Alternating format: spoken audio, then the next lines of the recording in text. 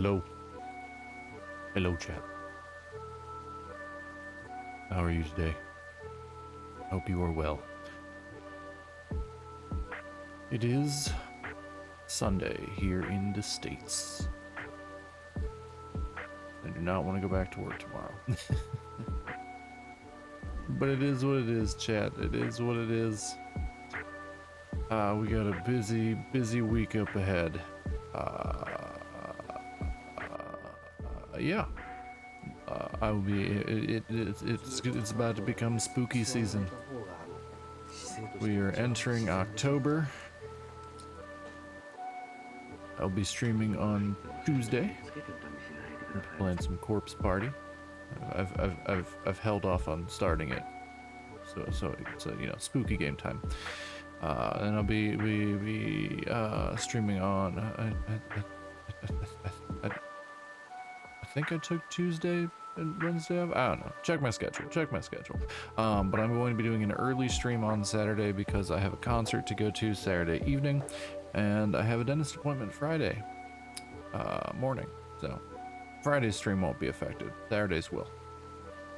But we're going to be jumping into spooky games for most of the month. So yeah, I hope you are excited about it. I'm pretty pumped. Maybe if people are wanting to maybe do some movie nights in the Discord, because obviously you can't do that on Twitch. But yeah, join my Discord. Let me know. Maybe we'll be streaming some spooky stuff in there. Got tons of it. But for now, we're gonna jump on into a game I just snagged the other day.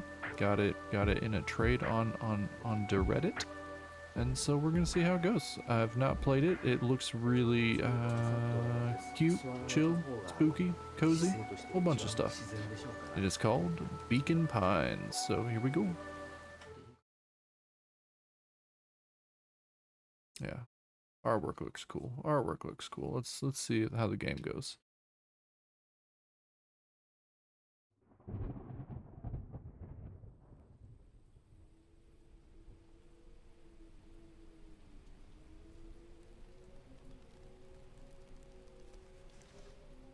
Dear reader.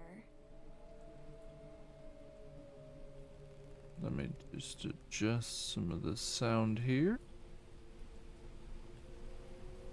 We'll see how that goes. Allow me to introduce you to my book. Though it might at first appear like many books you've come across, it is far from ordinary. You may, therefore, have some misunderstandings about its nature. The story that awaits you has not been fully told. In fact, its conclusion is not yet known, even to myself. It is in that way that my book is special. It is in that way that you are special. Oh. Chat, I'm special. Without you, there is no story. Alright. Game trying to rizz me up. Chapter 1. Normal isn't what it used to be. This is a story about change. Nestled in a shallow valley is the town of Beacon Pines. Far from the town square, across the river, past the neglected welcome sign, a young boy walks alone at dawn. His name is Luca Van Horn, and like you, dear reader, he's here for a reason.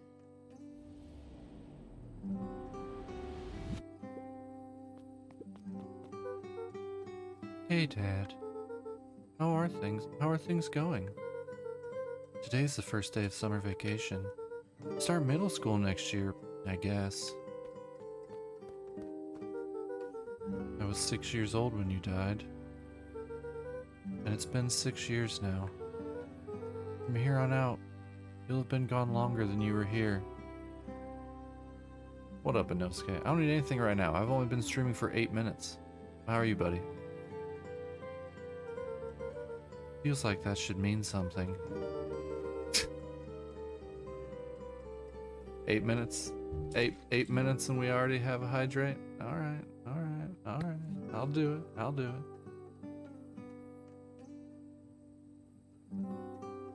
Alright. Hydrated. Hey buddy, how are you? I'm starting in on spooky season early with Beacon Pines. It's got them chill, spooky vibes.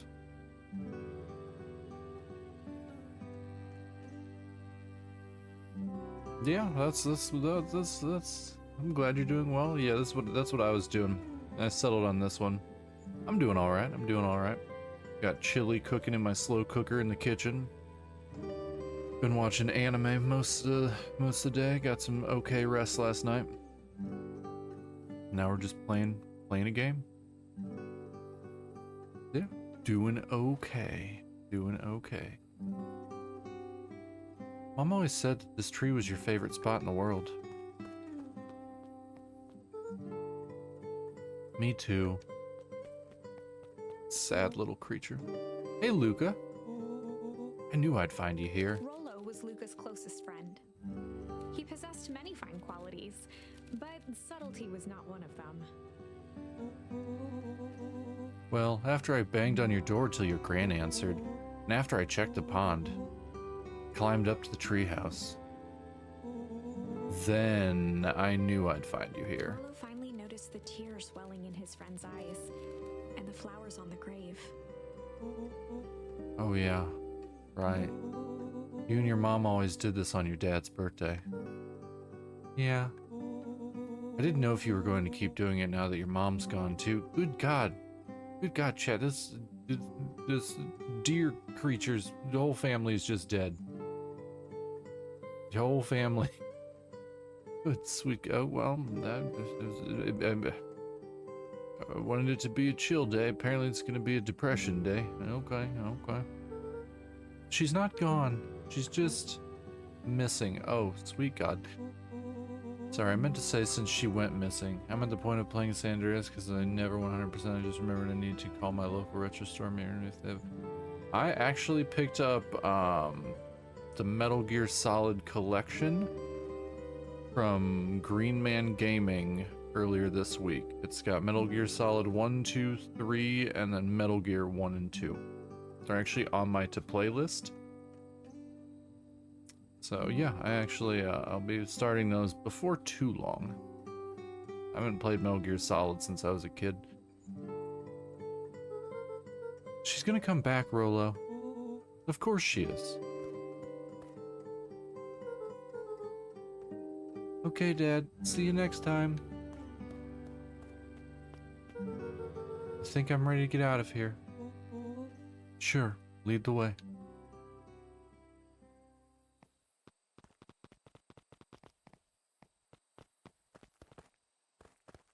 Let's jump. Okay. Jump. Oh, I found a charm? Okay. My game lists are serious to play with Metal Gear and Silent Hill. I had the copies admired, lost all copies. Wish. Yeah. The unfortunate downside of the Silent Hill games is Wonderful. they're extremely I had a good feeling expensive about you to from buy the moment you physicals. opened my book. That charm is a very special thing. Very special indeed. Keep hold of it for now. Its purpose will reveal itself soon enough. Okay. Got some random things we can find.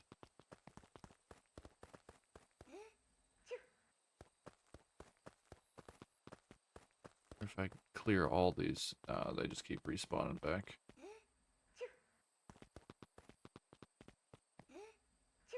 Nice. Silent Hill 2 is an ungodly overpriced nightmare if you're trying to buy the physical. I'm just hopefully I can get funds together and pick up the remake when it comes out later this week. I think October 6th is when the remake comes out. Yep. Silent Hill 2 comes out this week. Oh yeah, I almost forgot. The whole reason I was looking for you. I was wondering if you'd ever get to that. Found the perfect way to start our summer. How's that? Rollo looked to the side suspiciously. Not here. They might be watching. They who? Shh. It's so loud. We need to do this in a secure location. Mission control. Alright, I just have to tell Gran and then we can head out.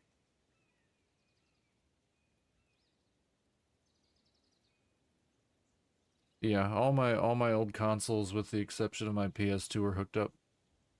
My Dreamcast hooked up, old Xbox hooked up, all my PlayStation's hooked up, all my handhelds are easily accessible. My PS2 is stored safely. For now. Yeah. What are you gonna tell her? I don't know. Think of something.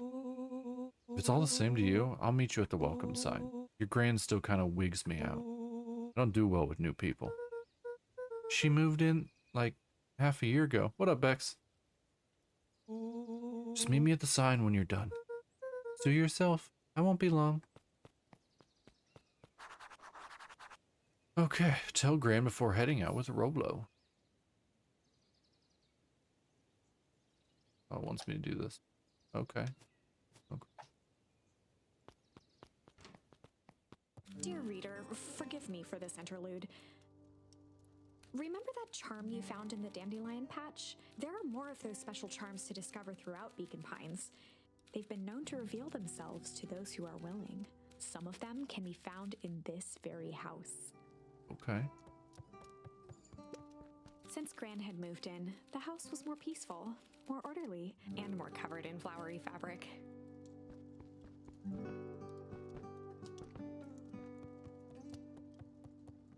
One of his father's old stethoscopes. Luca had spent countless hours listening to anything and everything with it. Not for years, though.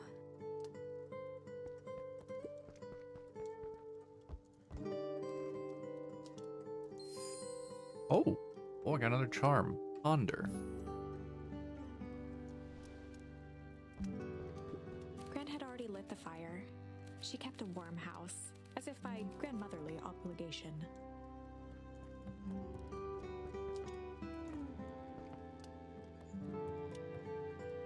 I need to find everything. I must find everything. Just some dusty knickknacks.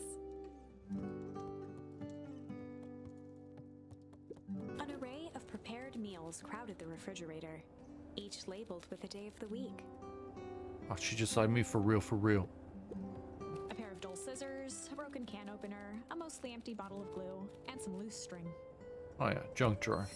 Oh, okay.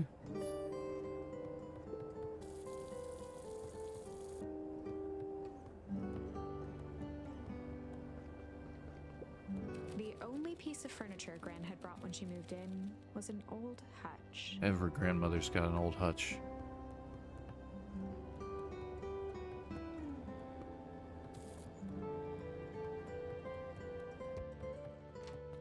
Oh my! This is quite exciting! I am now certain that you are the one I've been waiting for all these years. You'll recall I was a bit coy regarding the use of charms earlier. Excuse me, I tend to have a flair for the dramatic.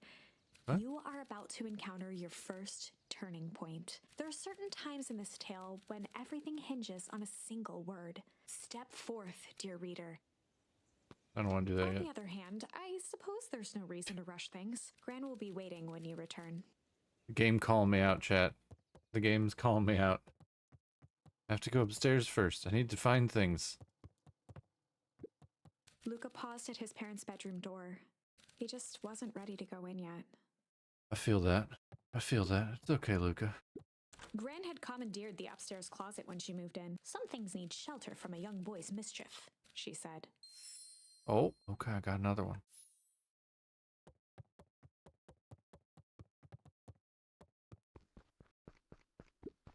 Luca tossed on his favorite old sweater. Even though it was the first day of summer, a chill still hung in the air. Chill. Nice. Gran's moving in meant that most of Luca's things had been crammed in the corner. Luca was somewhat annoyed by the situation. Poor Luca. Poor Luca.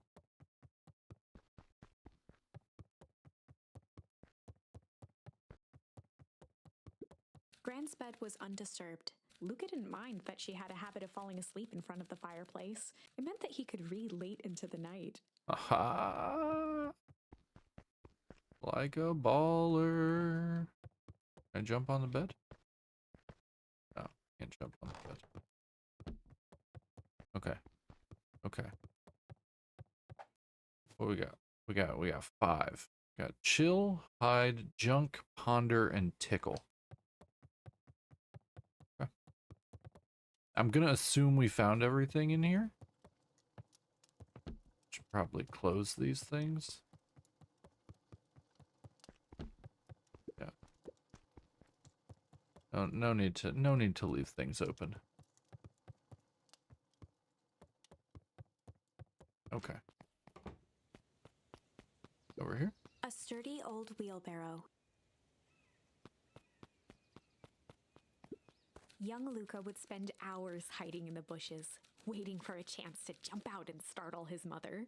She always enjoyed humoring him by feigning terror.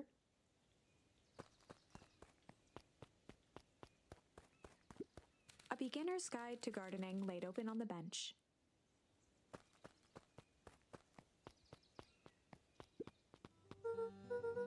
Hey, Gran. I'm gonna go hang with Rolo for the day. See you later. Hold up now. Where are you and Rolo headed exactly? Oh, nowhere The special. less Gran knew, the better for everyone involved.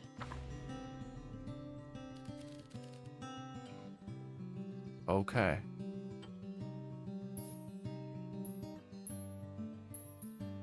Ponder for the day doesn't sound right. Hide for the day sounds ominous. Chill for the day. That sounds better.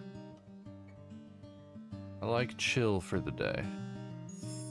We were just gonna go chill for the day.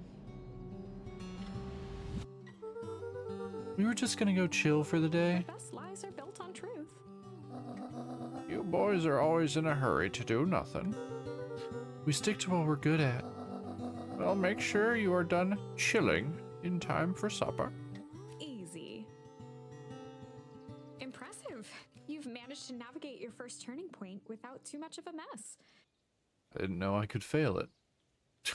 That is the power of charms. A single word can change everything. I think it's time to introduce you to the Chronicle. Okay. Introduce me to the Chronicle magical book. The Chronicle is a record of the decisions you've made. Okay. You can see the turning point, which has been revealed. I'm not one to talk politics, but I know something in a news clip and I'm thoroughly confused. Yeah, I don't talk politics at all because it's all complete nonsense. At any time, you can use the Chronicle to go back and invoke different charms, creating new branches. Luckily for us, this is the one and only turning point where the charms won't dramatically alter fate. Don't know. Don't care. Like I said, I don't talk about politics. I don't care about politics. It's all nonsense. It's the perfect opportunity to experiment with rewriting things.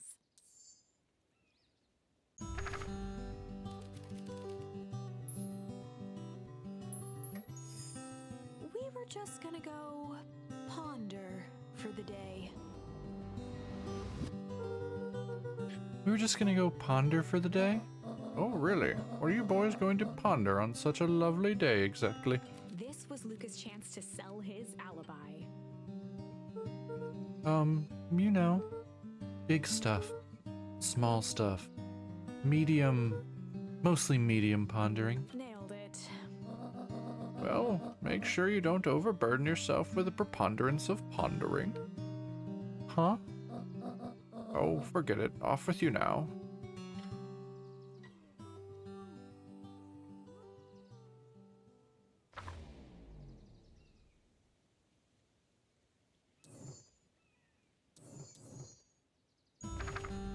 I want to see what the other one does. We were just gonna go hide for the day. You were just gonna go hide for the day? Hide? Traditionally, when one is trying to hide something, they avoid literally using the word hide. Yeah, I guess Rolo bet some other kids that we could beat them at hide and seek. Aren't you a little old for that? It's not like there's much else to do around here. Well, make sure you boys are done playing your little games in time for supper. All's well that ends well. Okay. I think we've done everything in here. Okay, it doesn't actually move anything. Okay. Cool. Moving. Does it get rid of them? No, I still hold on to them. Okay. Oh, and Luca. You and Rolo stay out of trouble. I know, I know. Okay, apparently I'm not allowed to stay out of trouble. Apparently I have to get into it. Lit, as the kids say. As the fellow youths say. Hi, Emsley. How are you? You'll be right back? Okay, Nosuke. Have fun. Be safe. Don't get into trouble with Rolo. How is M today?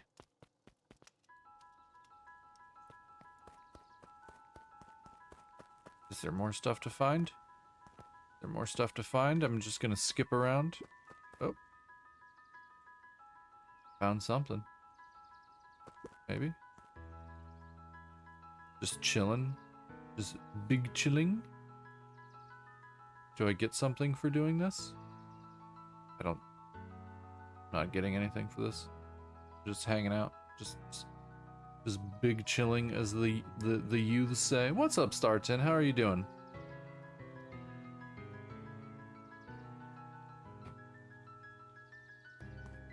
Okay, but we're moving on. Oh shit, he is hype. He is hype. Come on, come on. Woo! Okay. Dang it, Rolo. For a town that saw few visitors, the welcome was perhaps more grand than necessary.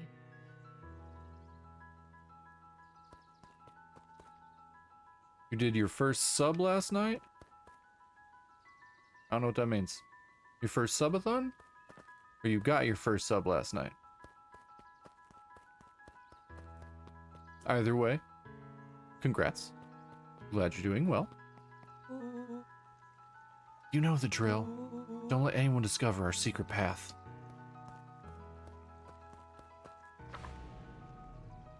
Chapter 2. Oh, you made it through chapter 1, chat. Alright, alright. It's pretty chill. Welcome to Beacon Pines. For many years, this valley had been a small mining outpost. It wasn't until Sharper Valentine built his fertilizer company that Beacon Pines was established. Over the next 30 years, the town had grown and prospered until the foul harvest and his sudden death. That sounds ominous. In the 6 years since, everyone was simply trying to get by. No, I've only ever gotten gifted subs, but last night I finally had enough money to sub for myself for once. Oh, hell yeah, that's awesome. Congrats. That's super cool. Make sure you're taking care of yourself, though. Make sure you're taking care of yourself. Sorry, young Mr. Van Horn. Can't talk right now. Very busy with preparations. Mayor Augustus Valentine was not busy. Oh, sorry, Gus. How many times do I... It's Mayor Val... Flustered, Gus instinctively loosened his tie. Good, good. As long as you're taking care of yourself, that's important. Keep up the good work. I must briefly attend to a concerned citizen. Huh? It's nothing. Keep at it. Alright, what can the mayor of Beacon Pines do for you today? Oh, just saying hi, I guess. Huh. Well, good day to you too, young Mr. Van Horn. Hey, Mr. Kerr. Hey there, pal. William Kerr was the CEO of Perennial Harvest Company. He had become a fixture around town over the past few years. After the failing of Valentine Fertilizer, the town was hungry to welcome a new source of employment. Excited for the big festival? Oh, sure. Come on now. When I was your age, there was nothing more exciting than a town festival. The food, the music, the dancing. Sounds pretty alright. You're gosh dang right it is. I'm looking forward to letting off some steam myself. Make sure to invite all of your little friends. I couldn't keep Rolo away if I tried. Excellent. Sorry, Luca. I've got to get back to the proverbial grindstone.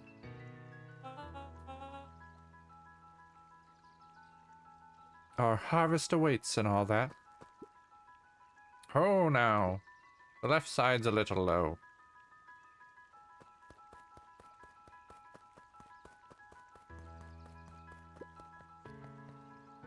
Just more big chilling. Just more zooming in. I don't know what the purpose of this is for. It's cool. I don't know what it's for.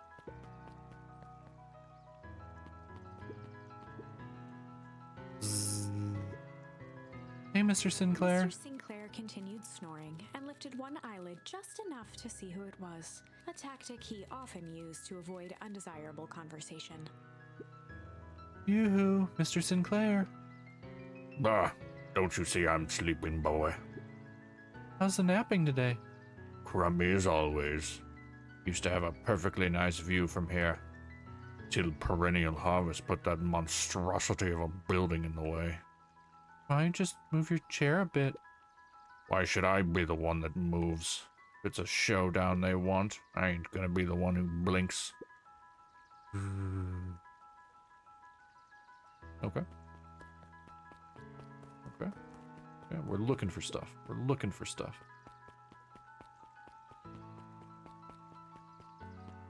Okay. Go talk to these look like school chums. Come on, Andy, grab his wallet. I'm sorry, Iggy, I can't. Do it or we pound you. Yup. Yeah, but my mom said... Yeah, but if I had a nickel for every yeah, but I'd be the freaking king of nickels. Ain't that right, Tish? Yep. Okay. It's two assholes and a poor bunny rabbit. Peer pressure. Mr. Van Horn, do you have a moment? It's just Luca. Golly, I'm sorry, it's my first week at Perennial He Harvest. pulled a pen from the pocket of his sweater vest and began to frantically jot something down on a clipboard. Wonderful. It won't happen again. If we are going to be on a first name basis, then you can call me Pete. Oh, nice to meet you, Pete. Sorry, what are you writing? Oh, just documenting. Gosh, it's exciting to be part of something so darn special. You know, it's not just about new fountains and phone booths. We're gonna change the world. And it all starts here, in Beacon Pines.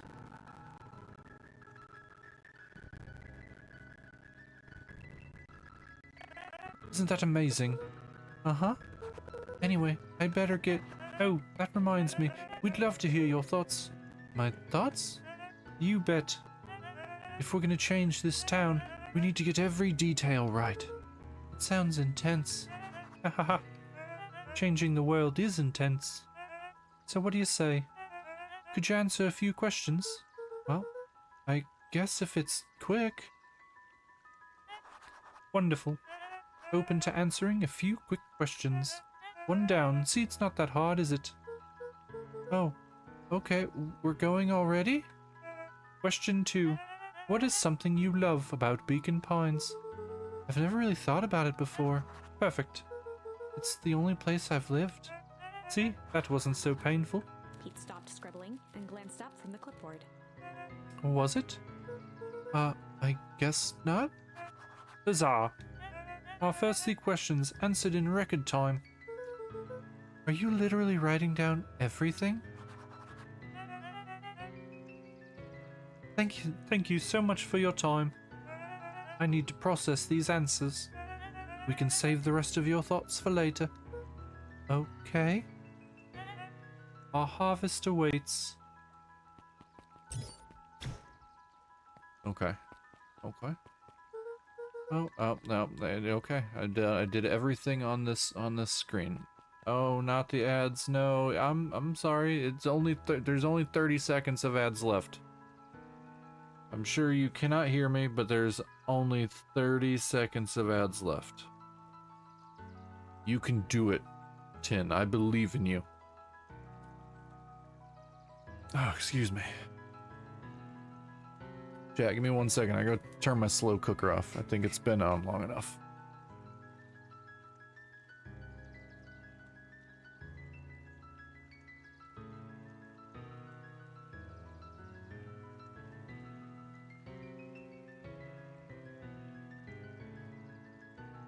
Okay. Okay. Okay.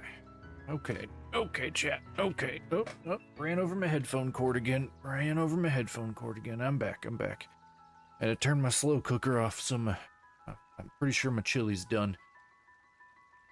Started like 4.5 hours ago. Yeah, that should be done. All right, let's go find Rolo. Who is this chap? Who is this delightful looking chap?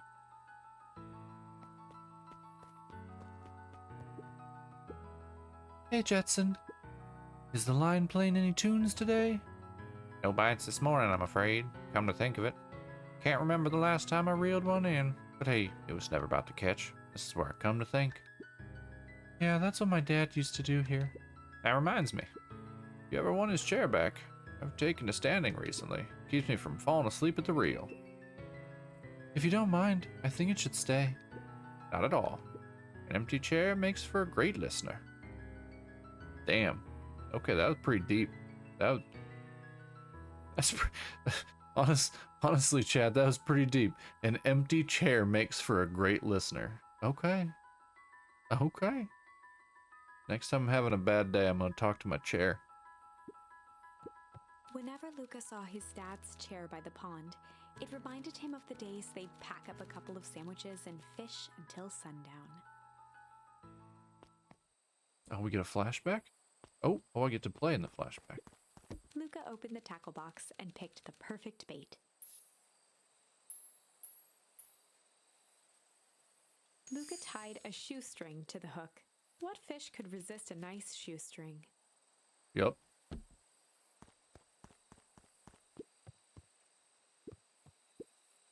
Give it a good cast now.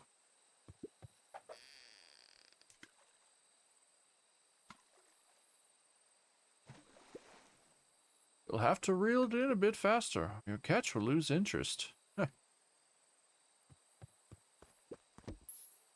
Luca tied a shoe. What fish could resist? Okay, apparently I have to do something.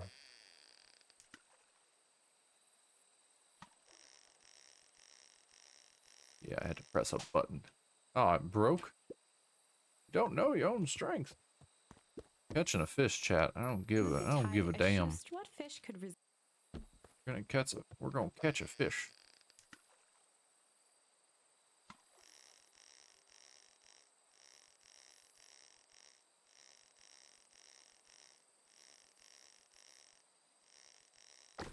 Oh, that startled me. Where do you think the other one is? Hard to say. Sometimes things drift away. It's not fair. Oh, it's not. Well, whatever it is, I hope that other boot at least has a sock to keep it company. Luca gently baited a feather onto the hook. Good for skimming the surface. Let's see what else we can catch, chat.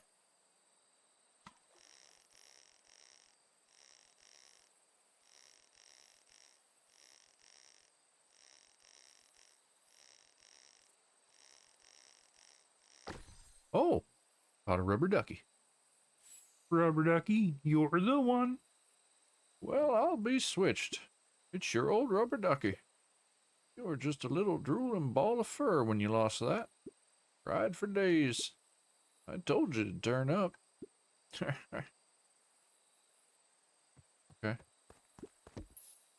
Luca tied. What fish could? I'm betting on I don't find anything else since I only have those two.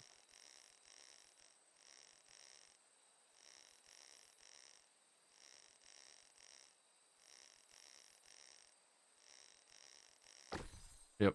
I can only get those two things right now. Those two objects.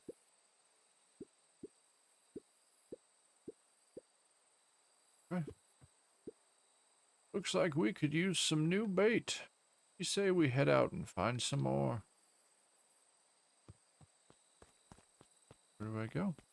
Do I go this way? Hold on. Can I go this way? Oh no. Okay. So I can come back here to fish or reminisce at this chair once I find more charms. Okay. Okay.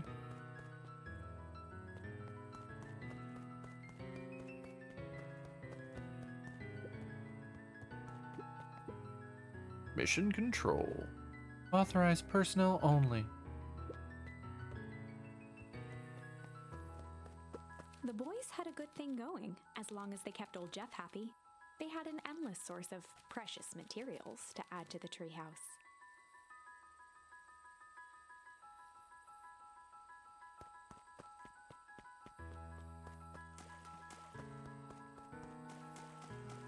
Oh, going the wrong way.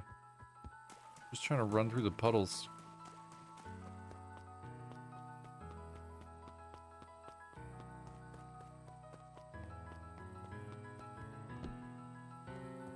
After Luca's father had passed, Rollo became obsessed with them building their own Hank atomic star scraper. It was some time before Luca realized it was Rollo's way of keeping him occupied. Aw.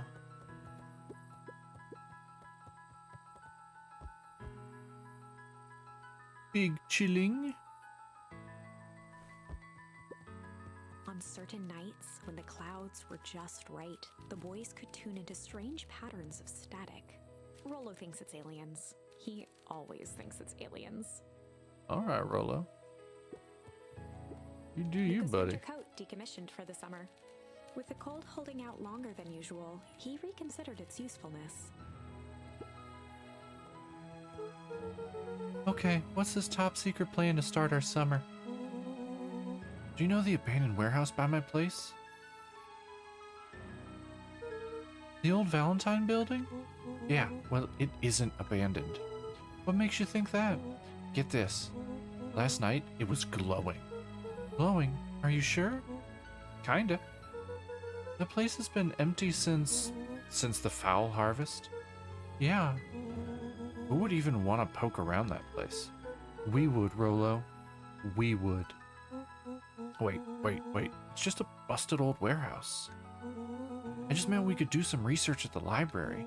You want to actually go to the warehouse? What do you expect to find? Answers. My mom's out there somewhere, and it seems like everyone wants to pretend that she's gone for good.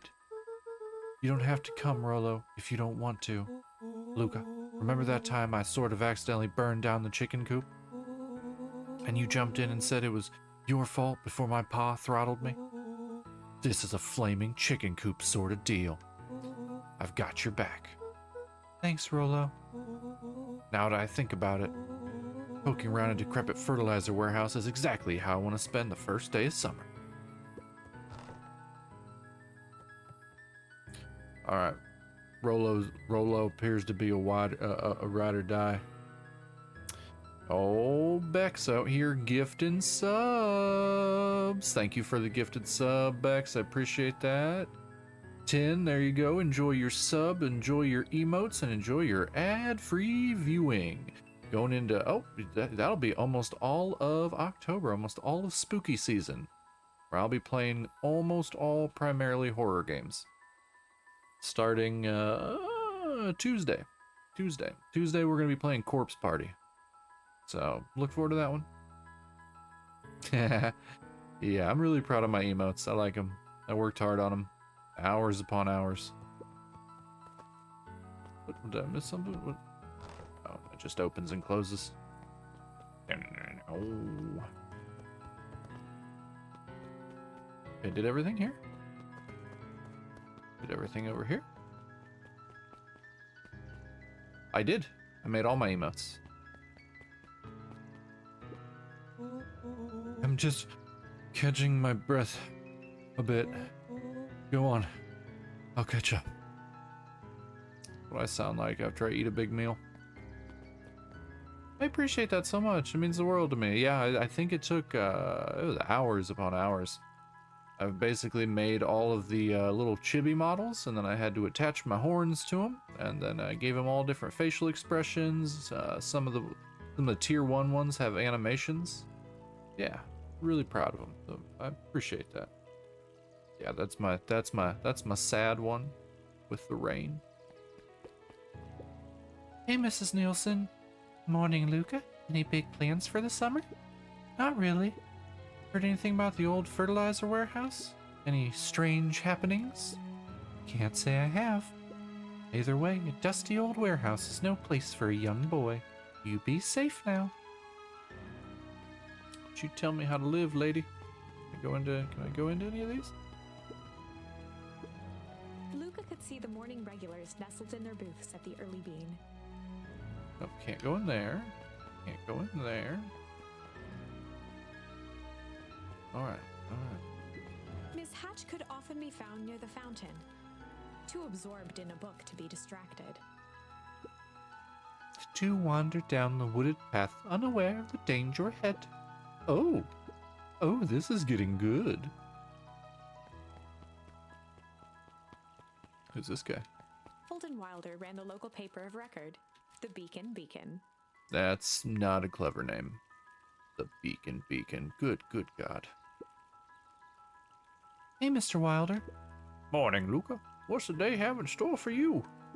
I was wondering if you heard any news about... Hey, cutie kitten, how are you? I'm doing okay. I'm doing okay. I am doing okay. You just missed M. She was in here a little bit earlier. We're just playing Beacon Pine. It's ridiculously cute, but I think it gets spooky after a while. So we're gonna see how that goes. I was wondering if you heard any news about... News. The Beacon Beacon knows the news that needs knowing. Any news about the old fertilizer warehouse? Nope. Oh. Rollo thought he saw some lights there last night.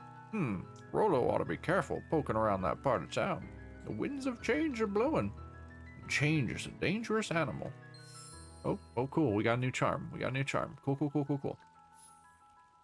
We gotta find all those charms, because that's how we affect the world. It's actually a really neat concept. What's up here? Oh, God, there's more people. Piper? Oh, hey, Luca, what's up? You know it's summer break, right? Of course. And it's like the morning? Correct. And you're studying. Like they say, the early bird gets the proper education required for a successful, fulfilling career later in life. Okay. Nerd! Who are these two? Hey, Zariel. Hiya, Luca. Could you please tell this lazy butt to help out in the cafe? It was such a long sentence, 100%. Lumi, Zariel would like you, Luca. Let me give you a little gem of advice. If you never do what you don't love, then you'll never work a day in your life. Wow. You're really setting the kid up for success. Okay. Nothing. We're not. Can I go in here? Let me go in the door. No, can't go in the door. All right, we did everything up here, chat. Okay, so there are two buildings. Can we go in them? No. Can we go in the town hall? No. What's this sign say? Last Chance Diner. Okay, well, we're gonna talk to these people first. Oh, Luke, just the fellow I was looking for. Hey, Roxy, what's up? Oh, right. Rendezvous with Roxy. This is an important turning point. The first time where your charms will change the course of fate. okay. Chat's here to see me hopefully not mess us up. And currently, we only have one suitable charm at our disposal. Okay, I might mess it up. Have no fear, we can always return later using the Chronicle once we find more charms. Okay. Well, now I'm just rambling. You are book, but it's okay. Where were we? Have you seen my blockhead brother today? Oh, what's up, Lemon? Oh, a stretch and a hydrate? This is the second hydrate in 40 minutes. Inosuke came in to hydrate me up too.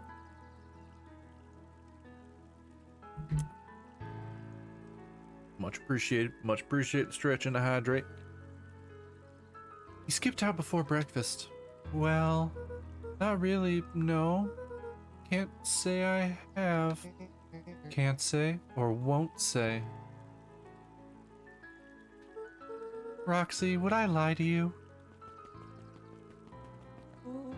I'm on my second beverage today. So I'm cranking through. I've already had 26 ounces and working on a second 26 ounces. So I'm hydrated. Luca, wait up. I almost forgot to tell you. Roxy might be lurking around here. This is one of her favorite places to stand around and be useless. Rolo? So we need to make sure she doesn't spot us. Rolo? Why are you doing that turning thing with your body? But you're not scared, are you? She's harmless. And a chump. And she's right around that corner, isn't she? Okay, this game is far too charming. Don't mind me, just over here lurking. Uselessly. Oh, hey, sis. Nice weather we're having, eh? I couldn't help but notice you snuck out this morning before breakfast. Wasn't hungry. Also couldn't help but notice your morning chores were left unchored. Roxy, I'm gonna level with you. I'm sick and tired of digging up carrots. We all gotta pick up the slack since the foul harvest. Almost every carrot I dig up is rotten. And the rest look like they were hit with Hank Atomic Shrink-O-Ray. All the more reason to keep on digging. There's gotta be more to life than puny carrots. Look, Roxy, Luca and I have places to be, so if you don't mind. Oh, I do mind. I'm not gonna catch hell again because of you. So either you march yourself home and harvest those carrots, or I haul you home myself.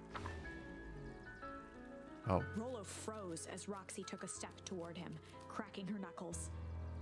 Luca knew he had one chance to save his friend from being dragged home. In the past, he found the best way to deal with enraged Roxy was to be a little blank. Chill? To be a little I need to find more charms. So chat, if you're just tuning in, well, we are part of a storybook. The narrator is helping us around this little town, and we are finding charms. They're basically buzzwords, and we are using those to adjust the storybook. There's what was mentioned as a chronicle, which if you look up in the top right hand corner underneath my backpack is a tree. The tree is the chronicle, and I can actually go back and visit that at any time to change the course of the story as I find new charms. It's really, really cool. I'm actually very much enjoying this. I did not know what to expect, but this is pretty awesome. So right now, yeah, it's really cool. As of right now, the only word that I have for the specific fill-in is chill, and I don't think it's going to work, which is why the narrator said that we can actually go back later into the chronicle and readjust the story.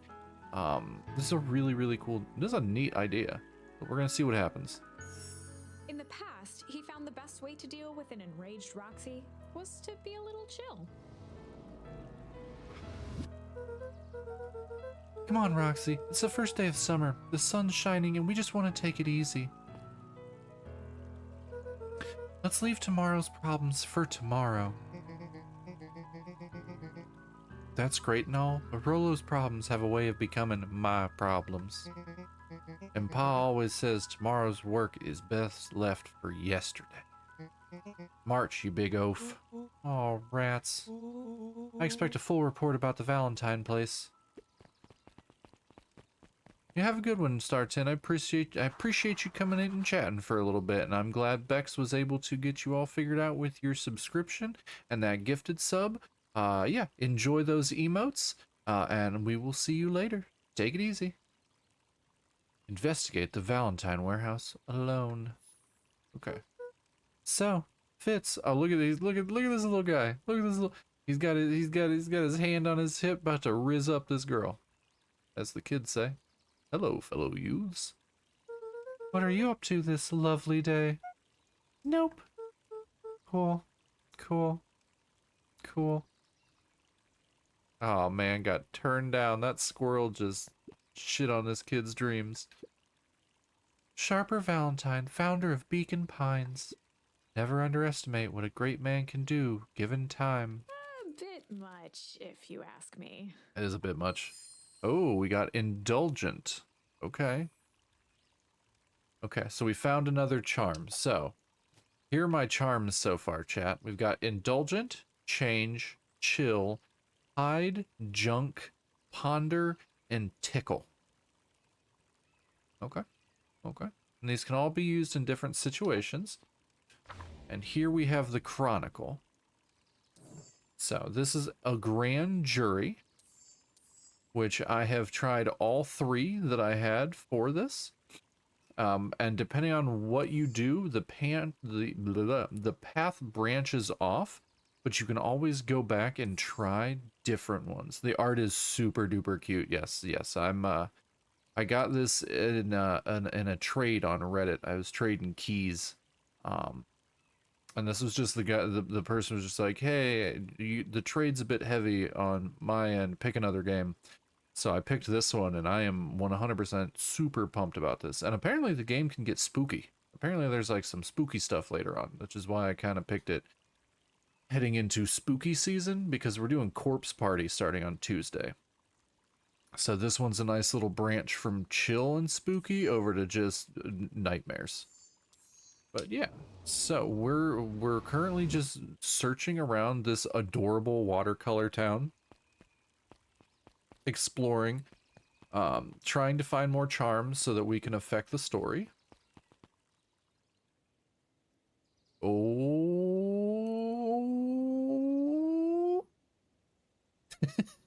Yeah, I've got some stuff planned. I have, I mean, nothing crazy.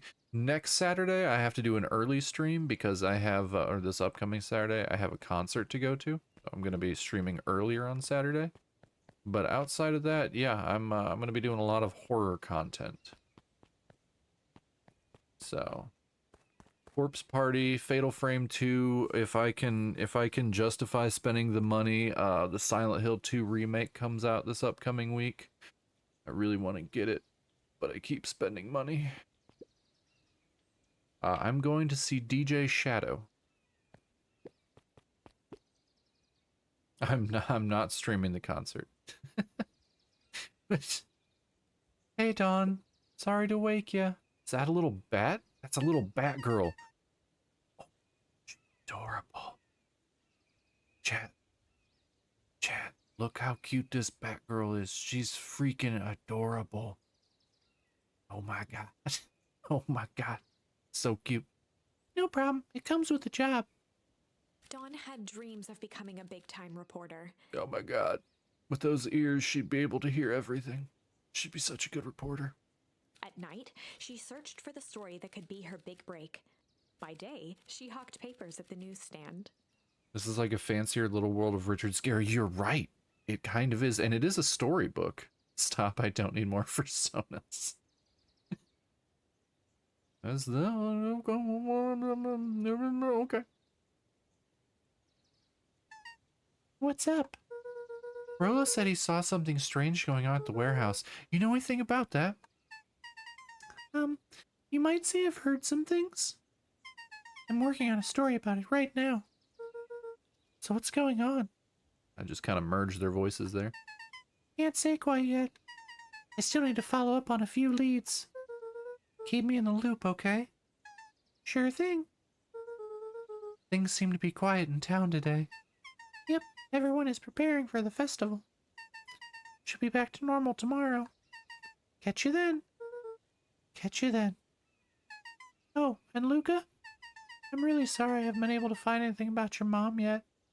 Oh yeah, chat, since you since a lot of you just got here, Luca's dad is dead. Extremely depressing, and his mom is missing, so he lives with his grandmother. But he has not given up hope on finding his mother. She is not dead. She is just missing. I'm just grateful that you tried. Okay, I'm still keeping my ears up. Their voices are very Animal Crossing. Oh yeah, super Animal Crossing. Like a watercolor Animal Crossing. Bex, can you snooze that ad break, please?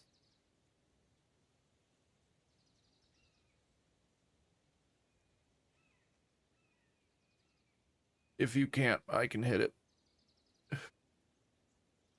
I don't.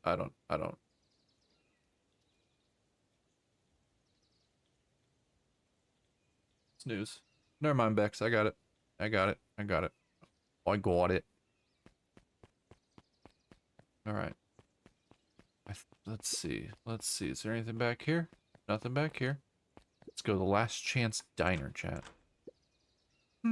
Guess Miss Fratelli is getting ready for the festival. Okay, so we can't go in there yet. Okay, so we did everything in here. Hold on. Let's try. Let's see if we have anything. Let's see if we have anything different with the Chronicle.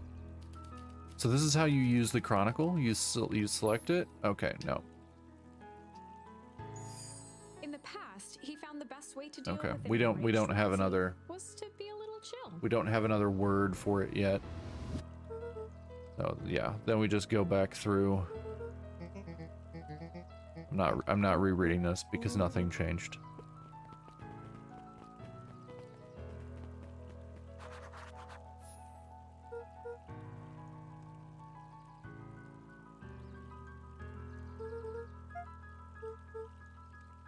Okay. So, and yeah, I don't think I'd lose out on anything. No, we already got Indulgent. Cool. Now we gotta go this way, chat. Gotta go investigate. Oh. Who is this dapper little fellow? Hey, Solomon. Apologies. No time for chit-chat. Okay, bye, Solomon. See you. Bye, buddy. Jeff's hardware closed down about a year ago. The effects of the foul harvest stretched wide. When there are no crops in the field, tractors don't need fixing. That's depressing.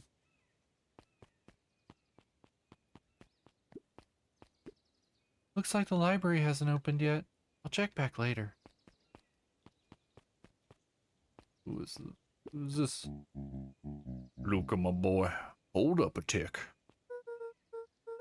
Oh, hey, Mr. Nungreed. I was just on my way to... I just sold the last jar of your grandmother's preserves. Can't stock the shelves fast enough, turns out. Hey, that's great, but I'm actually... I guess Juniper will just have to swing by with more of her lovely jam. Uh-huh. Well, don't let this old man slow you down. Just remind her that she still owes me that dance. A promise Gran regretted the second it was made. Will do. She's a fine woman, that Juniper. Yeah, she's pretty cool, I guess. A real fine woman. Gotta go. Sweeter than any jam on earth. That man wants him, Grandma. Okay. Can't do anything here, can't do anything here. What about over here? The phone booth was brand new, part of Perennial Harvest's Beacon Pines Reborn initiative. It didn't see much use. Poor phone booth. Please stop harassing this child. Yo, grandmama. She got them juicy, juicy, juicy jams. I say. All the characters are adorable. I'll talk to that one in a minute. I want to investigate. Anything? Nothing over here. Okay, we'll go talk to this. Oh, hey, Luca. Hey, Joey. How's the bug hunt going? Not great. Bugs have been shy this week. Bugs get shy? Oh, sure. Bugs aren't that different from people. Sometimes they just want to be left alone. If you're going into Weep Wood, just be careful where you step. No bug crunching. Got it. I'm gonna crunch all the bugs. I'm gonna break Joey's heart. Luca peeked up at the beehive. It appeared to be deserted. Huh. That's strange. Okay, we're gonna go back here first. The path Oh. led into a small hollow at the edge of Weepwood. I don't want to go over here yet. Okay, no turning back now. Oh. Caution. Electrified fence. Is that sign The new? fence thrummed with a gentle electric buzz. Okay. So what would Rolo do if he was here? Luca often asked himself what Rolo would do, so that he could rule out that option. Snap. I'm definitely not touching that thing.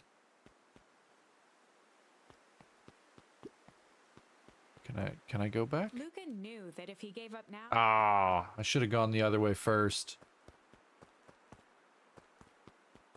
Can I go this way? Can. There's a whole bunch of ways. As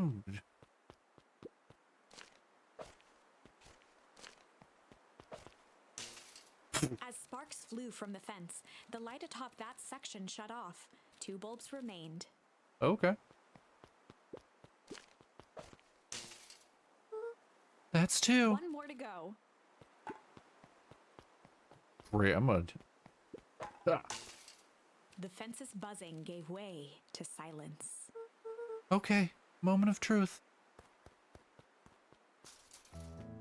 Every kid in town knew the old Valentine Fertilizer Building. Long abandoned, the warehouse once served as the industrial heart of Beacon Pines. Now, it stood only as a reminder of things left behind. The dormant building showed strange signs of life. Okay, so Rolo wasn't exaggerating for once. What's going on here? There was only one way to find out.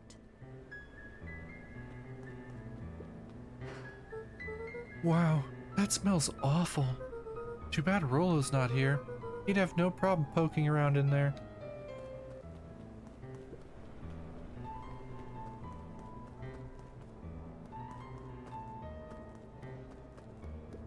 The water looked almost diseased. It flowed slowly into the woods. The hose emitted a subtle sound. It was actively draining some kind of liquid. We got some polluters up in Beacon Pines. It's my job to stop. Maybe, I don't know. Locked. Luca thought he heard faint sounds coming from the other side of the door. He pressed his ear against the cold metal to hear better. A zipper? The Footsteps. sound of footsteps grew louder.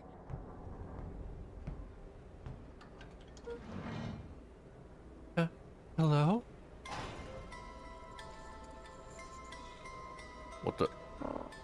Shit. Oh, cool.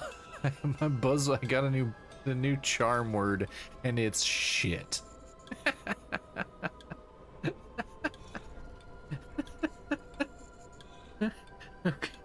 Okay, this game is great. The heavy steel door knocked Luca to the ground. Disoriented, he looked up to see an imposing figure silhouetted in a green glow. It lunged toward him. He tried to scramble away, but felt a gloved hand latch onto his ankle. Luca watched his fingernails leave trails in the dirt as the hand slowly dragged him back through the door, into the lab, into the green light. This is a story about change. It was far from the sort of change Luca imagined for himself. But change is, after all, a dangerous animal. The end? I probably should have warned you about this. There are many paths that our story can take. Most will end in tragedy. But don't let that discourage you. We will find the ending that this story deserves. I just know it. Okay, chat. This is kind of a brilliant, like, visual novel-esque story. Like, low-key. Yeah, like, low-key, everything about this is incredible. From here on out, Okay. a charm will have a check mark when it's been used to its full potential at a given turning point. Okay, Now, let's try something different. okay. You scared? I mean, I said chill, spooky vibes in the title. I warned you.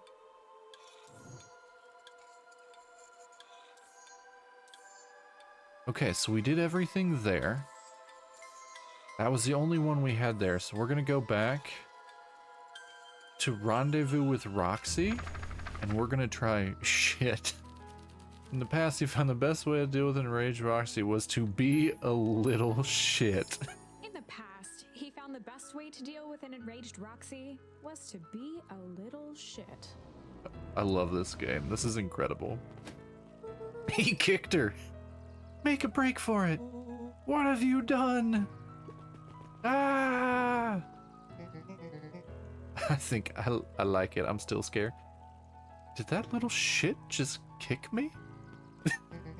Run all you want, you little twerps. You gotta come home eventually. Sorry.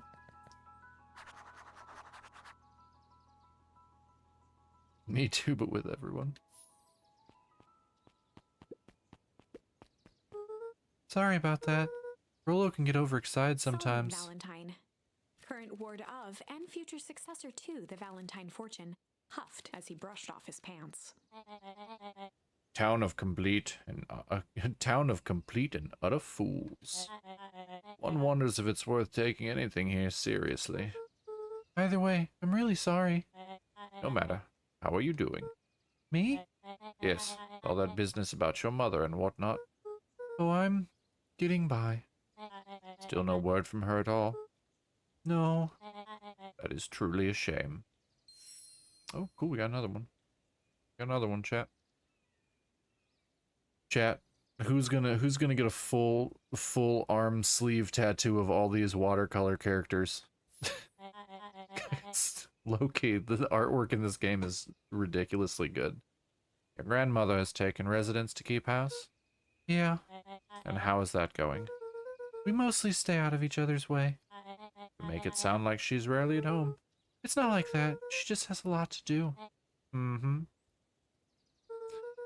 She's still settling in and trying to figure out how to make ends meet. Indeed. Well, count your blessings. It's better to have a caretaker who is rarely around in lieu of one who tries to compensate by smothering you with attention. That doesn't sound so bad. Trust me when I say, it's best to rely on yourself. Look at this little dog guy. Solomon, cute as a button. Family has a way of creating more problems than they solve. Solomon Daddy. The Solomon Daddy? Solomon. Solomon trifled a gesture toward the approaching heiress Valentine. Oh no, that's Solomon Mommy? Speak of the devil.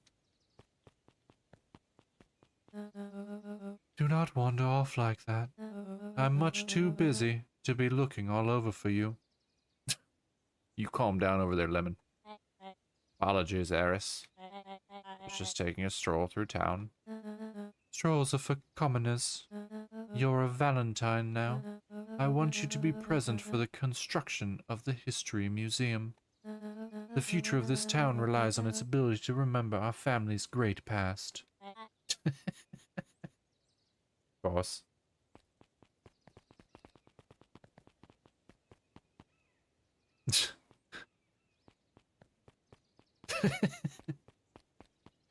Sorry, Mummy. Luca, my boy, hold up a tick. Sorry, Mr. Nuncreed, kinda in a hurry right now. Oh, cool, we got by him. Oh, I just want to be your grandpappy. I want your grandmama's sweet jams. Boy's got too much of his father in him.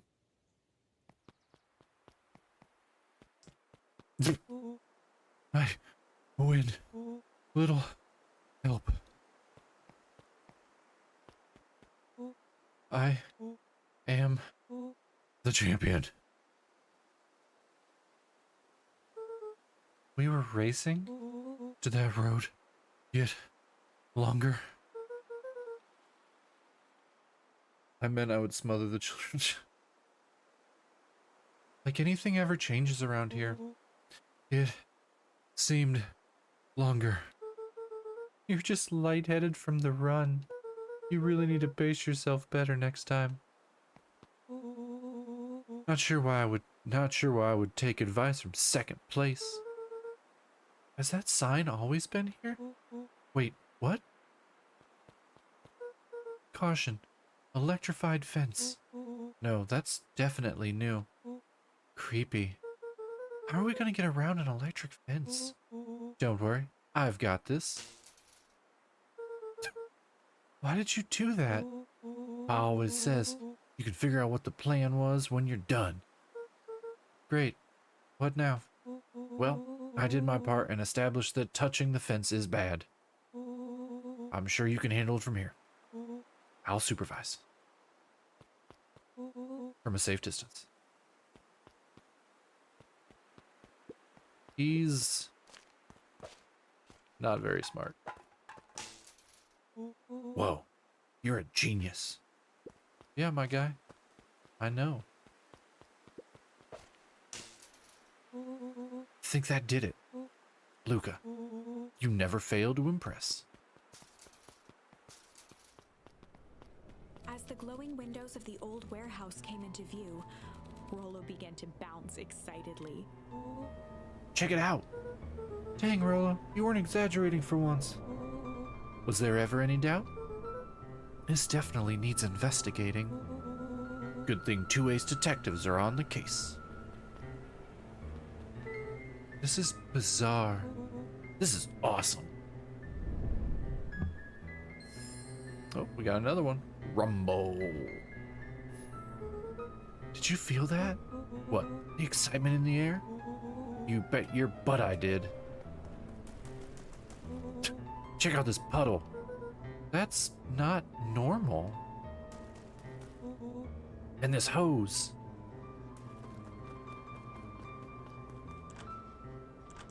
Aw man, the door's locked. Try harder. No dice, it won't budge. Oh well. This dumpster's new, right? I bet it's got stuff in it. Can't really see what's in here. Who did all of this? My nose is itching. I think I smell some treasure. Are you sure that isn't the hazardous waste? What if now you deal with Roxy's mood by rumbling? I mean, it's a possibility. Each one is specific to the time and place. You can't just like you can't go. I don't know if you can go fishing with shit. We'll try. Because there is a fishing minigame. Just help me get in. Rollo, it would be my honor to throw you in the trash. Oh, chucked his ass right in there. Come on, Lady Luck. So, what's in there? Let's see. There's a squishy bag of squish. Wow. A good inch of stagnant sludge. Your natural habitat. Wait, hold the phone. Hold two phones. I got two phones, one for the plug and one for the low. Check these bad boys out. Are those walkie-talkies? Just like Hank Atomic communicators. Do these actually work? Ground command to Hank Atomic. Hank, do you read me? This is Hank Atomic, ground command. You're coming in 5x5. How are your vital readouts, Hank? It's getting a little stuffy in here. Requesting assistance for evac. Help is on the way.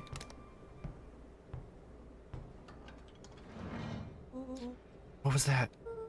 Someone's coming. Give me your hand. I'm trying. My hands are covered in squish. Scoot over. I'm coming in. Okay, we didn't get murdered that time, chat.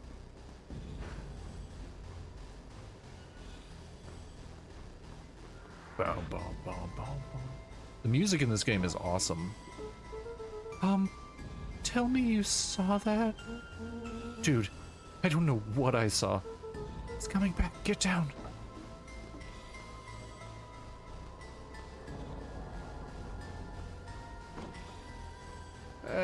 That looks very corpse-shaped. The boy sat petrified under the weight of the bag. Oh God, tell me that's not what I think it is. Luca, do you know what separates run-of-the-mill detectives from ace detectives? A ridiculous hat? When the chips are down, ace detectives dig deeper for clues. Rollo felt around at the large sack which burdened them. Aha! He snapped off a tag from just within a small zipper opening in the bag. It's some sort of badge or something. What's it say? Rollo held the badge up to a faint shaft of light within the dumpster.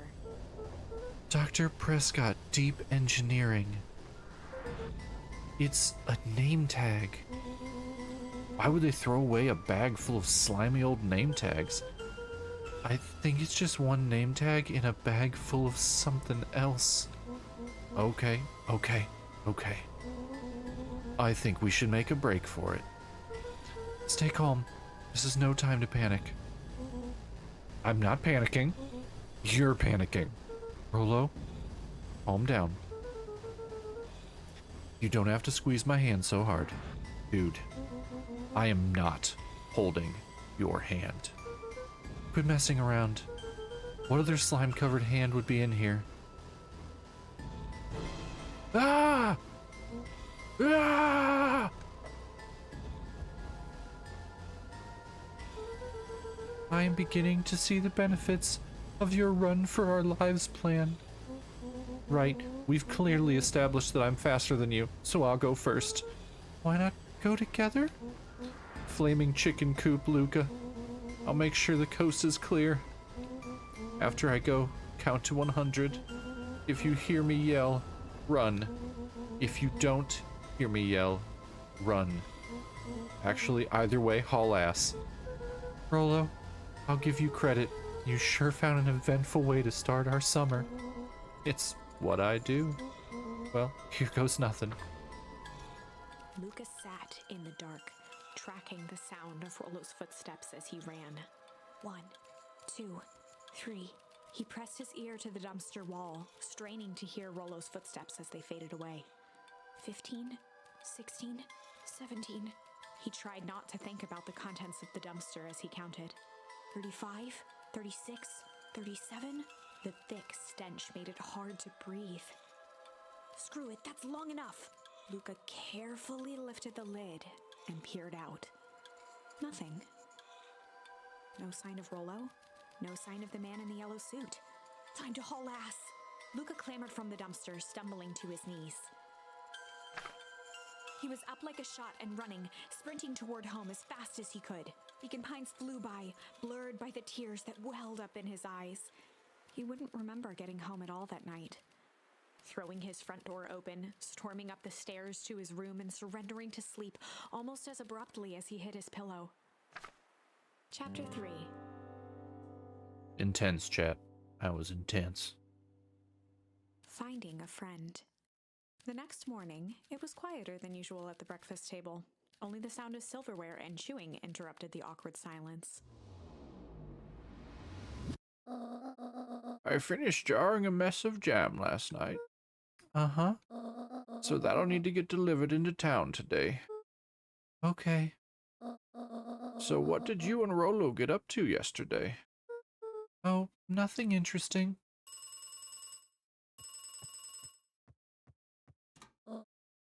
Hello? I can't read any of that.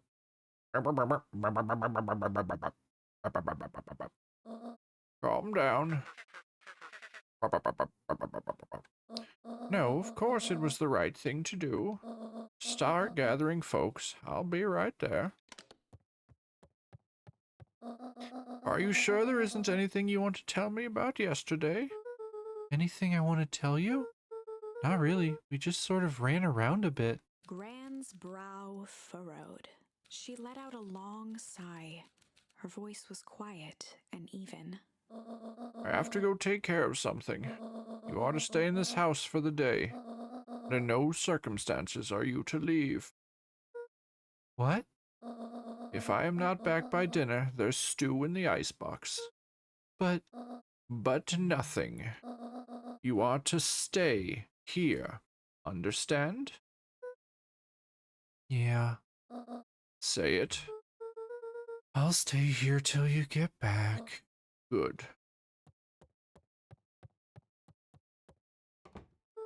Well, that was strange.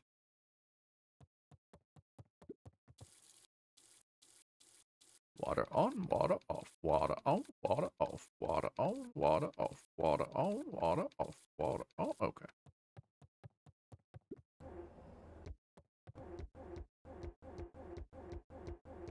The ADHD is taking me. Boomch, boomch, boomch, boomch, boomch, boomch, boomch, boomch. Okay. Okay. We're investigating. We're investigating, chat. A faint electronic sound floated in the air. Is that coming from inside the house?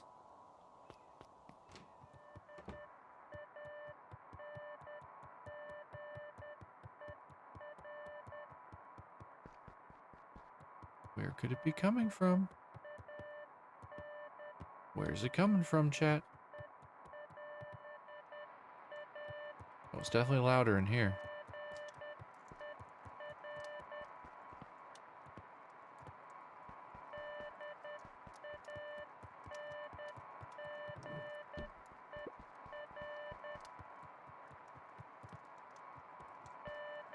Jump into the fire. The butt. I don't think it's in the butt.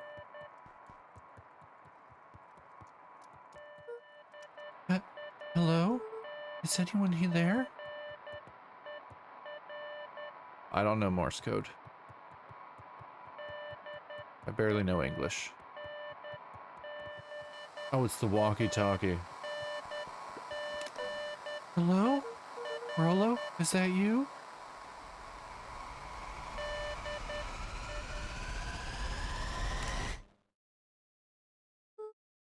Over? Strange. Alright, well that I just feel called out by that one. I don't even know SOS. Luca glanced at the now silent walkie-talkie. He wasn't sure what to think. Someone knocking on the door, chat. We need a weapon. I'm coming, hold your horses.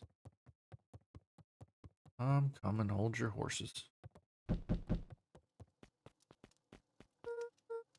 Oh, hey, Roxy.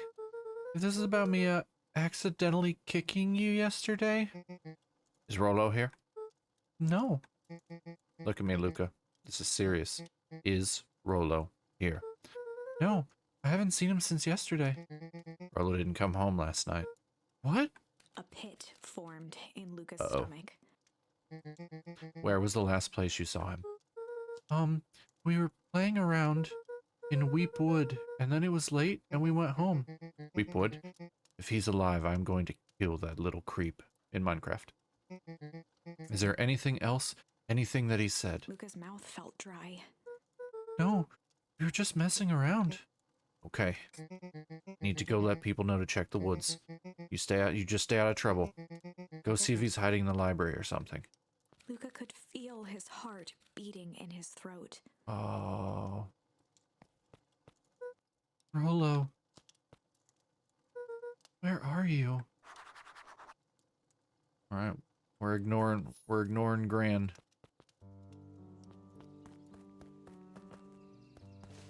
Yeah.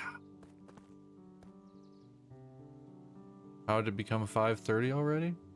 I don't know. Are you enjoying your time? Are you enjoying Beacon Pines?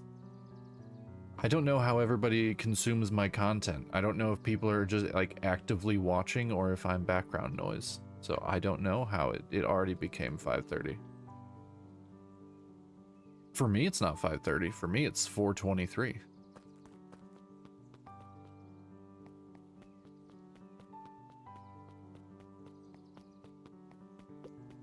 The road leading to Beacon Pines was long and uninspiring. A sort of natural barrier for the impatient. Listening and cutting veggies for the week. Okay. You're missing all this beautiful artwork.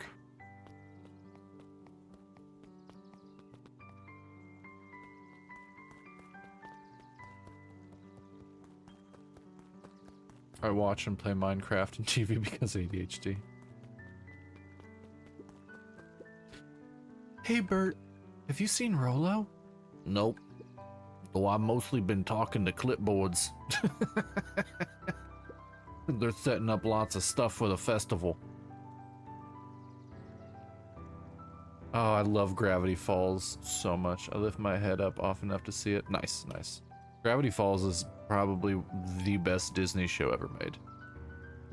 I'm so sad it only had 2 seasons, although it did end amazingly. This one said he had to process some answers. I told him that was fine. I'll wait right here until he gets back. I don't know why I gave him this voice, but I'm sticking to it now.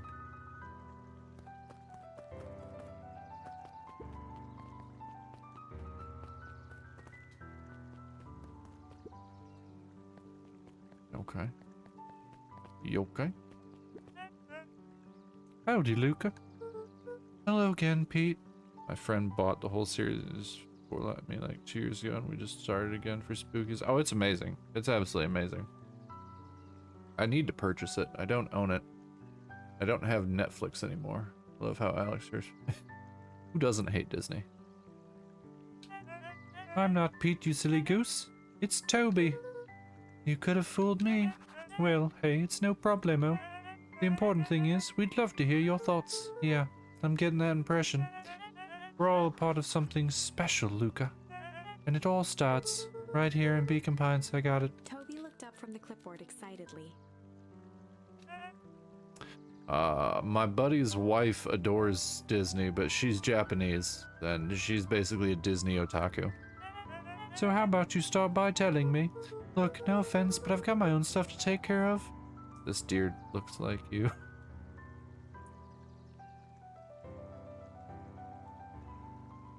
Yeah, I can squint. I can squint my eyes too. And look unimpressed.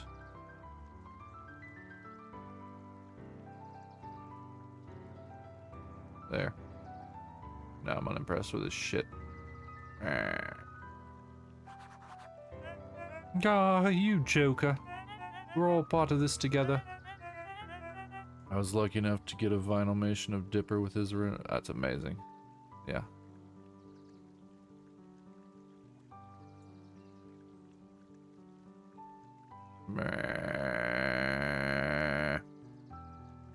Same guy. You'll let us know when you're free to answer a few questions. Never, bruh. Never. I gotta go to the library to look for Rolo. YOLO.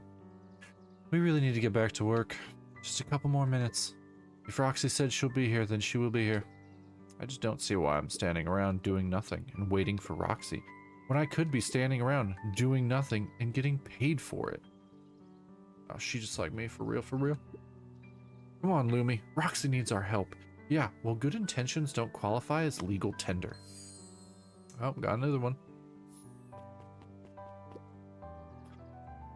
I was a huge Disney person for most of it, but then I just kept doing ridiculous shit. So I was like, I can't do it anymore.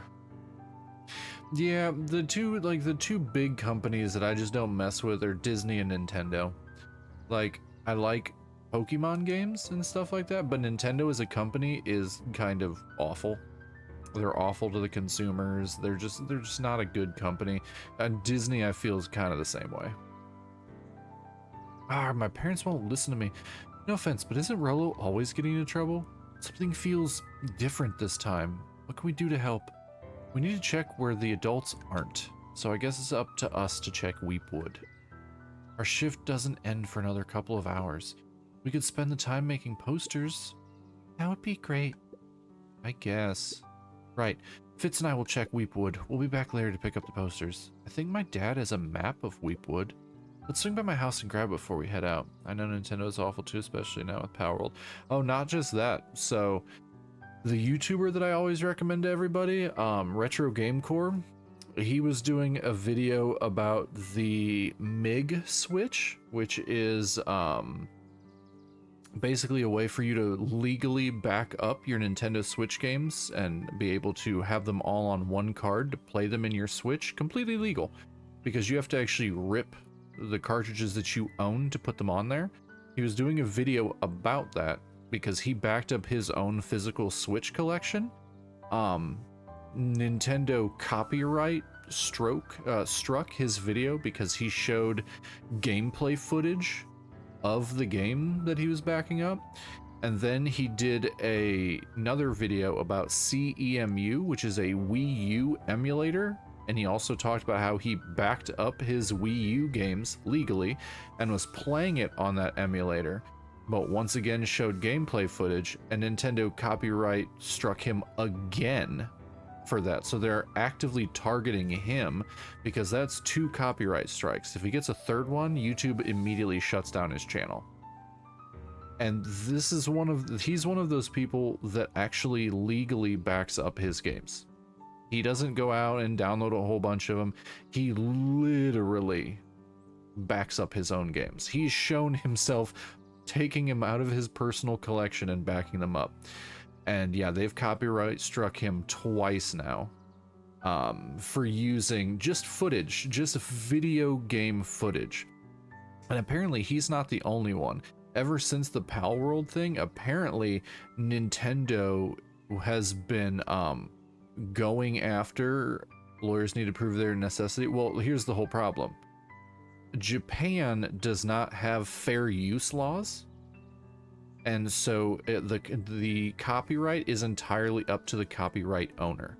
So in Japan, he is wrong. In the United States, he has fair use behind him. So it's kind of a weird back and forth.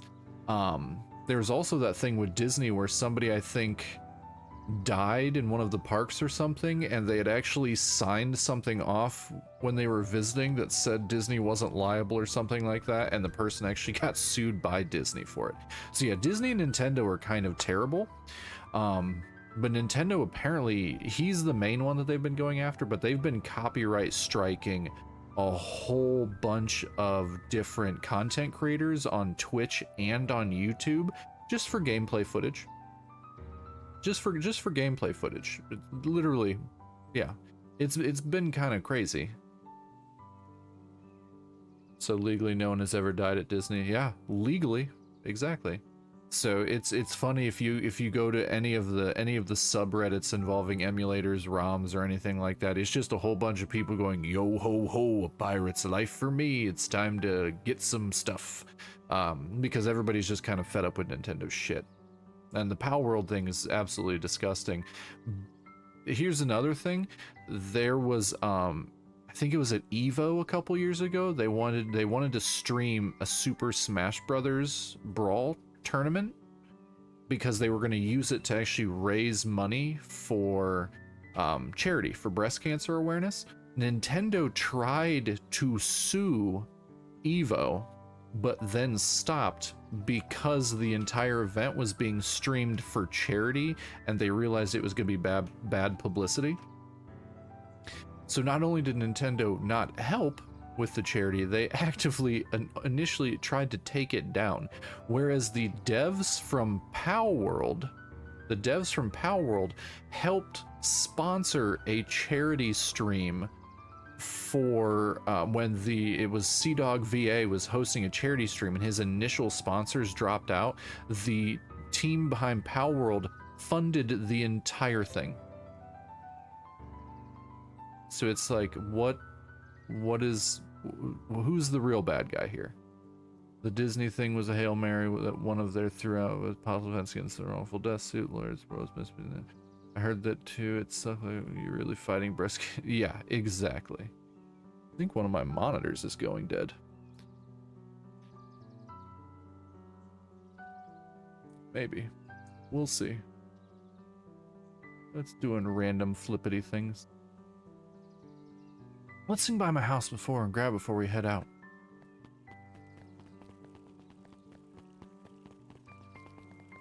Then there was that lady who died of food allergies at a restaurant a couple months ago, and Disney tried to say because they sent it for. Yes, yeah, that was the one I was mentioning. Yep, that was what it was.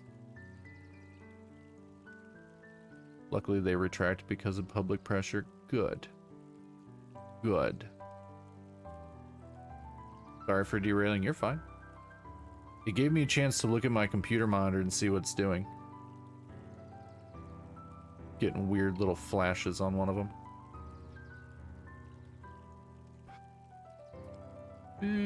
We'll see. It might be alright.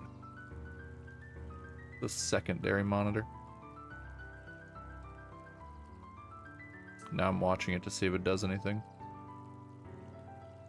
Weird. Where am I? I'm up here.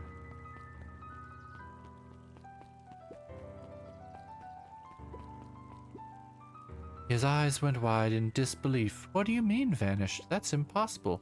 Oh my, he doesn't even see the danger he's in.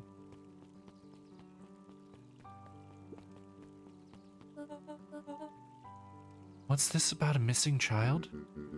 I must stress that the situation is completely under control. It all just seems so terrible. Are you sure there's nothing we can do to help? Nonsense. Young Mr. Carter will turn up safe and sound, I am certain. You just focus on settling in. I trust my sister has supplied you with suitable lodging. Oh yes, Miss Valentine has been more than accommodating. We were just telling our daughter back that... Now where did she run off to? Why can't I look like this bear cat lady? I was supposed to go to the library.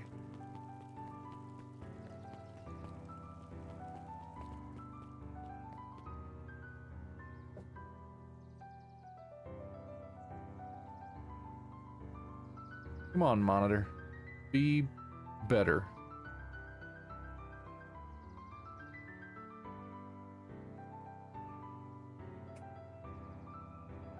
Alright. Sorry, chat. I was messing with one of my monitors. Oh my god, there's a penguin and what appears to be a dog. Go talk to... There were rarely any actual new additions. Don't be bitter, be better. Better, bitter, batter, pooter, potter. Simply a variety of existing content rotated into the front display each week. Not fooling anyone. Oh, the cobs I've eaten. A salad-centric travel guide for the mildly adventurous. Yuck. Sally Seashore's simple succulent sundries. Luca brushed off a smudge of dust. Or maybe it was flour. 30 recipes so easy you'll doubt it's even edible. Oh, we got another one. A peek behind the curtain. The methods and ruminations of Patrick C. Montesquieu. Mildly adventurous. One of the greatest acting minds of our time by Patrick C. Montesquieu. Oof.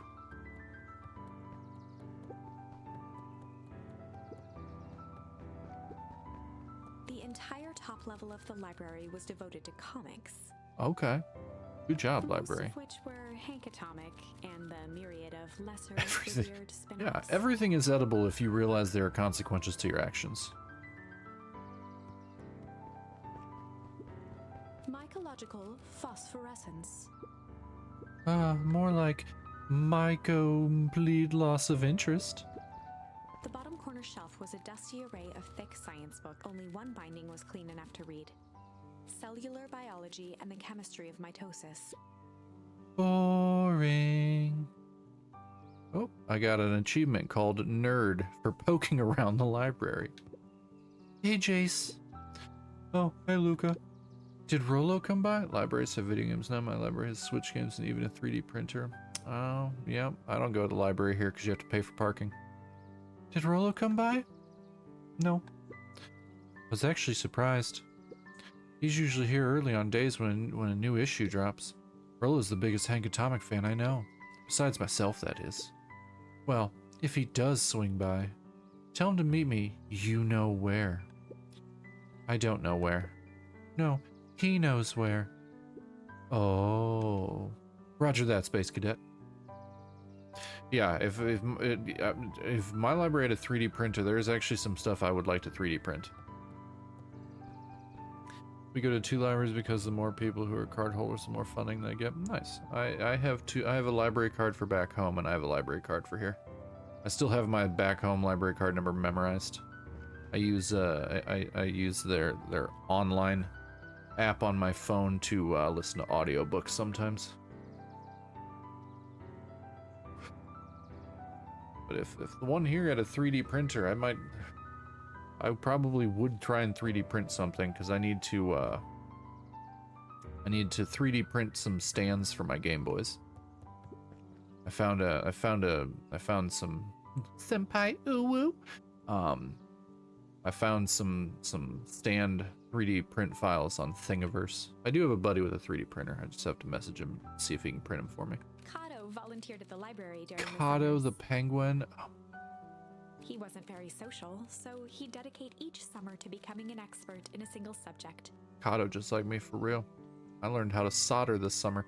making him a reliable source of very particular knowledge. I was going to ask you how you display them. I found some plastics. Yeah, the plastic stands the acrylic ones you can buy are like $12 to $20 just for basic acrylic stands. But I found a Thingiverse print file, and I've got a buddy who has a 3D printer, so I'm going to talk to him and be like, hey, can you print a couple of these for me? If you were to ask Right now, Kyle they're just on a something he shelf. didn't know, he'd escape into the dusty old bookshelves and return with just the right thing. Hey, Kato. Kato was lost in his reading. Luca crooked his neck to see the title. Introduction to Melitology. Him? Oh, hey, Luca, you snuck up on me. Good book? Don't know, just started it. Why does he have normal human arms? I don't know, I like Kato. I think Kato's pretty cool. He gestured to the shelves. I'm really running out of books I haven't read yet. So now it's on to the wonderful world of bees. Turns out bees are pretty cool. For instance, did you know that around 70% of bee species actually live in underground tunnels? I guess so. I think the biggest thing is that the color of his arms don't match his head. I think it's the color scheme. I just think it's the color scheme of his arms. I think that's the main thing that I'm noticing. Or that if there are two queens in a hive, they will fight to the death for supremacy. Yeah, I think that's the thing that was bothering me. It's just with Luca, his arms actually like match his head. With Kato, if you look, they really don't. That's interesting, but you haven't seen Rollo around recently, have you? Not since yesterday. Keep an eye out for him, okay? Sure thing. If I see him, you'll be the first to know. Okay. I think we're done in the library. We've done everything we can do in the library. What do we got over here?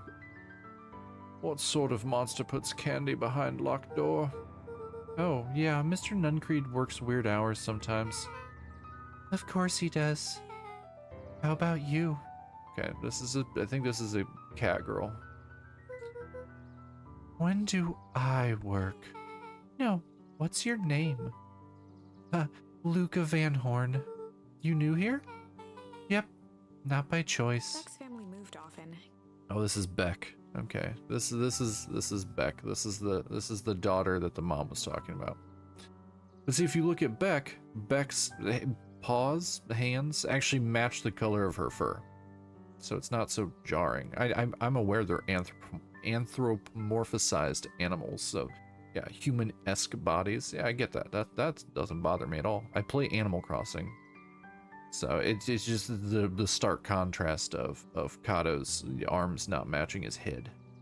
Giving her little time to establish any real connections. No, this is not the Scientologist singer. This is a cat girl named Beck.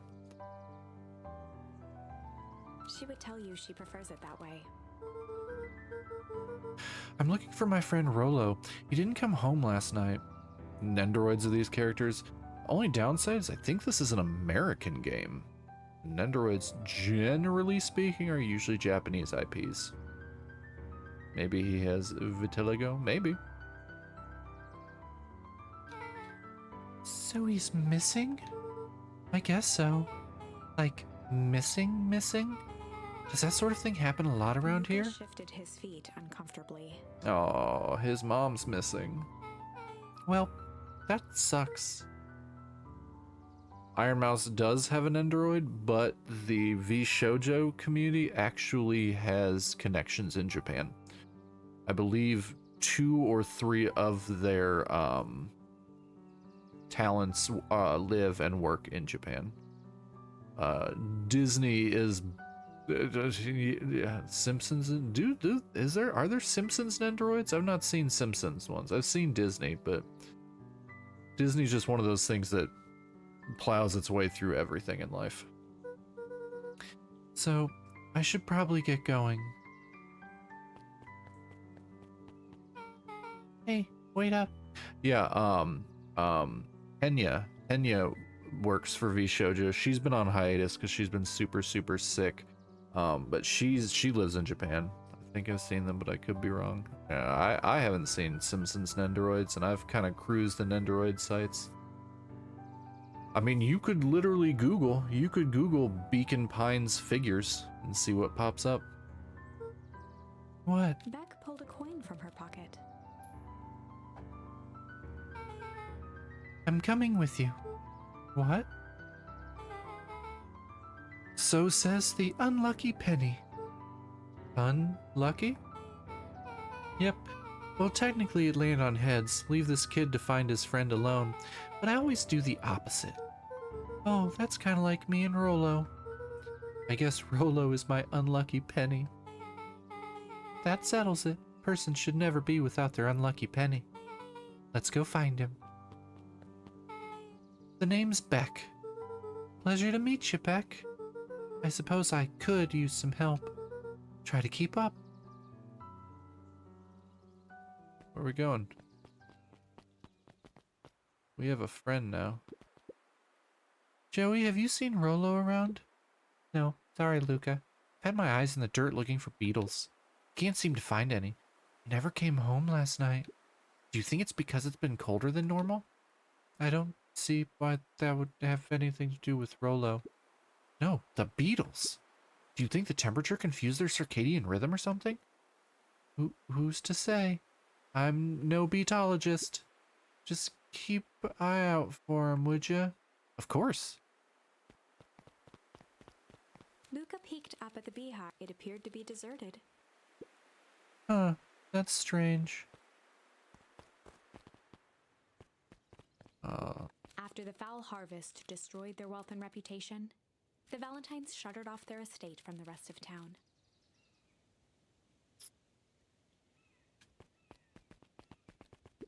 The Valentine mansion loomed over every other building in town, both figuratively and literally. Beacon Pines figures.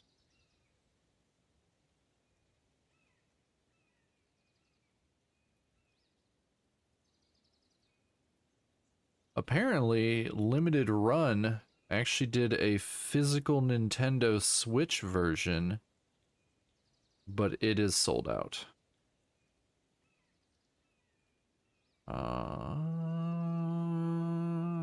But yeah, you can actually. I didn't find any figures, but I found a similar game called Night in the Woods. Yeah, I've seen Night in the Woods. But you can get this, Lemon. You can get this game on your Switch because I know you mainly play on your Switch.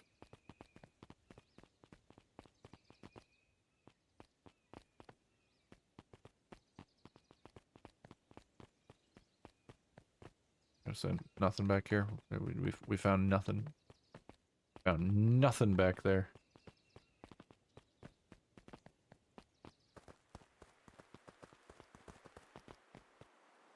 Bom, bom, bom.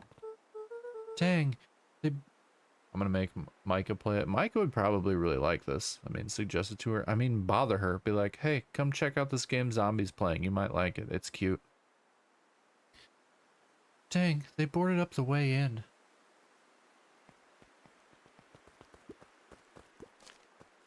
Yeah.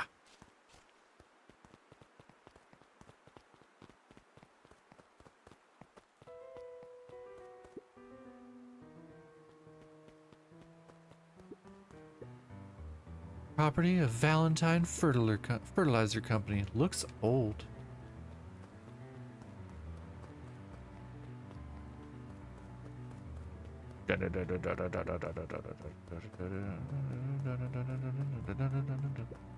Luca felt a chill as he approached Beck. Her eyes were locked on the strange green liquid. The nearby grass was coated in a fine layer of frost.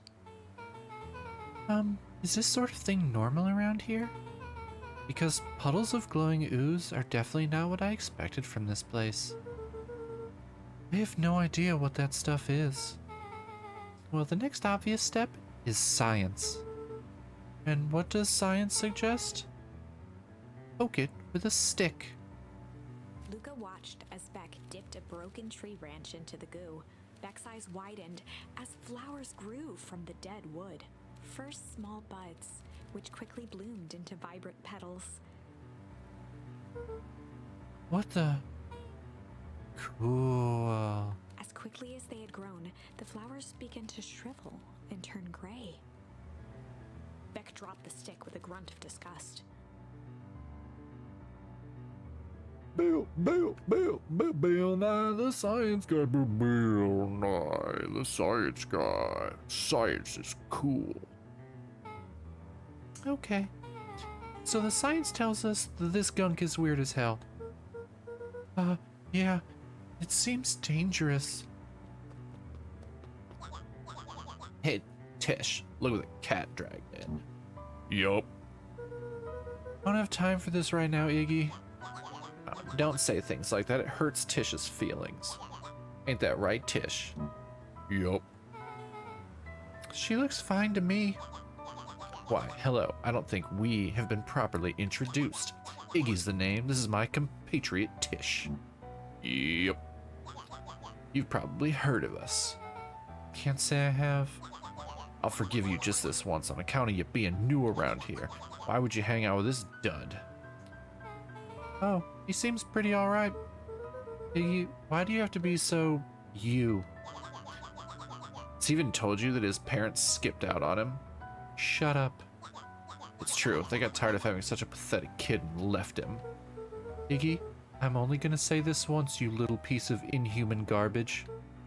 Don't talk about my family. Haha. Well, look who's grown a backbone now that a girl's around. First his pops croaked, then his mom finally couldn't take it anymore and bounced. Iggy took a step towards Luca. We're gonna His beat the sneer shit lit out of by this the guy. glowing puddle. Beck could see tears welling in Luca's eyes, his fists clenched. Some things about Beacon Pines were very different from the city, but a bully from a hayseed town is really no different from a city bully. Beck took a deep breath and thought. Well, time to bust out the tickles? I don't think we're busting out the tickles. We're gonna bust out the strange and see what happens. We have one that literally says fight. We have one that says fight and I can't use it, but I'm not busting out the tickles because it's strange. Well, time to bust out the strange. All right, Luca. Looks like you need a little mud bath. What's wrong with you, new kid? We're about to pound your friend. Beck stared in silence, the only sign of life being the twitch of an eye. It's weird when people don't talk. Yup. Stop being a weirdo. Hello? Are you some kind of wackadoo? Makes sense. Wackadoos travel in packs, eh, dud? At the sight of Iggy taunting Beck, something in Luca snapped. Iggy's smirk shifted to a look of shock as Luca launched himself into his stomach. Ah. Iggy's clothes were drenched in the glowing ooze. You jerk. My clothes are ruined. I'm gonna... Iggy's voice began to slur as he struggled to get up. Yes, die. Struggle. Hey, look, it's me. I'm the commander here on the whole struggle bus. I don't feel so good. I'm sorry, I just... Oh shit. Yup. Just morphed into a monster. That was intense. He's gonna be okay, right? Nothing about this seems okay. Person at the warehouse. This strange ooze and what it did to Iggy. Was Rollo caught up in all of this? We have to find Rollo. You took the words out of my mouth.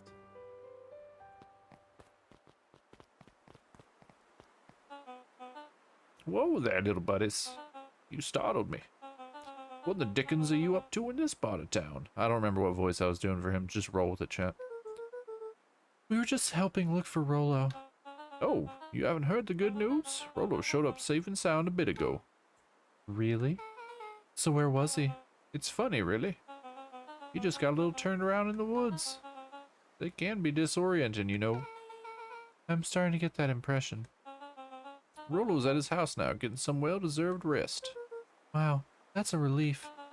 You two should scurry along before you get lost yourselves. Yeah, come on, Beck. I can't wait to introduce you to Rolo. Oh, that reminds me. Luca, your grandmother was looking for you. She was? She was worried sick. You should march straight home. I guess. Beck, your folks might be getting worried too. I'll walk you home. I need to talk with Nellie about work anyway. Glanced toward Luca. I guess all is well that ends well. I'll introduce you to Rolo tomorrow. Sure. Glad he's okay. Rolo was safe. A wave of relief washed over Luca, which was quickly replaced by a sense of dread. Gran is going to kill me. If he hurried, he might just make it home before sundown. Chapter 4. Our harvest awaits. That sounds ominous, narrator. Luca took a deep breath and gingerly opened the door, steeling himself for Gran's wrath.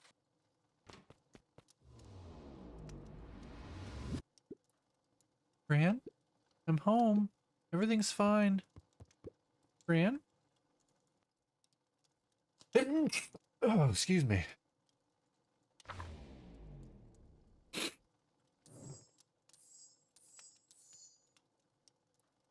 Okay. Okay.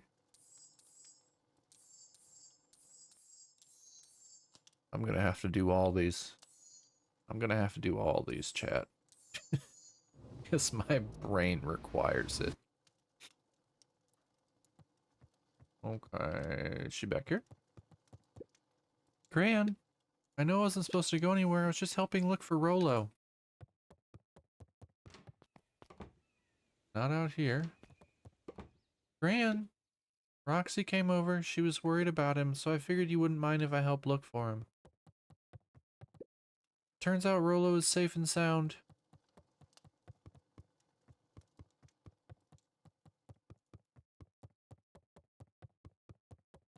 Luca was alone.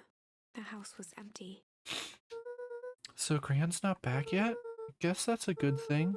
Nothing to do now, nothing to do now but sleep, I guess. I don't trust it. Luca was sitting by the pond, listening to small waves lap against a rock. His father sat in a folding chair in front of him. Without turning, he spoke. "Why don't you grab me some nice bait?" "Sure thing, Dad." Luca hopped over to the tackle box and popped open the lid. Inside was a rolling, buzzing mass. "We're fishing with bees?" Luca's father gave a warm chuckle. "Well, you catch more fish with bees than honey. Pick us out a good one." Luca closed his eyes and plucked out a bee. He could feel its wings struggle between his finger and thumb. Holding it at arm's length, he hurried over. His father deftly baited the hook and examined his work. "Interesting choice." With a practiced flick of the wrist, the line buzzed in a graceful arc. The water accepted it without a splash or ripple. The wrong choice. But I respect it. The pond began to freeze over. "Sometimes we gotta make the wrong choice before we can make it right." Pallid ice propagated across the still surface with an alarming speed. Luca scrambled back as the ground beneath him turned cold. "Dad, I don't understand." "Sorry, kiddo. Understanding isn't always part of the deal." The relentless ice shot through the fishing line toward his father. "Dad, look out!" His father casually wound the reel. "None of it's your fault, you know. Never was." "Dad, we have to go!" Luca grabbed his father's shoulders, trying to pull him away. "Please, you have to run!" The ice crackled as it spread across his father's hands. "That's the thing about fishing, Luca." His chest began to crystallize. "You toss your hook in, and you never know what you're gonna pull out." A shock of searing cold ran up Luca's arms. He gave one last desperate tug. I know, right? The chair tipped backwards in a single frozen mass. Luca tried to stop the momentum, but it was too late. He watched the icy form of his father slam into the hard ground, shattering into 1,000 pieces that crowded around his feet. Good God. Dad, I don't understand. What does all this mean? The gentle rustle of leaves was the only reply.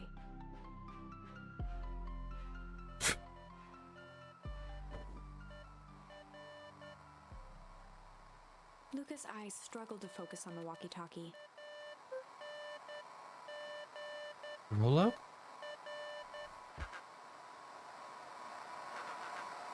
Faintly, he could hear Rollo amongst the noise. Luca.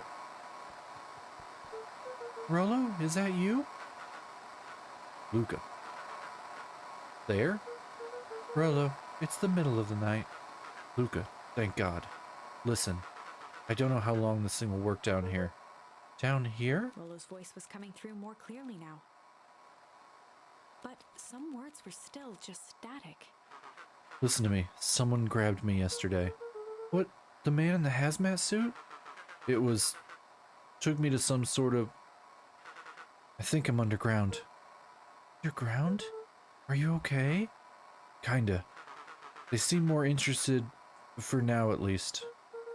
Mr. Kerr said you made it back home safe. Kerr? No. Truss. He's... Hold on. Someone's coming. The signal went silent. Rollo? Rollo, where are you? Luca held still, waiting for a response. His pounding heartbeat marking the passage of time. Okay, I think they're gone. Getting worse. I can barely hear you. Rollo's voice began to fade. Losing signal. Not much time. Mission control. You need to... The treehouse. The treehouse. That, the signal died for good. What was he trying to say about the treehouse? What's at the treehouse? The antenna. He wants me to use the antenna in the treehouse to get a better signal. Rollo, you're a genius. Luca grabbed the walkie-talkie and sprinted to the treehouse.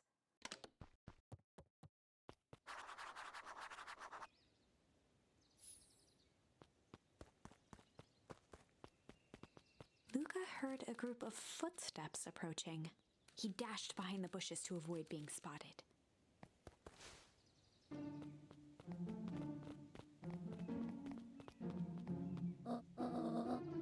Oh, we all understand our roles.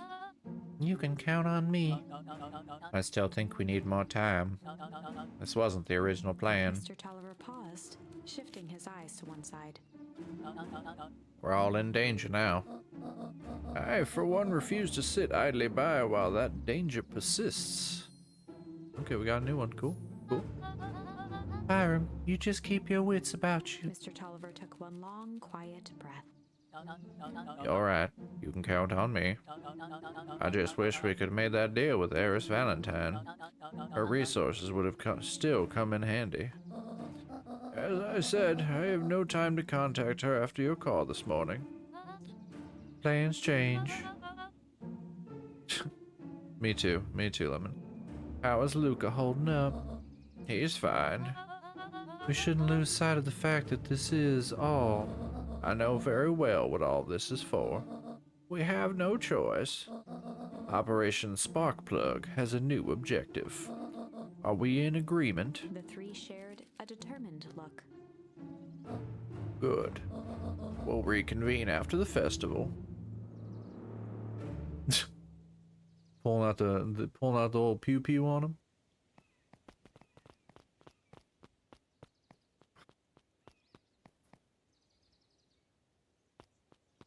Operation Sparkplug, eh?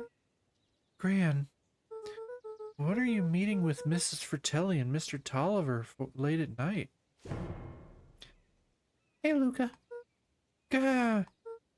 Dawn, you scared me. How long have you been there? Oh, just a few minutes. Earlier today I saw Mr. Tolliver and your Gran enter the diner together. Do the Batman. Where is he? When my shift at the newsstand was over, they still hadn't left. So I used the greatest tool of any investigative reporter. Time. When they left, I tailed them here. What do you think they're up to? Whatever it is, they seem organized and determined. They mentioned the festival. Yeah, I heard that too. Has your grand been doing anything different recently? Anything strange? She got a phone call this morning and rushed out the door. A call from Hiram Tolliver, it seems. She was either furious or terrified, or both. Luca, be careful out there. I think we might be in the middle of a scoop of a lifetime. I will. Aren't you coming out? Nah, I'm gonna stake out here for a bit longer. See you, Luca. Ja, ja, ja, ja, ja, ja, ja.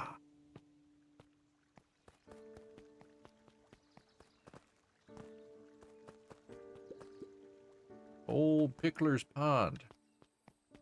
Oh, let's see if we can fish with any more of our new. Oh, we got one. Luca placed a sinker on the line. Sometimes the best stuff is at the bottom of the pond.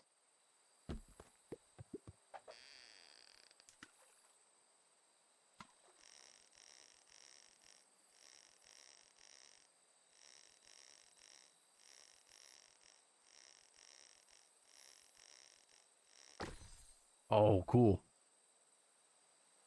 Sending out an SOS. We found a message in a bottle. Malice 80 proof whiskey. A hard liquor for a hard man. Best leave that be. Takes a real piece of work to leave something like that lying around. But there's a note in it. I want to know what's in the note. All right. We'll come back when we get. We'll come back when we find more. Okay. Just gonna chill. We just gonna chill while I hydrate. Chill while I hydrate.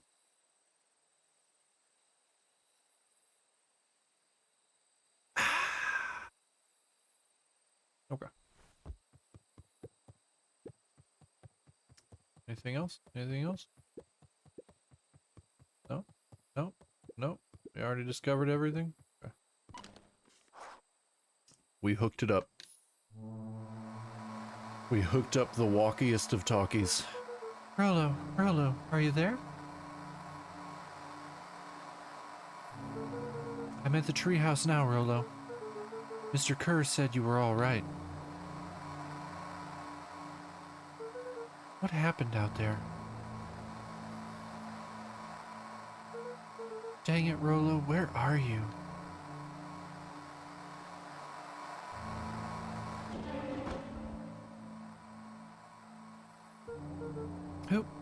Who's there? Luca could only see a cloaked shape behind the rocket.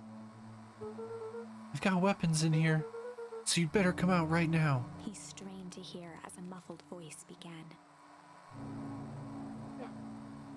Weapons? How could you hurt something that's already dead? Fear gripped Luca's throat. Who are you? What? You don't recognize me? I guess I don't even recognize myself anymore. Luca stared at the ground for a moment, trying to place the dampened voice. The figure shifted slowly from behind the rocket, revealing itself to Luca. I'm a monster. And now they hunt me like the beast I am. Iggy? Luca reached over empathetically. Welcome back, Inosuke. Welcome back. Iggy's tone jolted to dejected anger. Don't touch me. This is all your fault. Luca slumped to the ground, overwhelmed by guilt. I'm so sorry. I didn't mean to. I lost control. So you couldn't control yourself for a second? And I get to be like this forever. There must be a way to fix this. Oh, you gonna be my savior? Perfect little Luca saves the day. With his positive attitude and the power of friendship. None of this matters. There's no time. They're after me. They chased me all through Weepwood. I only came in here to hide. Exactly, should not have been talking all that shit. Hide from who? Who's after you? Luca. Luca. This is the found out part. Yep, it is. Rollo? It's not safe, Luca. Rollo, where are you? The treehouse. I'm at the treehouse, Rollo. Where are you? No, Luca, the treehouse isn't safe. They said they were going to the treehouse. I was trying to tell you to stay away from the treehouse. Who said they're going to the treehouse? The clipboards. What did I tell you? Those perennial harvest wackadoos are after me. They've been chasing me, yelling questions at me. What sort of questions? They were saying the same stuff they always do. But it's different now. Less asking, more threatening. We're gonna figure this out, Iggy. Yeah, well, thanks. Hello? Is anyone present in this arboreal domicile? Crap. They found me. Luca, what's happening? Don't panic. You stay here and I'll see what they want. Hello, Mr. Van Horn. We would love to hear your thoughts. Do you have time for an informal chat? We will be brief. Your time is valuable to us. Be down in just a sec. Of course, of course, of course, of course, of course, of course, of course, of course. We have a problem. Luca, you gotta get out of there. Who's out there? Is it them? Yeah, it's the clipboards. Sounds like Mason I don't know who that is. I'm just talking out of the side of my face because that's what he looks like right now. A bunch of them. How many? Maybe all of them? And yeah, you were right. They are saying the same stuff, but with the creepy knob cranked to 10. Might young Iggy be present? We would love to hear his thoughts. Run. Iggy slumped to his knees. I don't know what to do. I'm just so tired. Luca, what do we do? Luca grabbed the walkie-talkie and headed for the window. The walkiest of talkies. Follow my lead. Luca and Iggy climbed up the back of the treehouse to its roof, where Rollo had constructed his MCDC, the Mission Control Defense Cannon. Oh, well, I guess that's fitting. From behind the crowd of clipboards, William Kerr strode forward, a warm smile on his face. Iggy, there you are. You gave us all a heck of a scare.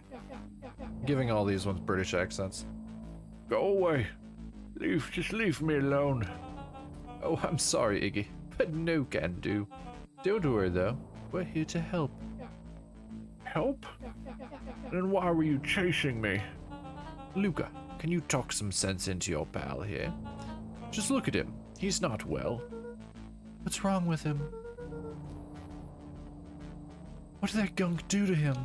Well, that's a pretty honkin' big question, Luca. All you need to know is that he's sick. He's real sick, Luca. I just need you to let us up there and take care of him. You told me Rollo was okay, that he was back at his place resting. He is. Poor fella just got lost a little. That's a lie. That is a hurtful thing to say, Luca. I thought we were buddies. Why? Because he lets you ramble on like a wackadoo? Nobody likes you, you creep. Kerr's smile faltered. Why don't you pop on down here so we can have a face-to-face? Yelling like this is gonna give us all a heck of a sore throat. And who wants Luca's that? grip tightened on the MCDC. What did you do to Rollo, you liar? Well, shucks, Luca. The only teeny tiny fib I told you was that he was at home. He is resting. And he is perfectly safe. For now, at least. Oh, thank you, Inosuke. What happens to him next is up to you, Luca. Look around. You're in quite the pickle, and I am the only person in the whole wide world who can help you. You get to decide how this ends. Luca's Oh, mind turning point, raced. turning He point, was chat. caught in a trap. What do you do when there's no hope? He wiped his cheeks with a sleeve. What are you gonna do, Luca? Luca drew himself up and decided to take the only option they had left. Fight. Luca drew himself up and decided to take the only option they had left. Fight. He swung the mission control defense cannon around, aiming it confidently at the smirking face of William Kerr. Hey, Mr. Kerr. Luca summoned his most insolent demeanor. Rollo sends his regards. Hey, that was uncalled for, more than a little rude, and just plain unsanitary. Luca, I really did think we were good pals. What a shame that it's come to this. Kerr turned his back on the two boys. End this. With a nonchalant wave of the hand, he made his exit. As the clipboards began to slowly advance on the treehouse, Luca looked to Iggy with resignation in his eyes. The end. That escalated quickly. Maybe discretion was the better part of valor here. Let's put a pin in this for now. Okay.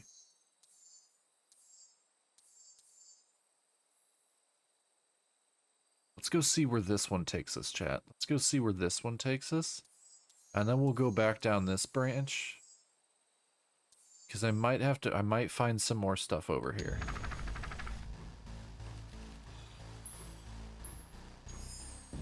This is a story about struggle. Luca could hear a machine humming somewhere nearby. I love this game so much. I've only been playing it for, oh my god, almost 2.5 hours. I'm so upset I missed this. I would have honestly bought the limited run of this. This is amazing. He felt around wildly, searching for something, anything that could help. His hands found a hard object, maybe a tile? He yanked it free, lifting the cold stone. Let me go! Luca swung the tile as hard as he could at the shape that still held fast to his leg. He heard the crack of glass as the stone hit the assailant's mask. With a muffled yelp, the hand let go. Luca was free and scrambled to the door. He never looked back once on the long run home. Chapter 3. Oh, stretching. Stretching and a hydrate. Okay, okay. I just hydrated. I told you, but okay. Stretch and hydrate accomplished. All right, we're back at chapter 3, but we're on an alternate timeline. We're on the timeline where we defended ourselves, and Rollo was not kidnapped, and Iggy was not maimed with radioactive goo. Let's see which path this one takes. Everything's fine. Everything's fine. It's fine. It'll all be fine. It's The fine. next morning, it was quieter than usual at the breakfast table. Only the sound of silverware and chewing interrupted the awkward silence. I finished jamming a mess of jars last night, Uh-huh. so they'll need to get delivered into town today. Okay. So what did you and Rollo get up to yesterday? Oh, Rollo had things to do, so I just sort of poked around town. I've set the jam down by the front door. There's 2 batches to drop off. Uh-huh. One for Mr. Tolliver at the Bag and Wag. Another for Mrs. Fratelli at the diner. Oh. And Mr. Nuncreed? He said he wanted some more. I suspected as much, yes. He seems to have taken a particular interest in my jam. There are some extras in the basket for that enthusiastic gentleman. Just make sure Fratelli and Tolliver get the ones on top. No problem. Off with you now, while the day is still young. Oh, dope. Do I still have... Yeah, I still got all of them. Look at how many words we have, chat. Look at how many words. All the words. Oh, what's Gran doing? She's getting on the phone.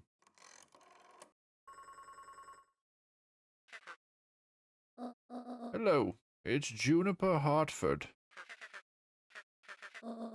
Before you hang up, just hear me out. I have a business proposition. She gonna shake that on the jam pole. She gonna shake it on the jam pole. The simple matter is we both have the same problem that needs solving. Very well. We can meet tonight. I'll be wearing what you like. Gross. Graham, no! Okay. Sorry about yesterday. Roxy can be so annoying. But good news, no more boring chores for me today. Did you make it to the old Valentine warehouse? So, what did you find? Give me the dirt. Something happened. There was someone else there. What? Who was it? Was it aliens? I knew it would be aliens.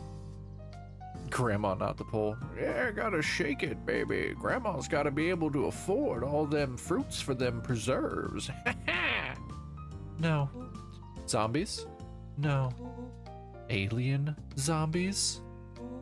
What else could it possibly be? Times are very hard. Granny's gotta get down and boogie.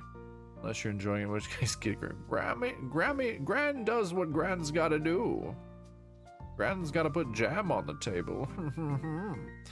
Rolo, I've gotta deliver these into town first. We can catch up after. Oh, is it a whole thing? Sounds like a whole thing. Yeah, we shouldn't talk about it here. Meet me at the treehouse tonight. I'm not sure what this treehouse is that you speak of. Meet me at Mission Control. Right, roger that, Space Cadet. All right, we got jam to jam. We got, yeah. Okay. What's he doing over here? Wait, watch your step. Oh, sorry. There was a whole family of beetles here. They've gone missing. I thought they just sort of wandered around. Everyone has a home, Luca. Even beetles. Luca checked the soles of his sandals. I think we're okay. It's weird that they're gone. They went missing when the festival preparations began. No offense, but please don't put your jam on the table. I don't know where it's been. Grand Jam, the greatest of jams. We'll sell you the bottle, but you'll only need the lid. You think the noise scared them away?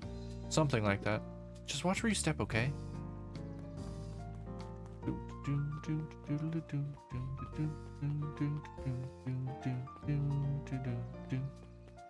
Okay. We got new people out and about now. What's the heiress doing? Mr. Wilder, I trust you have time to chat. Eris Valentine, oldest of Sharper Valentine's children, and heir to the Valentine fortune, had a way of making questions seem like demands.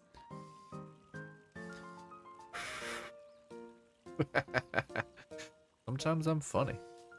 Sometimes I'm funny. Be there this Sunday at the Grand Jam. The Grand Jam. We'll sell you the whole seat, but you'll only need the edge. Certainly. What seems to be the problem? Mr. Wilder had learned to assume that if he was hearing from Eris, it was because she had taken issue with something he had put in the paper. I couldn't help but notice that the front page of this morning's paper was consumed with stories about this silly festival. Well, yes, that is the news of the day. Not all the time, just sometimes. There was no mention of the museum, nor the foundation through which it was endowed. Oh, endowed. I'm sorry, Miss Valentine. My readers are more so interested in this town's future rather than any one family in particular.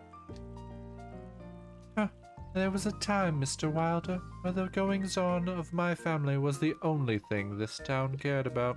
Well, things change, ma'am. And you know, change is dangerous. If you finish that thought, I will make that monocle a permanent fixture of your anatomy. Don't you threaten me, Lemon. My apologies. Good day, Miss Valentine. Did I give you the impression this conversation was finished? Mr. Wilder averted his gaze and began to polish his monocle. Well, good day, Mr. Wilder.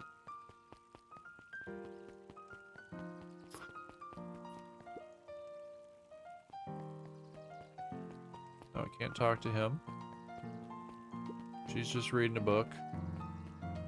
But I can talk to her. Anger from the past, mistakes not yet made, and a glimmering hope for the future. He carried them all in equal parts everywhere he went. Oh heavens, what a burden to bear. How dare you, Lemon? How dare you? Can't talk. Okay, nope. We got everybody. We got everybody on this board. The restaurant's this way. We talk to our friend here. Hey, Dawn. Hey, Luca, what's up? Dawn had dreams of becoming a big-time reporter. At night, she searched by day. She hawked. Dawn, I got you on jam delivery, eh? Yep. Hey, Dawn, have you noticed anything weird around town lately? What sort of weird things? Stuff going on at the old Valentine building? You might say I've heard some things. I'm working on a story about it right now. So what's going on? Can't say quite yet. I still need to follow up on a few leads. Keep me in the loop, okay? Sure thing. Have you seen the new kid around yet? New kid? Yeah, came in from the big city. Her parents both got jobs here. But get this, one of them is working for William Kerr and Perennial Harvest. And the other is working for Eris Valentine. And the Valentines represent Beacon Pine's past. Perennial Harvest has positioned itself as this town's future. Must make for some interesting dinner table conversations. I can imagine. All right.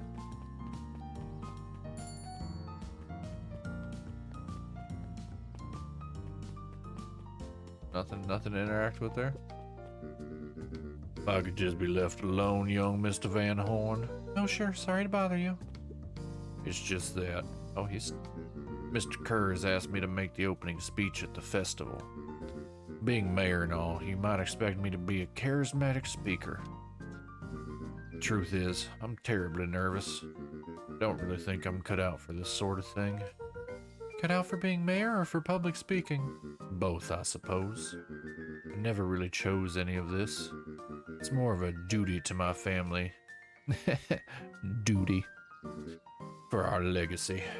That sounds like a heavy burden. As for the festival, just speak from your heart. I'm sure it'll be great. You can do it, old dog. You can teach old dogs new tricks. Well, if it isn't my favorite little jam runner. Hey, Miss Fratelli. Look at She you. leaned forward and pinched Luca's cheek. You're all skin and bones. Is your gran not feeding you? She is. It's just, I understand. You know, I taught your mama how to cook back in the day. You may not even remember, but you and her used to help out in the diner. Duty. See that picture over there? That's you helping your mama back in the day. So cute running around your little apron taking orders. The whole situation just breaks my heart what happened with Eleanor. nope. Got another one. I've got a feeling she's out there somewhere yearning to be with you again. Few things in this world can keep a mother from her son. Luca shifted the basket uncomfortably. Oh yes, let's see Mrs. here. Fratelli lifted the cloth and inspected the jam. Cooking. Am I cooking, chat? Am I cooking? Let me cook, chat. Oh, they even have my name on them. How She thoughtful. carefully lifted out her jars of jam. You tell your gran hello for me, Luca. Will do. Luca squinted at the faded photo of him and his mom at the diner. Memories of that day came flooding back. Oh, we have another flashback area. Sick. I'm ready to help, Mama. All right, little buckaroo. It's up to us to feed these folks while Miss Fratelli is away. I've got to deal with the inventory before I can start cooking. Do you think you can handle taking orders in the meantime? Yes, Mama. Hiya, Roxy. Luca? I'm helping. Well, hopefully your work ethic will rub off on Rolo. What can I get you? I'm not really feeling like a burger. How about a chicken sandwich with bacon on top? Coming right up.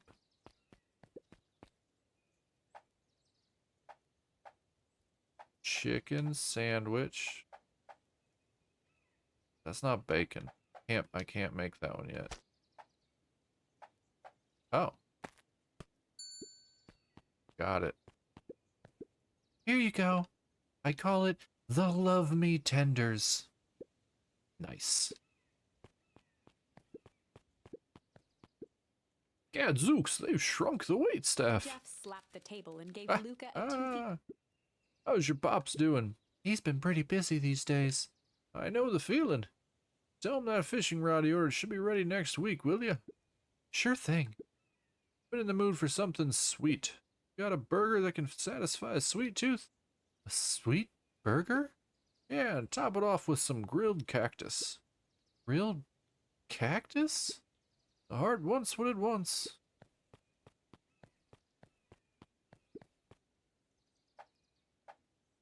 Okay, I mean we've got a burger and candy. Burger. Cactus. Will this work? Now, son, if I wanted a disappointing burger, I would have cooked it myself. Remember, something sweet top. Okay. He wants... Dude, he wants this with this. Because he wants the beatus. He wants the beatus. Here's your order. I call it the Sweet and Stabby. Ah, now that's a burger with bite. Aren't you a little young to be waiting tables? I'm just helping out. Ah, my father had me hustling when I was your age as well. Father always says, children are to be sails, pulling the family ever forward. That doesn't sound very fun. There's plenty of time for fun. For instance, Father and I always make time to have lunch together once a month. Luca glanced at the empty seat across from Gus. Should I come back? Oh no, it turns out Father was too busy to have lunch today. I'll just go ahead and eat alone. Oh, Silver lining is without him around, I can have my usual. Nice stack of cold cuts topped with a pile of sloppy chili. Someone who just got the beatus, it's fine, just eats. Jeez. Cold cuts. Chili. That honestly sounds pretty fire. That doesn't sound bad. here you are. Cold cuts with steaming hot chili on top. I call it the hot and cold. It's hot and it's cold. It's yes and it's no. It's in and it's out. It's up and it's down. Looks like we're missing a few items. Why don't you run out and get some more ingredients? Okay, I'll be back.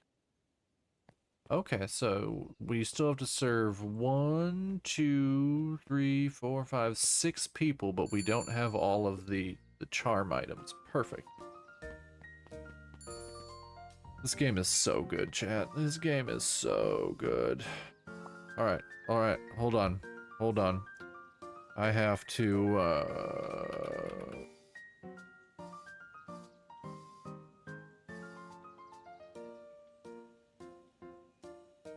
BRB.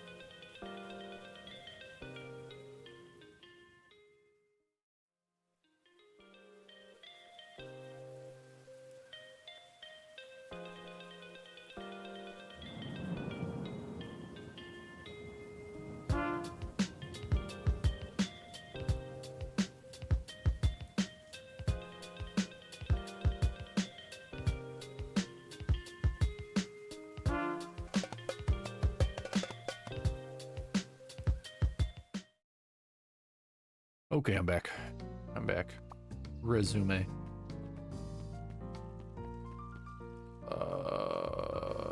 This way?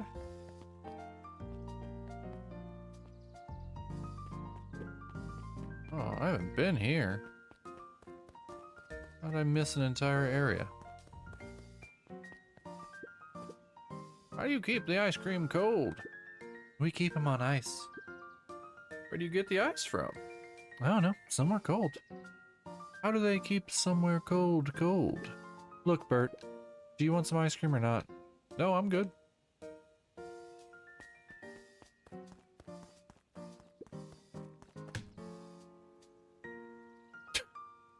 Thank you, thank you. Got an achievement for kicking the melon. Okay, can we go in here? Can we go into the History Museum? Sharper Valentine, a celebration of excellence. We all know Beacon Pines is a great town. What you may not know is great towns grow from mighty roots. And that is why you cannot tell the story of Beacon Pines without telling the story of one Sharper Valentine. Young Sharper's keen intellect and strong moral fiber led to a grand vision. A vision of a community dedicated to a better tomorrow. In his own words, a better tomorrow is within our grasp, but it requires a singular mind to harness it.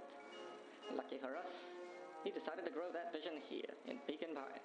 And how does one grow a better tomorrow? With fertilizer, of course.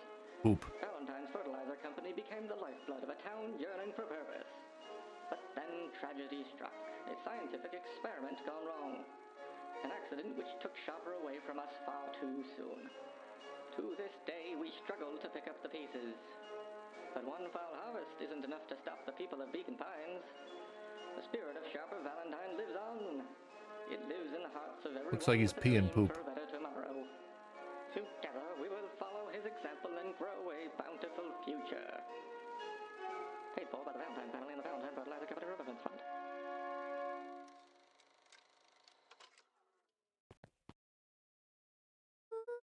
That was unhelpful. You're not wrong. Huddled at his counter, Hiram Tolliver was meticulously shining apples. More accurately, Hiram Tolliver was meticulously shining one apple. Hello? Beep. With a yelp, Mr. Tolliver fumbled the apple, flailing at the air as it fell. Oh, sorry. Oh, no bother, no bother. He leaned forward and lowered his voice. I see you have something for me. Yeah, Gran had some jam I'm supposed to give to you. He leaned in a bit further. Jam? Yeah, these ones on top. She wrote your name on them. Mr. Tolliver leaned back, speaking loud enough for anyone to hear. Ah, yes, the jam. Thank you so much for delivering this jam to He me. reached forward and snapped up the jars of jam, giving Luca a little wink. I shall put it on my store shelves post haste.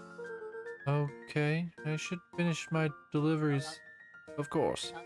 Of course. He leaned in for a final whisper. Of course. He is not very good at being sneaky, chat. He is not good at it at all. This way? Is it this way? It is this way.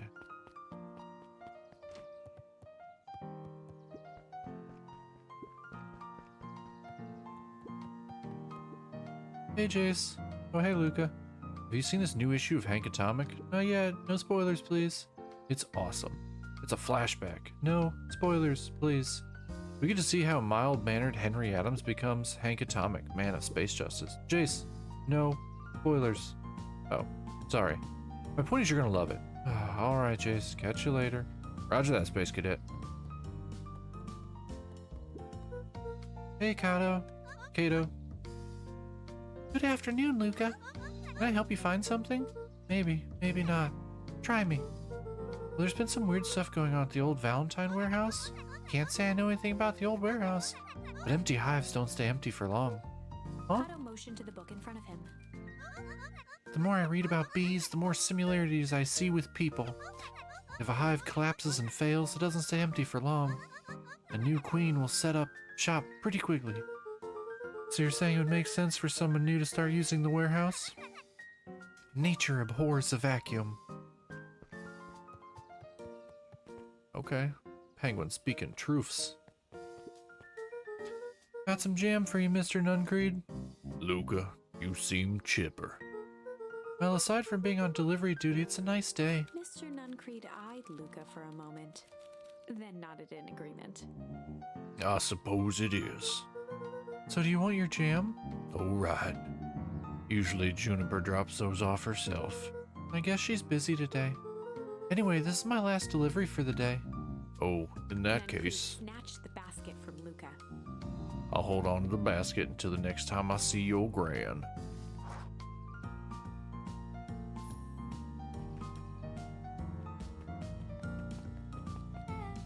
Hey, you.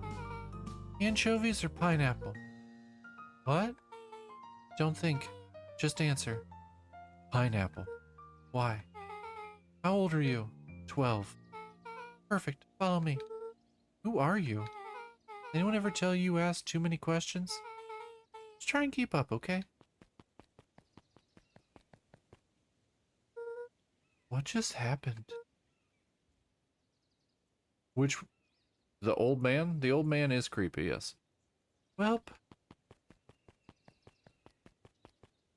Yeah, Nun Creek is creepy. Hey, what a crazy coincidence. Here's my new friend I was just telling you about. That's wonderful. Yep, we just hit it off. Oh, really? Get this. His favorite pizza topping in the whole world is pineapple. Oh, and what is your new little friend's name? Beck locked eyes with Luca. The look on her face was equal parts expectant and desperate. Luca Van Horn. Nice to meet you. I'm Nellie, and this is Alona. We're Beck's parents. Aww, it's a sweet little lesbian couple. Cute. Beck gave Luca a quick nudge. Beck gave Luca a quick nudge. Oh, I don't have to read that. I had to take my headphones off for a second. My ears are getting warm. Oh yeah, Beck told me all about you. Already feels like we've known each other for years. So you both can stop obsessing about me making friends. Oh darling, we never doubted you. It's just that for children with fewer than 5 close friends, the probability of a stunted development doubles. Well, 1 down, 4 to go, I guess.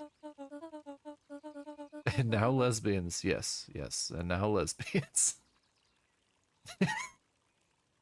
Yeah, no, I kind of love this game. It's pretty great. What Nellie means is that we just want this move to be as easy on you as possible. You can relax. A friend has been friended. This calls for a celebration. Luca, you must join us for dinner tonight. Dinner? Wow, another coincidence. I actually already asked him and he said he would love to. It's just wonderful. In that case, we should pick up some groceries. You two don't get into too much trouble now.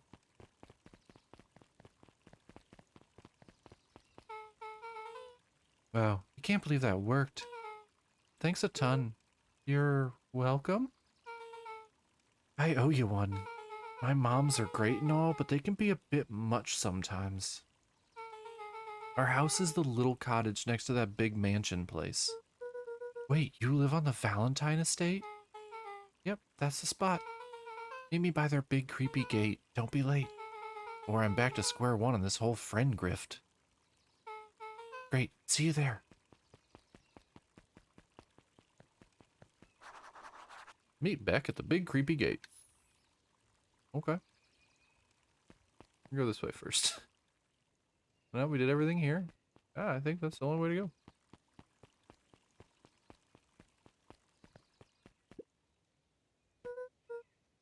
Good morning, Jeff. What's so good about it? Oh, he just like me for real. Another day further down the tubes, if you ask me. Come on now, it's not all bad. The festival is coming up. Huh, the festival. The old man Valentine used to put on cockamamie shindigs all the time. And where did that get us? Well, it's Perennial Harvest putting on this one, and they're doing it for the whole town.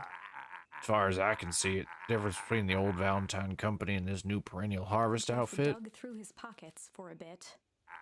is the difference between this empty soup can and this brown banana. But those are both garbage. Exactly. Oh yeah, he just like me for real, chat. He just like me. I'm apparently a middle-aged otter. Nope. Nope, that doesn't work. Nope. Nope. Nope. Nope.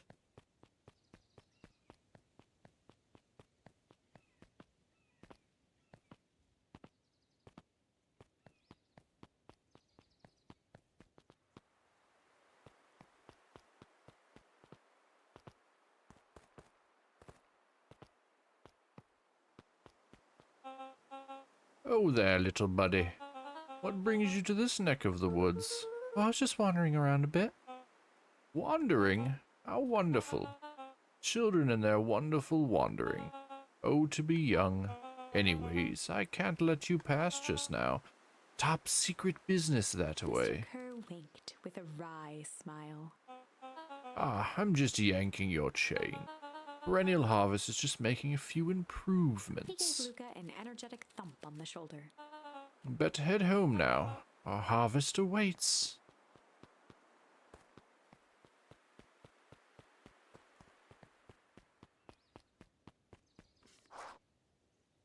Okay. So who all lives in that house? Eris and Gus Valentine grew up there, and Solomon moved in a few years back. The creepy little kid in the vest? That sounds like the one. So just 3 people live in that huge thing? I bet a bunch of shady stuff happens all the time in a place like that. Not really. The Valentines pretty much keep to themselves. So it's empty and boring? Pretty much. What a waste. My mom says that it used to be way busier back before Sharper died. Before the foul harvest. Okay, that's like the 5th time someone mentioned this foul harvest thing. And you all use that same ominous tone. Eventually you're going to explain to me how that harvest got all fouled up. We can't keep my parents waiting anymore. This way.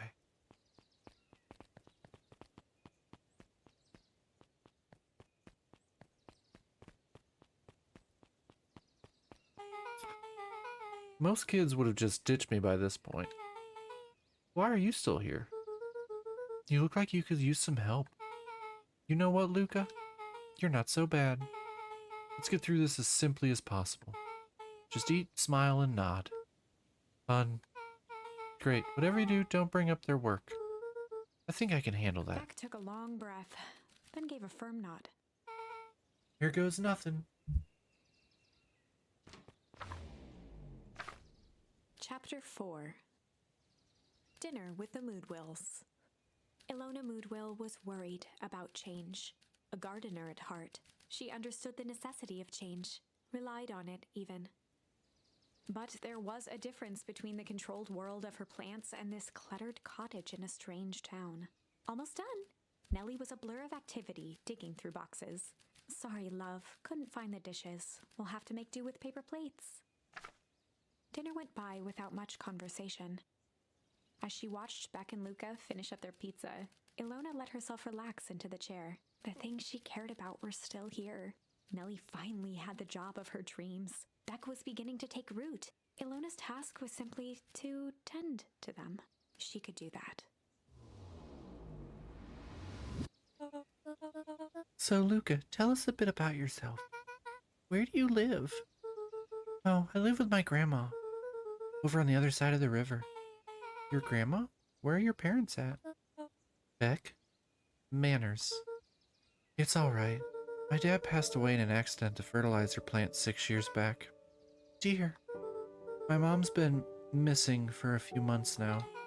Like, missing? Luca's eyes were fixed to his plate, pushing a chunk of pineapple around with his finger. Nellie was the one who eventually broke the silence. Luca, how did you like the pizza? Oh, it was good. Very good. Normally, we'd have put more effort into dinner. Ilona nervously gestured toward the boxes. We aren't fully settled in, and Beck had mentioned that it's your favorite. I'm sorry, are we just skipping the part where he said his mom was missing? Beck. I'm sorry, Luca. This move has us all a little tired. Luca wiped his face with his sleeve. No, it's fine. So Beck had said that you moved here for work? Beck gave Luca a swift kick under the table. Ow. I mean, what brought you to Beacon Pines? Oh, you were right the first time. We're here for work. Nellie won't tell you this, but she's a brilliant chemist. I don't know about brilliant, but I do love it. She's brilliant. Perennial Harvest just made her their newest lead researcher of deep engineering. She makes it sound more impressive than it is. I'm just happy that I get to make a difference in the world. Perennial Harvest is at the forefront of evolving agriculture into something more useful than sprinkling water and excrement on the ground. Luca glanced over to Beck. She seemed to be holding her breath. What Nellie means, Luca, is that there are different ways to grow plants. Yes, some people talk to their plants and hope for the best. And some people happily leave their job to allow a loved one to pursue their dream. You swore you didn't. Beck slammed her fist into the table. Perhaps harder than she intended. Hey, Luca. How about some dessert? I actually have to meet my friend Rolo Luca soon. glanced outside to gauge the time. The sky was darker than he expected, filled with ominous clouds. Looks like there's a storm brewing. We should get going. Oh, I didn't think there was any rain in the almanac. Yeah, almanacs aren't that useful around here. Luca wiped his mouth one last time with his napkin and started to get up. Thank you for all the pizza. It was really good. See you at the festival, Beck.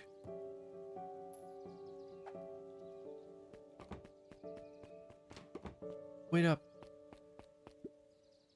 I'll walk you home. Surprised, Luca turned around. He knew Rolo could be prickly around new people. But Beck seemed cool. Rolo would warm up to her eventually. Probably.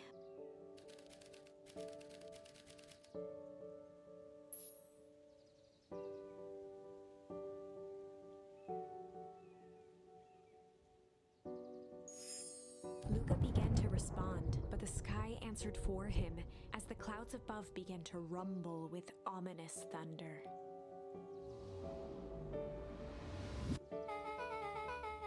You sure we can make it home before the storm kicks off? Luca surveyed the roiling clouds. I'd say the odds are good.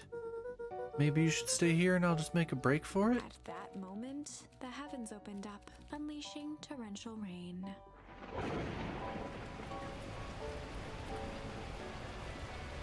Care to recalculate those odds? Hurry inside, you two, before you catch cold.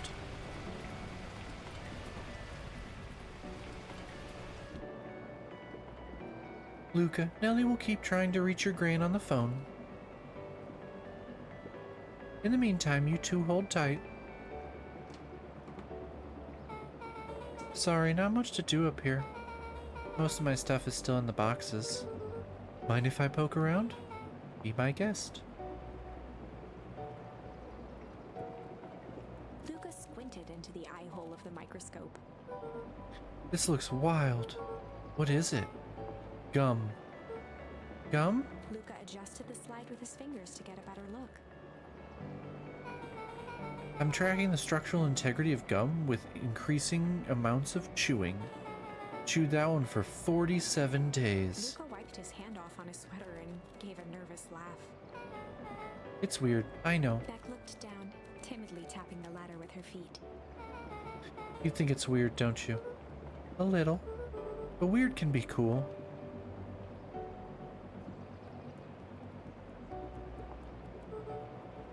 Oh, wow. Rolo and I have a radio just like this at the treehouse. Probably not exactly like this one. My mom and I tore the whole thing down to the bolts, fitted it with some state-of-the-art vacuum tubes. She seems pretty awesome. She gets carried away sometimes. I think she feels guilty for working too much. So when she does have time for me, she showers me with high-tech overcompensation. Luca flicked at one of the toggles. I bet you can get all sorts of stations on this. Not out here in the boonies. You wouldn't believe the stuff I could pick up back in the city. But around here, it's all farm reports and static. Oh, shucks. Luca bent down to examine the bouquet of wilting flowers. Judging by the odor, they were well past their prime. Oh, got a new one. He flipped open the attached card. Happy trails from Coach Walker and all the Fairview Condors. Boy, you weren't kidding about poking around, huh? Oh, sorry, was this from your old school? Most recent one, yeah. Some schools gave me going away cards, some did flowers. When they're really trying to feel good about themselves, they do both. So you've moved a lot. Yeah, that's the thing with having a brilliant parent.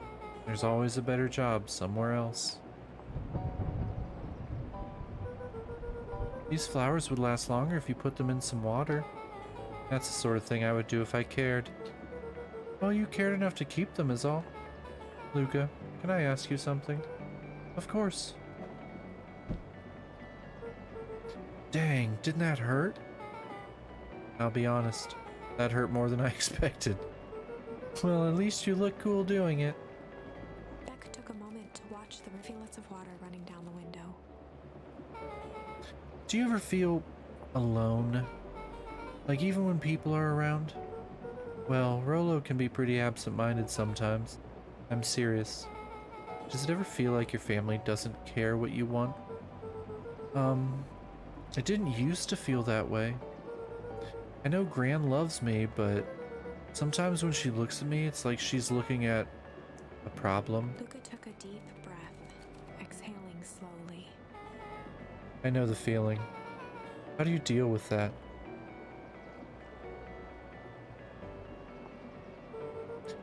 I guess I haven't yet. The one thing my dad told me when I was little, don't hold a grudge, especially against yourself.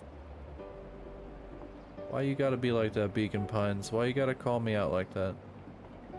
Why? It's chill Sunday, not cry myself a river Sunday. If you try to hold it all in, you're gonna pop. So then, what do? When you don't know what to do? Dad never got to that part. Something I've figured out on my own, though. You gotta do something. Anything. Excuse me. Here. What are you doing? I don't know. Something. We're gonna register our complaints with the storm. Listen here, you miserable universe. Stop jerking me around. I just want things to go back to the way they were. Everyone tells me it's gonna be alright, that things are gonna change. Out a feral scream that echoed into the night. Every time something changes, everything gets worse. Screw this town. Whoa. Let me try. Moving sucks. I hate it. I hate that I hate it. Why can't I just deal with it and be happy for my mom? Why can't we just stay somewhere? Rah! Her voice dropped to a trembling whisper. I just want to be a normal kid. Beck brushed off her shirt and straightened up. There.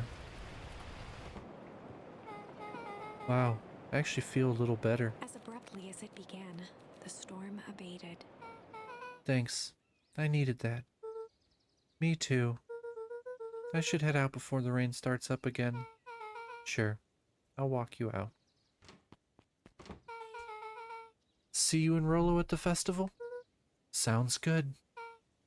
Luca, don't let the universe jerk you around. Beck gave Luca a light thump on the arm before heading in.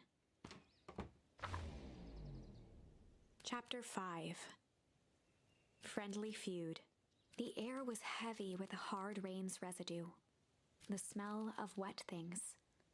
Despite his dreary surroundings, Luca felt at peace. He'd never shared those details about his dad with anyone, not even Rolo. But it's not like this changed anything. Rolo was still his best friend. Adding Beck to the group would help balance things out. Everything's better in threes. This is what Luca told himself as he headed to the treehouse.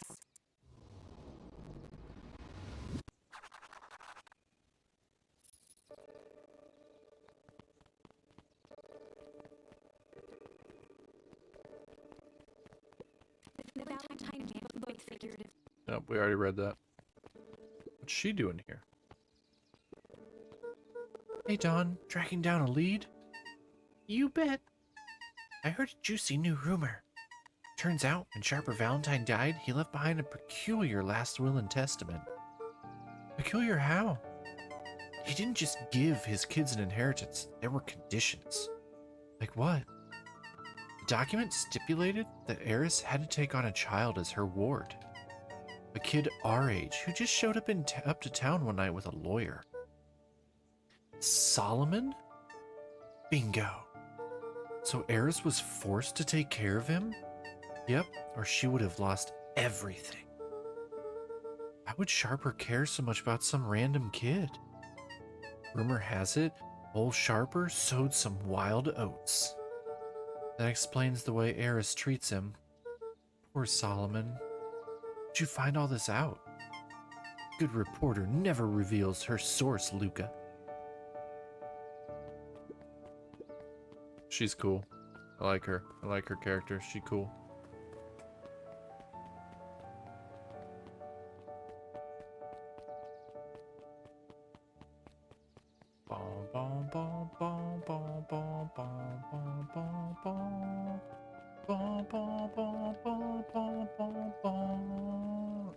Lady's still over here reading her book. He met his old friend's eyes and was greeted with nothing but ice-cold anger. Heavens, this is no time for fractured friendships. Okay, I think she gives clues. I think she gives clues about what's going to happen in any particular chapter. I think that's what this is. Excuse me, what are you doing? Just locking up for the night, sir. Oh, wonderful. Can only assume this means all festival preparations have been completed ahead of schedule. Not exactly, sir. The storm set us back a bit and it's getting late, so we all decided to... You all decided? Yes, sir. I was unaware that your job involved deciding things. We are here at Perennial Harvest because we believe in creating a better future, yes? Yes, sir. Yes, very much, sir. Do you want to be the one to tell this town that we failed them? No. That we gave up because there was a little rainstorm and we all got sleepy? Oh, of course not, sir. Good. Then it's decided. Yes, sir. We'll work till the task is done. See that you do. Our harvest awaits. Yeah, because I gotta go talk to Rolo right now, and it says fractured. The chapter, literally the chapter said something about friendships. So I think she's giving clues. Cause she's there during like every single thing, and her book always says something different. Do we have anything new? Do we have anything new? Let me go check. We sure do. Luca wrapped a twig of thyme around the hook. Some fish have refined taste. We're gonna catch everything.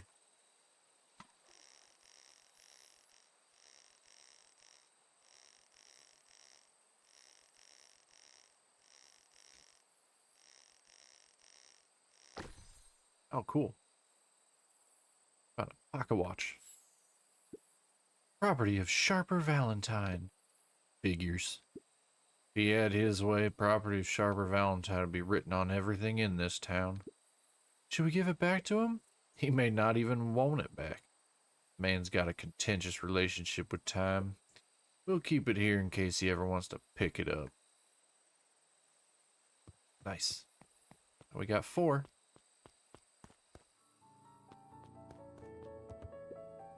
Rolo, Are you still up there? I'm sorry, Rolo isn't accepting visitors at the moment. Come back. Never. Luca had only ever heard him speak in this stiff yet gentle tone a few times, and it always meant one thing. You're upset. Oh, what makes you say that? Maybe because my best friend abandoned me for no reason? I didn't abandon you. I'm just a little Rolo late. scoffed. The rain held me up. Liar. You weren't even home. What? Storm got bad and I got worried, so I went looking for you. Imagine my surprise when I made it to your house and you weren't there. I hadn't made it back yet. I'm not a fool, Luca. It doesn't take all day to deliver some jam. No, that storm rolled in out of nowhere and I got stuck after dinner at Beck's house. Luca stumbled on his words, knowing he'd said too much. Beck? Dinner? What the heck is a Beck? She's a new kid in town. She's actually kind of cool. You'd like her. She needed help convincing her parents that she'd made new friends. New friends? I spent all day waiting for you, and you were off making new friends? It's not like that, Rolo. You know, while I was waiting, I made some upgrades to mission control. It was gonna be a surprise, but you took so long the storm knocked it all down. Just like you knocked down our friendship. What does that even mean? Luca became instinctively angry in response. Both boys were now shouting across the distance. It means you're a bad friend. You don't care about me. Of course I care, you ass. I knew I'd get in trouble waiting so late for you, but I kept my word, because that's what friends do. Oh wow, what a noble sacrifice you made. Easy for you to say. Now I think Luca's fine. I think you're thinking Rolo needs to calm down. Rolo's the one over on this side. Your grand doesn't even care. You can stay out as long as you want, and you wouldn't even get in trouble. Seriously? You're acting like I chose this? If that's what you think, then maybe you're the bad friend. No worries, Bex. I knew what you meant. Rolo's tone changed to a calm, yet more intense anger. Maybe Pa is right. Storms bring more than water. This one brought out the real Luca. Stop quoting your Pa's nonsense like it means anything. Yeah, well, at least my Pa is still around. The words hung in the cold night air. Damn. Bro really went there. Bro really went. Jeez, what the? Rolo's stomach dropped, knowing. Yeah, no, not cool. Yeah. All right, let's beat the shit out of Rolo. YOLO Rolo, here we go. But it was too late. Luca, Good night, Rolo.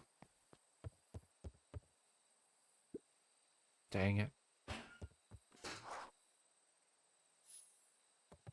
Yeah, see, like I said, chat, I'm pretty sure the alligator, crocodile, the book reading lady, she always basically gives a short synopsis of what's about to happen. Luca dug through his old stuff, not even sure what he was looking for.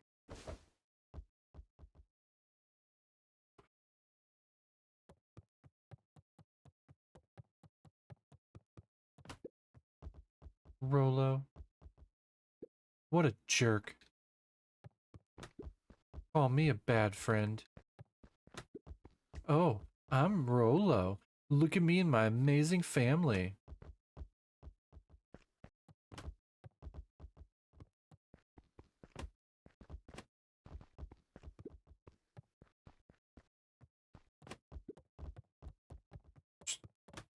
Just gonna keep kicking his ball around. Guess I'm just never supposed to make new friends. Oh. Oh, sweet Jesus. What the... Poor Luca. Luca? Gran cooed gently from Oh, the hallway. Luca. Alright, switch different voices. Luca. You slept straight through a breakfast. Luca, are you all right? I'm fine. Just don't feel like getting up yet. Okay, I'll leave this oatmeal by the door. I've got to run out and take care of some things. Okay. I'll be back later to check in. Sure. Luca just wanted to be alone. He waited to hear the sound of the front door closing.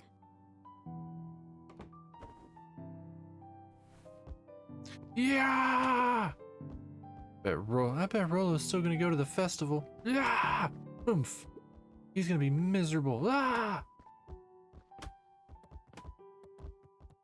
Rainbow kick!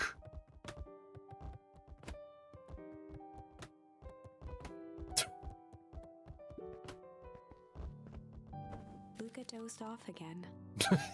Ain't doing. Today I don't feel like doing anything.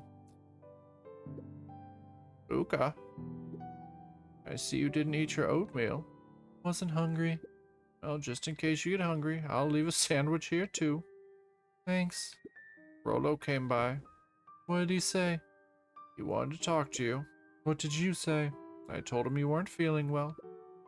Good. So your plan is to just sit in your room all day? Pretty much. Well, I need to pop away again for a minute. If you decide to end your pity party and go outside... Pity party, Gran? Pity party? I think it'd do you some good. Noted. Luca still couldn't bring himself to go out. Besides, if he ran into Rolo, he'd have to actually confront the situation. Wonder if it'll actually let me leave. There's never anything interesting at the festival anyway.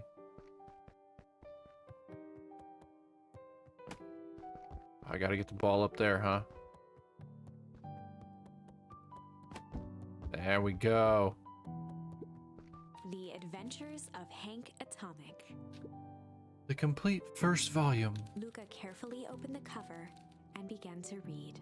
Rolo had received it for his birthday, a special hardcover edition with behind-the-scenes commentary and bonus art. Rolo cherished it, but asked that Luca keep it at his house. Luca wasn't sure if it was because Rolo didn't trust himself with it, didn't trust his sister around it, or just wanted an excuse to come hang out at Luca's more often. Whatever the reason, Luca didn't mind. But it had stayed right there where Rolo had stashed it ever since. Now, at the foot of his bed, Luca lost himself in the pages. He'd read it all before, but at this moment, it somehow felt sentimental. He was well into issue number 5 when he heard soft footsteps from the hallway. Luca, another little friend came to see you. A girl named Beck Modewell. She said you met yesterday. What did she say? Is she here? She was just dropping by. I told her you weren't taking visitors today. Oh. She seems nice. Yeah. You had a fight with Rolo, didn't you? Can I come in? Maybe later. All right then. I'll leave dinner on the kitchen table in case you want a bite before bedtime. Without realizing it, Luca had pouted away the entire afternoon. He once again felt the weight of it all and allowed his weary eyes to close. Luca stood in a vast black expanse. He looked up at his father standing beside him. Walt was working a straw at the bottom of a fountain glass, trying to collect the last bits of milkshake. Dad? Where are we? Taking a final loud gurgling sip. His father peered up from the glass. He jangled the straw playfully with a warm smile, then lifted the empty glass as if to point into the darkness. The source? Luca's eyes followed his father's gesture. In an instant, he was sitting in front of a blazing campfire. Across from him sat a large figure in a yellow hazmat suit. The figure's voice was a scratchy echo. Well, if it isn't the man of the hour, make yourself comfortable. Luca held his shivering hands over the flame to warm himself. It doesn't work that way here. Their yellow-gloved hand pointed to the base of the flame. It's a cold flame. See? Luca peered at the base of the fire. It wasn't wood that was burning. It was Beacon Pines itself. Tiny buildings, freezing and crumbling as they were consumed by flame. Luca could see small shadows moving in the burning city. People. Luca leapt to his feet. We've got to help them. The figure gave a dismissive wave of their hand. Why waste energy helping people who can't even help themselves? The figure bent down to examine the panicked crowd as they desperately tried to stop the flames. They only care about what's right in front of them, not like us. Luca's voice was a trembling whisper. Us? The figure slowly stood up, grabbing its helmet with both hands. With a jolt and a twist, the suit emitted a gasp. A cloud of torpid mist escaped, slowly revealing the face within. Luca's own face looked back at him, older, worn, distant. The sensation was oddly familiar, as if he'd caught his own reflection by surprise in the mirror. The doppelganger smiled. I tried to help once. He gestured towards his face. And all it got me was this. Luca staggered back. You aren't me. Luca felt a hand catch his shoulder. His father was there again, beside him. Every choice sets us on a path. This is the end of one of your paths, son. Luca watched his older self shake its head ruefully, its face twisting into a cruel grin. Welp, Dad. If you wanted him to see this, far be it from me to disappoint. Luca watched in shock as the figure took a confident step forward and plunged into the flames. In a flash of cold light, he was gone. What does all of this mean? Luca felt a reassuring squeeze on his shoulder. Just remember, why we choose matters just as much as what we choose. Luca woke up to see a hazy figure at the foot of his bed, silhouetted in the morning sun. Mom? No, dear. It's only Gran. Luca rubbed his eyes. The kind, concerned face of his gran came into focus. How are you feeling? Fine. Anything you want to talk about? I don't feel like talking. That's just as well. How about you sit there and listen a bit? Whatever you and Rolo fought about doesn't matter. But Gran silenced Luca with a gentle pat on the leg. Fights between friends happen. What was said doesn't matter. The important thing is that it's not the last thing you ever say to each other. But he said stuff about Dad. Well, do you think he meant it? No. He was just mad. Mm-hmm. And did you mean any of the things you said to him? No. Good. One must appreciate friends in their best moments and accept them in their worst. Now get your little butt out of bed. The festival's today. You don't want to miss that, do you? I guess not. Seems like a good opportunity to make amends with Rolo, doesn't it? Luca gave a reluctant nod. So buy him a corn dog and apologize. But he's the one that... What did I just say? Buy him a corn dog.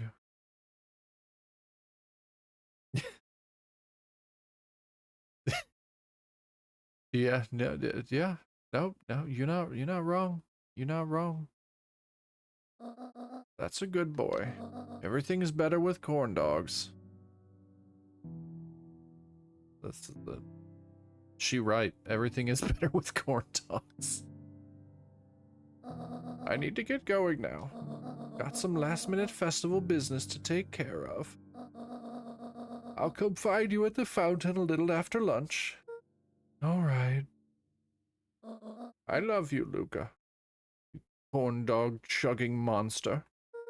Love you too. Luca took a deep breath.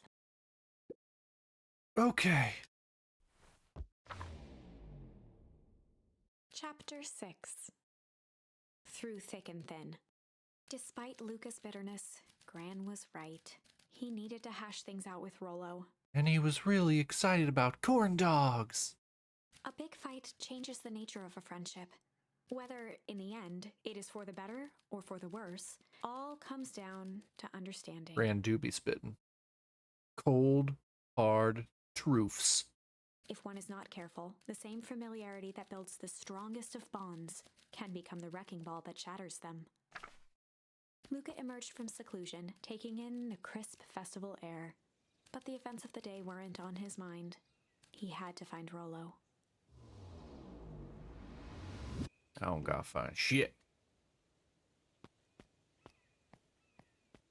Going this way. La la la la la la la la la la la la la la. La la la la la la la la la la la la la la la la la. La la la.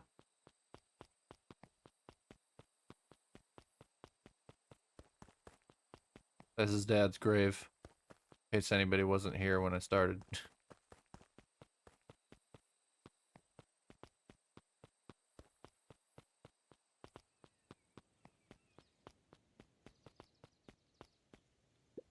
There you are. Luca. Rolo wanted me to tell you something. What is it? Roxy rolled her eyes, shaking her head. A space adventure, though you needn't buy it. If ye be brave, go somewhere quiet. Roxy, I don't... It's a riddle, Luca. My goofy little brother wants you to find him. Luca looked down and kicked at the dirt. Look, I know you two had a fight. Is that an Attack on Titan reference? Because I don't like Attack on Titan. We've discussed this. The only thing more annoying than my little brother is my little brother without his best friend. So I'm doing him this one favor. Now I need one favor from you. Whatever it is that went down between you two, squash it.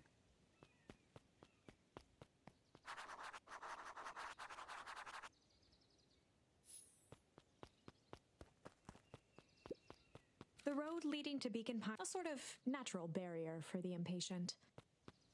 That basically tells me I'm not allowed to go that way. Oh, so many people to talk to. How goes the beetle hunt? Pretty rotten. I haven't seen so many as I don't know what that word is.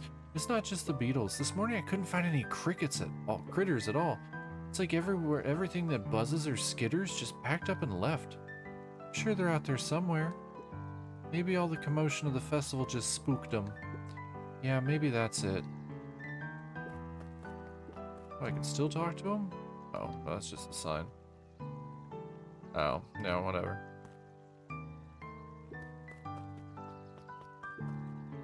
No, I don't, it's not a spoiler because I'm never gonna watch it because I don't like it.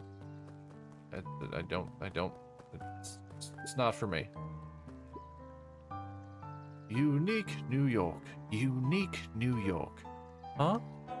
Oh, don't mind me. Just warming up for my big ceremony Mr. Kirk speech. pointed to his grinning mouth. Gotta limber up the old gab box. You nervous? Oh, heavens no. Well, break a leg. Okay, I can't talk to him. That's good. Welcome to our festival. Don't forget to come back later for Mr. Kerr's speech and the Perennial Harvest Festival sign reveal. You don't want to miss it. I don't know who Perennial Harvest thinks they're impressing with this ridiculous festival. Totally. The town's still falling apart, the weather's still cruddy, and the season's harvest looks like it's going to be worse than last year's. You said it. No amount of corporate pandering is going to change any of that. Exactly. But the lemonade at the drink stand over there does look pretty tasty. I'm still gonna be mad at them. Just rather be mad while sipping some delicious lemonade is all.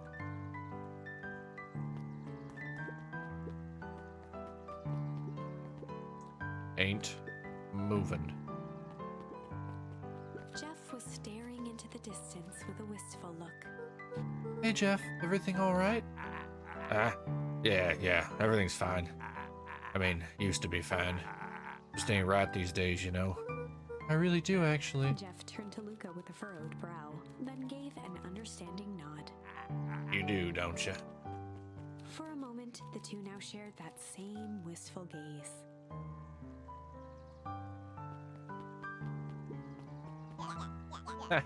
Every single time. Yup. Wait for it.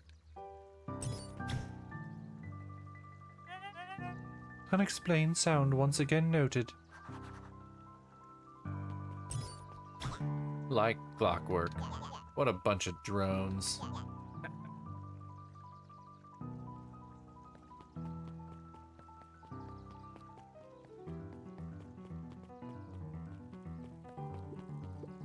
A most welcoming of welcomes. Would you like to share your thoughts? We always strive to improve. Nope. It's the first time I've seen this many smiling faces since the foul harvest. I had my doubts about perennial harvest, but I must admit they do put on a nice party.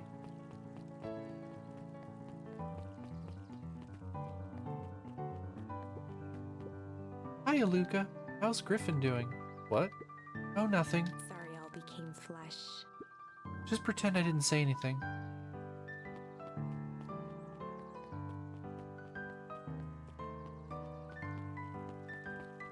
What's...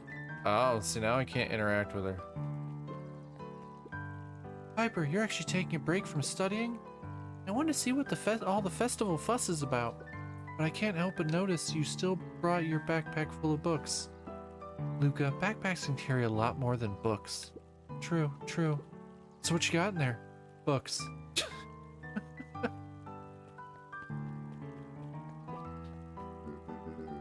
I was able to return the perennial harvest safety suit you borrowed. Yes, Lemon, it does. I don't think anyone noticed. Good. Now will you tell me what you needed it for? It was a favor for an enemy of my enemy. This isn't going to harm Mr. Kerr, is it? All you need to know is that it's for the good of the family. Okay.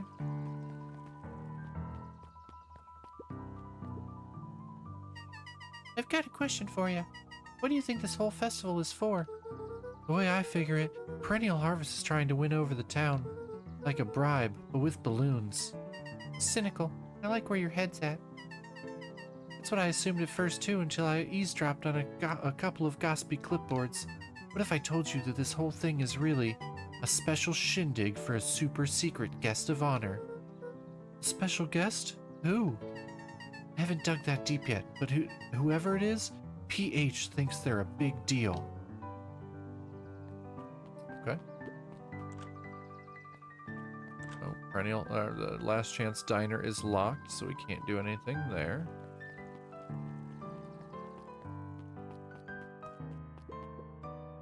Luca, did you know that Beacon Pines is actually unincorporated? A lot of people don't know that.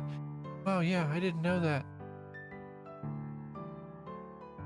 What's that mean? It means most public works are handled internally. We do all the pipelines, the water treatment, building regulations. That's great. Census taking. Emergency services. Hey, Luca. So you're done at the library? Huh? Oh, nothing. Griffin looked away suspiciously. Nothing at all.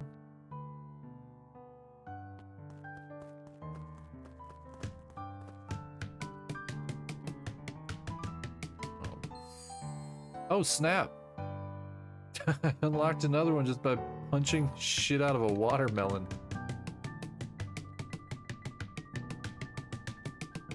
Got an achievement too.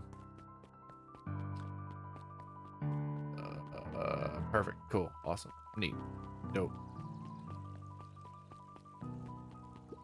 A bit much. We already did that.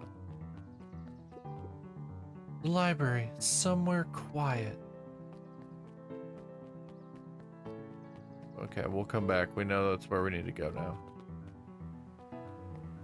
Anything else? No?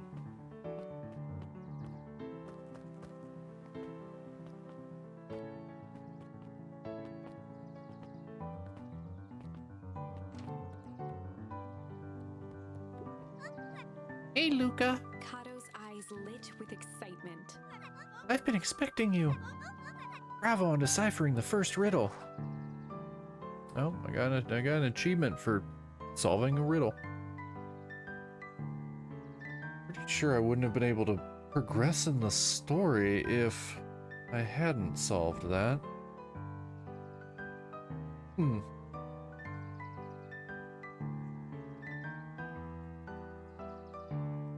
Alright.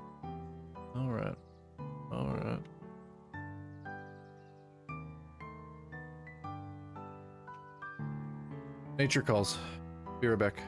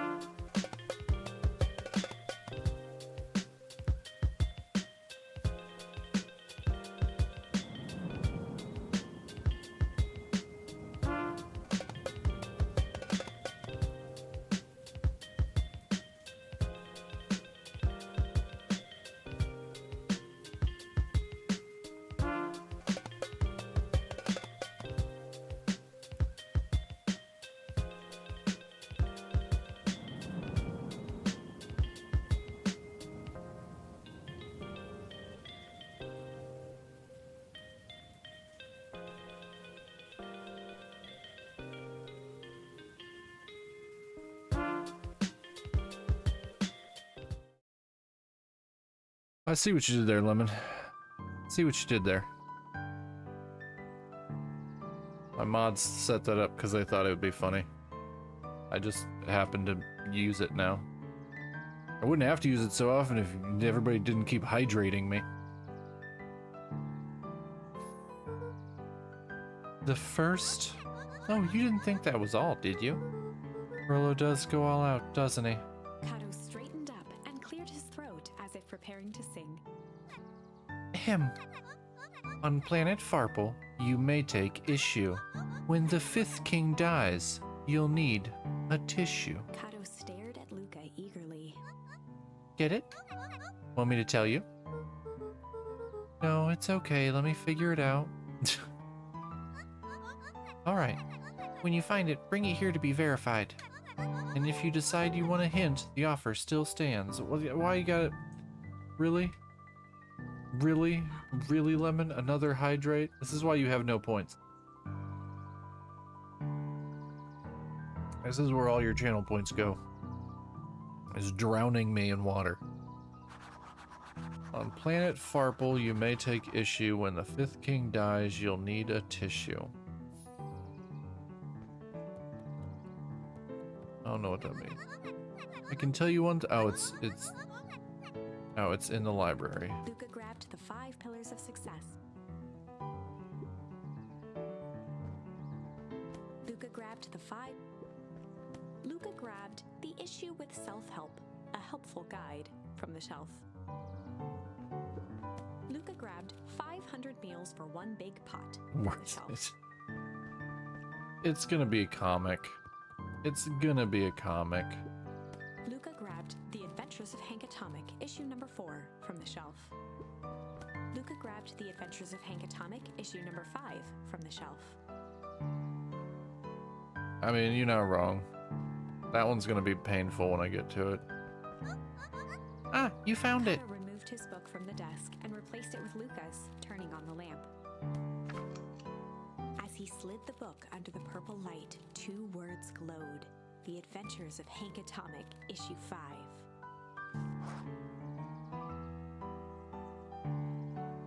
Figured that one out all by myself, chat. I'm a puzzle-solving genius. Luca clicked his tongue with recognition. Rolo's cipher pen. He used to write secret messages everywhere with that, and only I had the special flashlight needed to reveal it. But I lost it. Well, apparently he traded Jeff for this purple light bulb.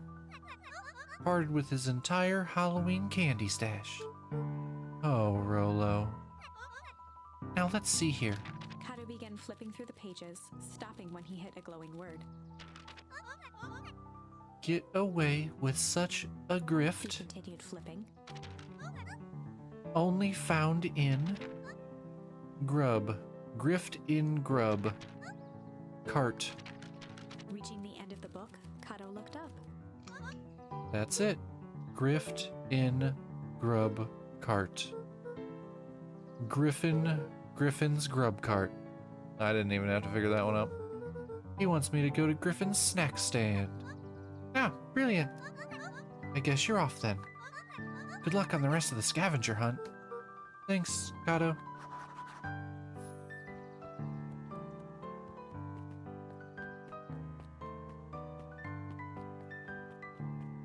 Off we go, chat. Off we go.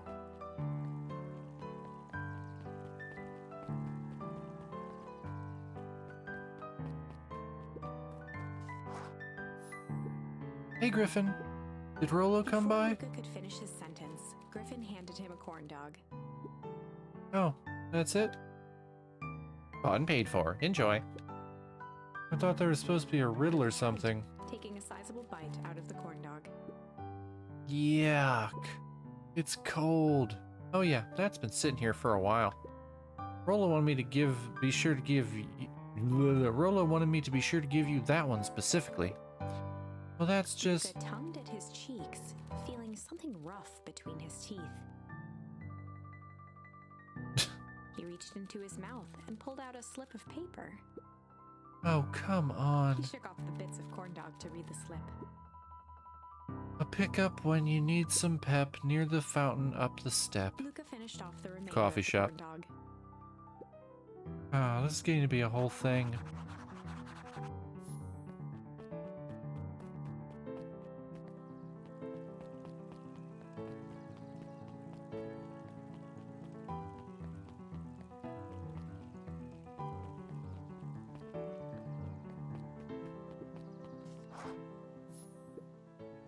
There you are, Luca. There's no way I'm actually doing this. It's way below my pay grade. Oh, come on, you big stiff. Let the kids have some fun. Fine. But Rolo owes me one. Lumi waved his hands around sarcastically as he began.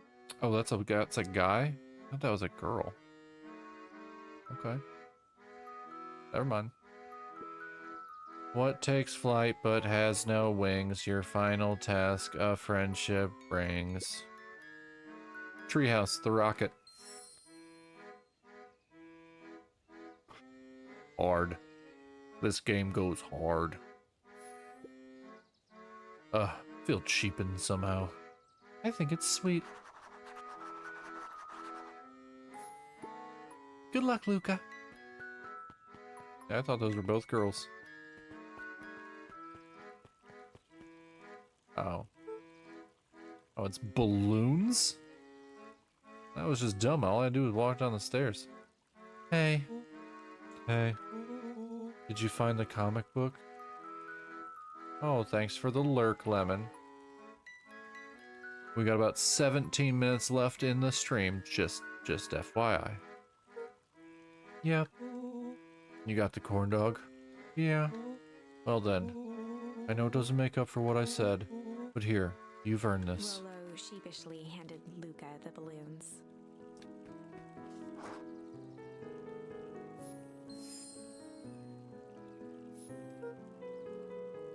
Thanks. You didn't have to go to all this trouble. I'm sorry I got so mad. Dang it, you were supposed to let me apologize first. Oh, sorry.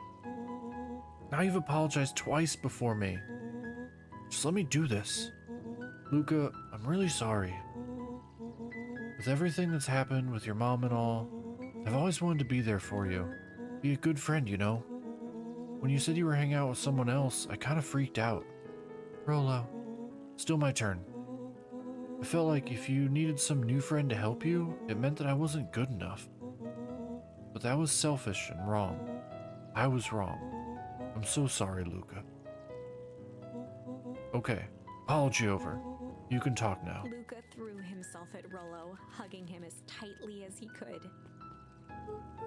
Rolo, I don't deserve you. I don't deserve you either. That's why we deserve each other. So, what else do you want to do today? We could snoop around and try and find some info about your mom. Snoop where? We could probably sneak into Perennial Harvest HQ while everyone's at the festival. Aren't you curious about all the stuff those clipboards write down? What if we get caught? I think I've had enough excitement for 1 week. Let's just make the rest of the day about us. Yeah, the stream was scheduled for 4 hours. It's been 3 hours and 45 minutes. I got about 15 minutes left. And then I need to eat dinner, finish meal prepping for my week, and get some rest. Really? Yeah, the rest of the world can wait one more day. You know, I have been wanting to get some work done on the MCDC at Mission Control. The aim is a bit unpredictable. That sounds perfect.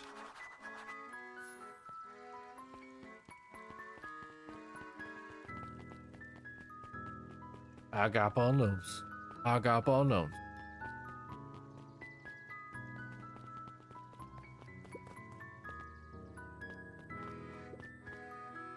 I'm gonna see if we found any more. Oh, we sure did. Luca stuck a toy stretchy hand onto the hook. Those things always get dirty anyway. They do.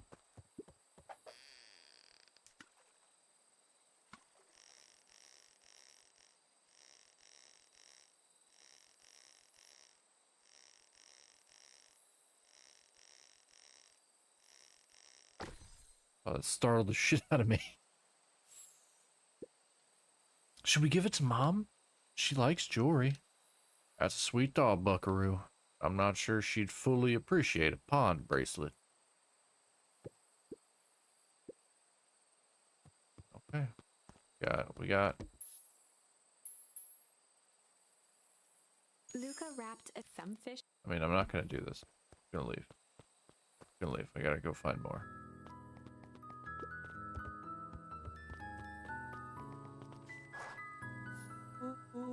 Oh, I almost forgot. I ran into your gran this morning. She asked me to give you this. Luca an unopened letter. I'll wait for you inside if you want to read it now. A letter? Luca, some things are going to happen that might be difficult for you to understand. If I am honest, I hardly understand them myself. But whatever happens, I need you to know that I love you. None of this is fair to you. You have already lost so much. We both have. I wish there was a simpler way forward. But if there is, I haven't thought of it. God knows I've tried. Everything I've done. I did for you. I hope someday you can accept that. Love, Gran. I love you too, Gran. Luca folded the paper into his pocket and headed up the ladder. What's up with the letter? Anything you want to talk about? Maybe later. Sure, whenever you want. You know, you really didn't have to go to all that trouble just to apologize. Who doesn't like a nice pawn bracelet? I mean, yeah, you know. I know, but we'd been looking forward to the festival for weeks. After I ruined everything with my big mouth, this was the best way to make sure you still had a good time without me. Rolo. Luca was at a loss for words, but that was fine. Words aren't always necessary. The festival seemed nice. Was it nice? We can still go. Nah, this is fine. Well, there's always next year. Sadly, this was untrue. What? That's ominous. A distant rumble shook the treehouse. Huh? What was that? Oh man, we missed the It was fireworks. not fireworks. The narrator's sassy. I kind of love it. It was something the boys couldn't possibly comprehend. Something as old and cruel as time itself. The piano music is not giving me that impression. What? What? A shockwave of cold tore through the room. A bitter, unfathomable chill. Before they could react, it encased them in ice. Two boys, reunited by friendship, only to be cruelly separated by a malevolence beyond reason.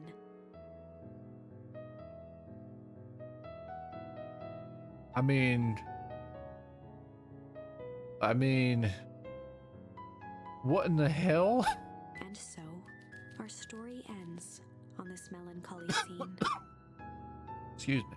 In a silent treehouse turned statuary, in a town brought low by its secrets, sits a pair of friends, alone, together, for the rest of time. The end. No, that can't be the ending. It simply can't. I won't accept it, and I hope you won't either. There are more endings, more possibilities. I can feel it. We are just going to have to sort through them all until we find the one that fits. I don't know how far behind you are in time, Lemon, but yeah, the narrator's losing her mind.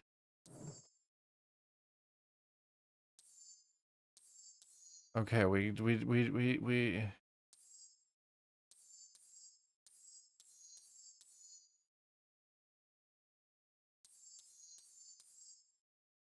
okay. Okay. I've got like 10 minutes left. Do we start MCDC or weather?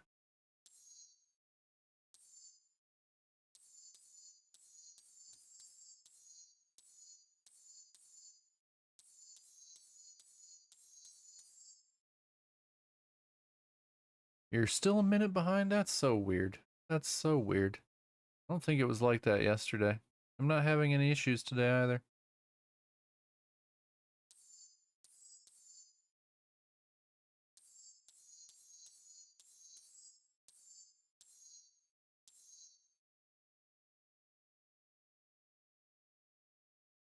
Actually, we're gonna go with hazardous.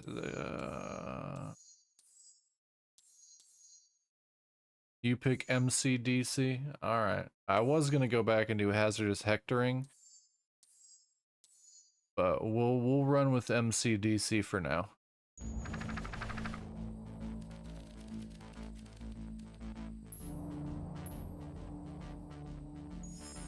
Luca drew himself up and decided to take the only option they had left.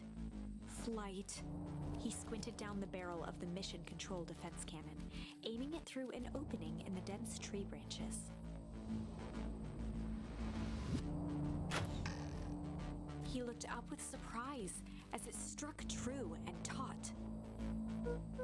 Wow, I can't believe that worked. Hey, Mr. Kerr, we'd love to hear your thoughts, but I'm afraid we have places to be. Come on, Iggy. See you, jerks.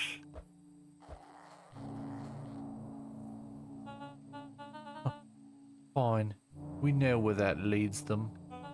This way, we'll take the tunnels. Luca and Iggy winced as they sprinted through the thicket. The branches clawed at them, reluctant to give passage. After what felt like a marathon, Luca stopped in his tracks as they reached the clearing. What the? That was all he was able to say before Iggy slammed into his back. The boys tumbled down a steep decline and crashed with a wheezing thud on a surface as hard as ice. In fact, it was ice. Chapter 5. Signs. They stood silently, catching their breath. The sky was like sapphire. With each breath, a plume of steam escaped from Luca's lungs. Let's keep moving. Luca pulled Iggy to his feet as they gazed across the snowy terrain. That was actually pretty badass. Uh-huh. I think we lost him. We up in the mountains? I don't think so. If anything, we went downhill. Then what's up with the winter wonderland? All I know is there's no going back the way we came. Let's see if we can get our bearings. Follow me.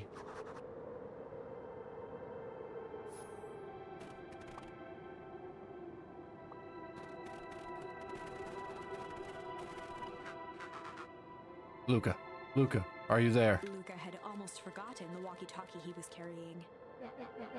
It's that bozo Kerr. I hope nothing bad has happened to you out in those Luca woods. looked at Iggy with hesitation. No need to be rude. With a resigned sigh, Luca responded. It seems like the only dangerous thing in the woods is you. He speaks the young man of the hour. Now, how in tarnation did you end up with one of our radios? Just lucky, I guess. Boy, howdy, you Van Horns are full of surprises, aren't you? You knew my parents? I never had the honor of meeting your father, but your mom sure was a handful. Luca winced, shoving the walkie-talkie back into his pocket. We gotta keep moving.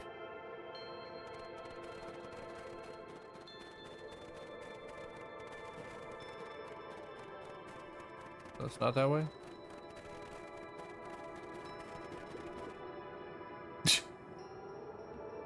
A disc of smooth metal was lightly covered in snow. Two faint seams were visible along the surface. A manhole cover? If it is, I've never seen one like it.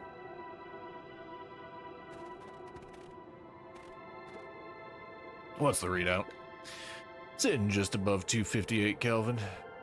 That's down a bit from last time. Should we report this to Mr. Kerr? Meh, still within safe ranges. It may be spreading, but it's under control for now. Even a small nudge in the equilibrium could cause a cascade. Dude, relax. There's a few more sites to hit before we can punch out. Let's get this over with.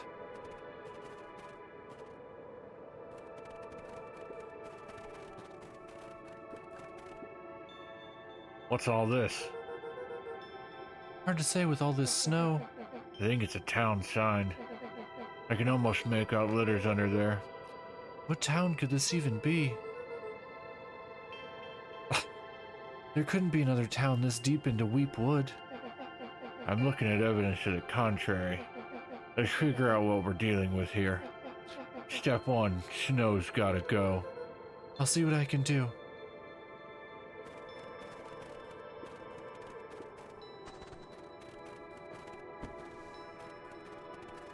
What? The boys stared in disbelief at the sign that now clearly read, "Welcome to Beacon Pines." This doesn't make any sense. We're in Beacon Pines? How's that possible? We ran away from town. How did we get back here? I guess we got turned around? Where did all this snow come from? Well, it's been colder than normal lately. There's a pretty big difference between sweater weather and this Arctic hellscape. The puddle we fought at before, it was cold too. Maybe all of it leads to one source? You think it's related? What the hell is going on? We're gonna get you some answers. Let's keep moving.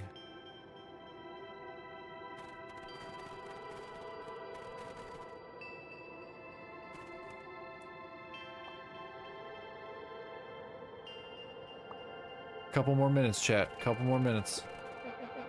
This stuff look familiar to you?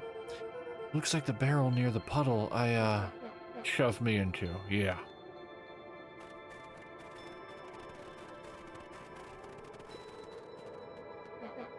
It's all frozen. Looking down at the frozen stream, Luca could faintly see a school of minnows encased in the ice. Whatever happened here, it happened fast. The fish didn't even have time to run. Or, swim run.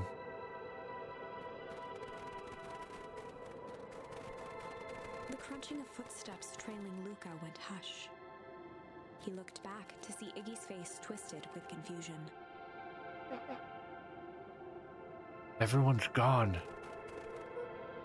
What? There's nothing here but more snow. There must be an explanation for all of this. We have to keep looking. You can look all you want. I quit. Iggy, we have to keep going. You don't get it, do you? This isn't one of your pathetic Hank Atomic stories. We aren't going to save the day. We aren't even going to save ourselves. My face is mangled. The town is destroyed. And everyone we've ever known is gone. We don't know that. You can't just quit. Do whatever you want. I'm done. Iggy, it's gonna be okay.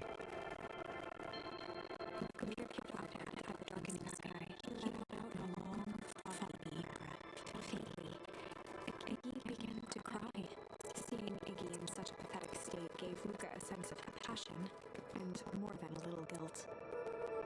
It is getting pretty late, I think. Probably not a great idea to stumble around in the dark anyway. Luca allowed himself to collapse next to Iggy. Let's just rest for a bit. The boys huddled together for warmth and comfort. If not for exhaustion, their minds would be racing, trying to make sense of the events of the day. As it was, all they had energy for was to sit in silence, numb.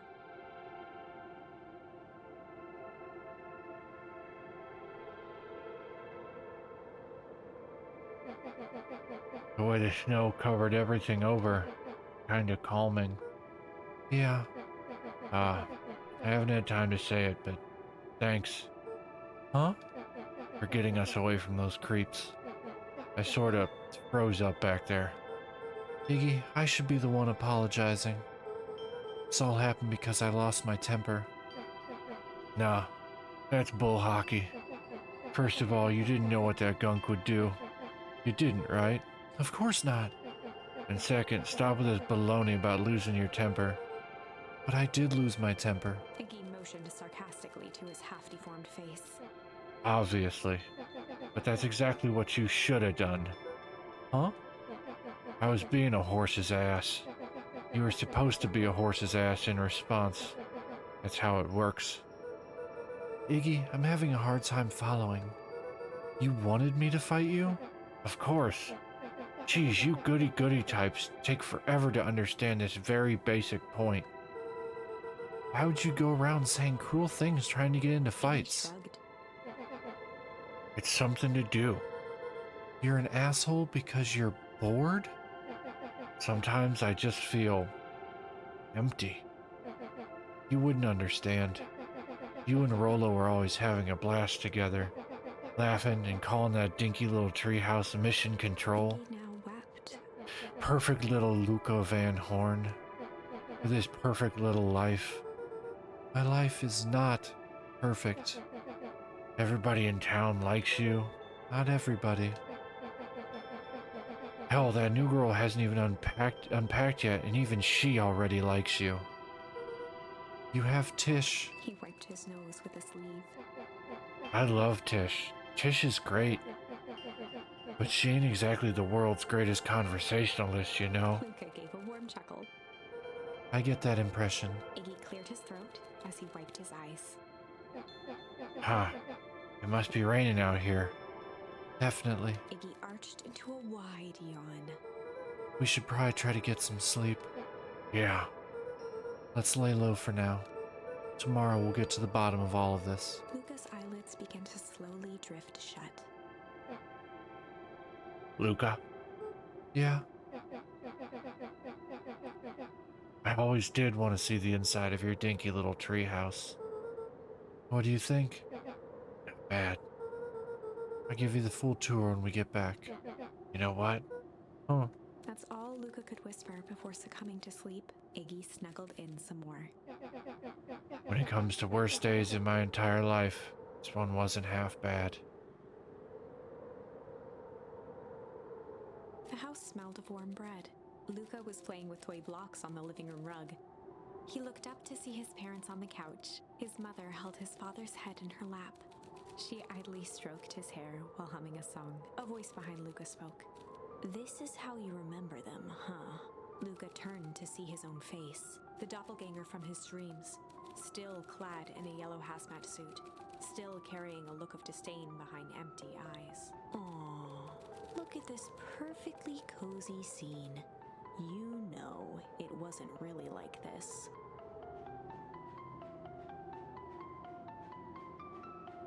The figure picked up a toy block and inspected it. That's why I just avoid most people. It's amazing the facades that one can build given the right materials. Not that I blame us. These are a child's memories, all warm and fuzzy. You don't remember, do you? Luca snatched the block from the figure's yellow-gloved hand. Remember what? The doppelganger pointed to the couch. The last day we saw him alive. The day he chose to abandon us. Luca turned to look at his father, still lounging on the couch. That's not true. He didn't abandon us. The doppelganger waved his hand dismissively. Everything is true here. It's just a matter of what we choose to see. Well, let me show you. The world flickered and pulsed. Luca was sitting next to his bed, listening to his heartbeat with one of his dad's stethoscopes. The doppelganger limped into the room. No, we both know that's not how this went. He grabbed Luca's hand and guided the stethoscope to the floor. Luca heard muffled shouting, brought close by the stethoscope. It was his parents, fighting. Do you remember what we did next? Luca gave a slow nod and crept down the hall to peek through the banister. He could see the outline of his mother at the bottom of the stairs. Damn it, Walt. We can't afford to get involved in this. She was scared. His father stepped forward. What am I supposed to do? Just watch? There's a sickness in this town, and we both know who's behind it. I swore an oath to help people. I won't turn my back on them. Luca's mother grabbed Walt. She was crying, pleading. I can't lose you. Walt calmly removed Eleanor's hand from his shoulder. What's right is right, and what's wrong is wrong. I could never live with myself if I let Sharper get away with this. Eleanor raised her voice. Spare me your bullshit platitudes. What about our son? Luca flinched, dropping the stethoscope down the stairs. Walt turned with a panicked smile. Luca, is that you, buddy? With tears in his eyes, Luca descended the stairs. Mom? Dad? What's going on? Walt dropped to a knee to meet Luca eye to eye. Nothing, buckaroo. Your mom and I just got a little overexcited is all. Luca placed the stethoscope against his father's chest. His heart was racing. It sounded like you were going somewhere? Walt gently removed the device from Luca's ears. Listen to me, Luca. I have some business to take care of. I'll be back in time to tuck you in. Luca hugged his father tightly. Promise? Walt stood up and walked to the door. He glanced over his shoulder. I promise. With a wink and a grin, he put on his hat and strode out into the evening sun. A figure approached soundlessly from the foggy snowfall. It stood above them, lingering in contemplation.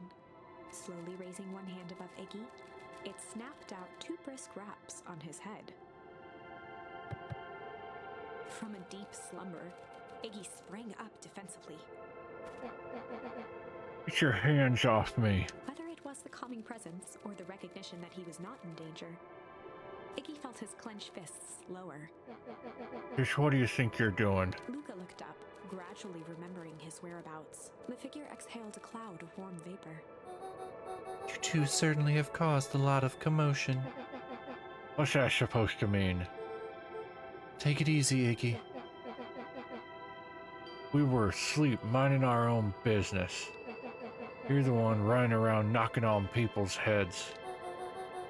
I'm sorry if I hurt you, Iggy. You didn't hurt nobody. Anybody. Huh? Oh, I see. You think you're better than me, you? When it came to complete strangers, Iggy had trouble cobbling together an insult. You big-hatted, scarfy-necked furball. Okay, let's lower the temperature a bit here. Interesting choice of words. I mean, let's all just calm down. Who are you? A friend. An observer. A hitchhiker on the infinite expanse of possibility. Great. How about a name? If you must call me something, you can call me Nat. Iggy huffed with gratification. How about you make like a gnat and buzz off? Very well. Nat began to turn away indifferently.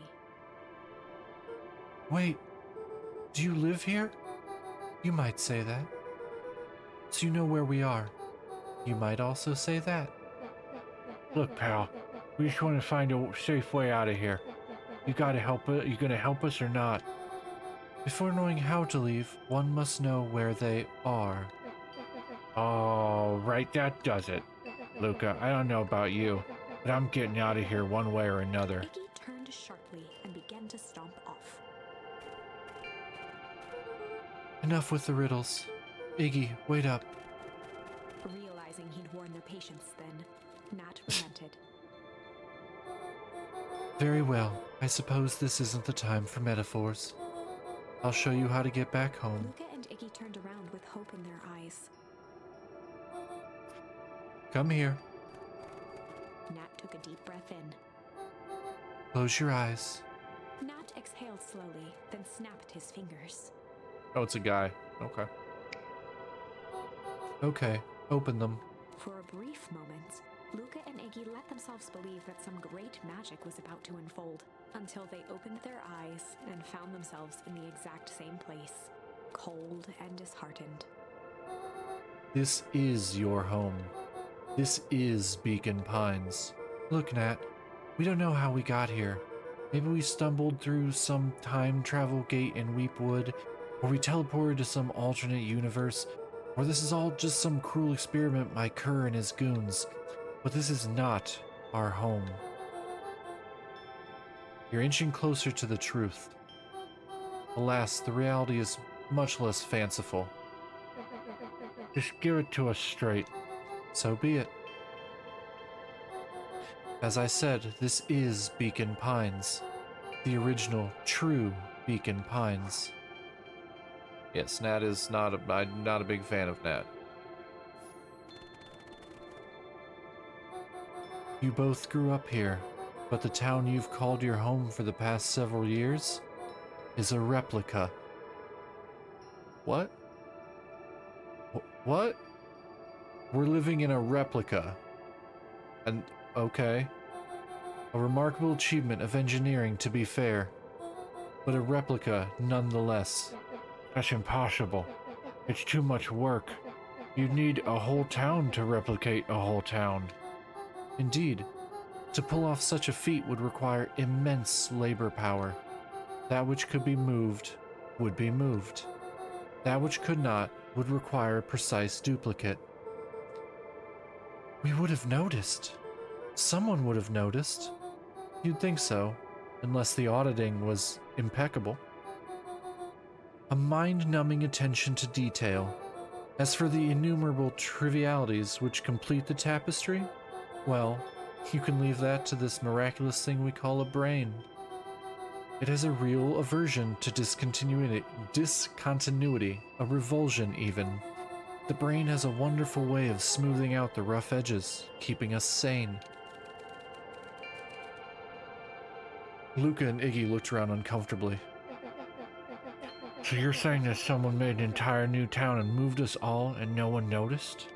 Precisely. But why? Why is the one question that can never be answered with certainty. The best one can do is to uncover. Nat narrowed his eyes, furrowed his brow, and uttered, The source. Why'd you say the source like that? Why indeed? Luca began to laugh uncomfortably. It's all ridiculous. There's no way they could. He looked down at his feet. His eyes started back and forth in contemplation. With a sudden pain, a thought struck him. If this really is home. He sprinted off into the pale distance. As Iggy turned to follow, Nat called out, Iggy, it's not too late to turn back. Simply head west through Weepwood.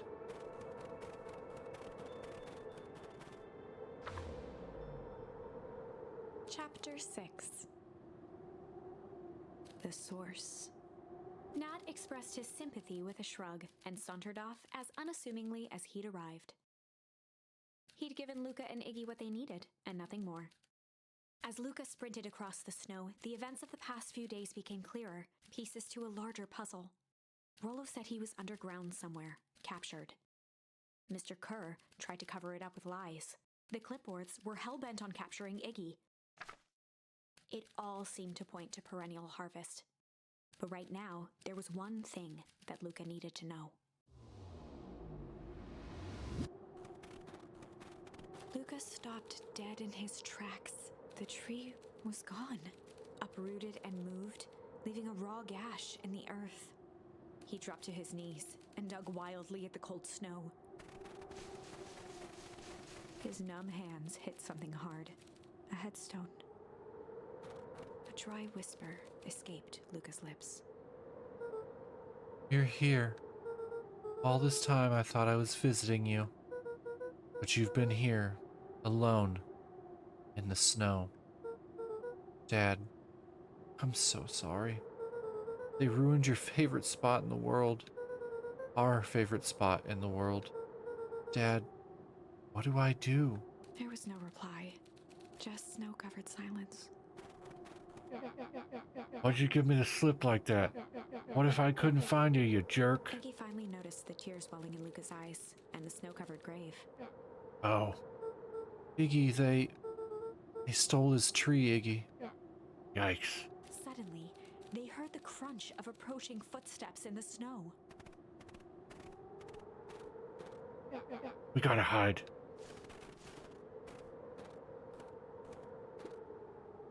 $259K.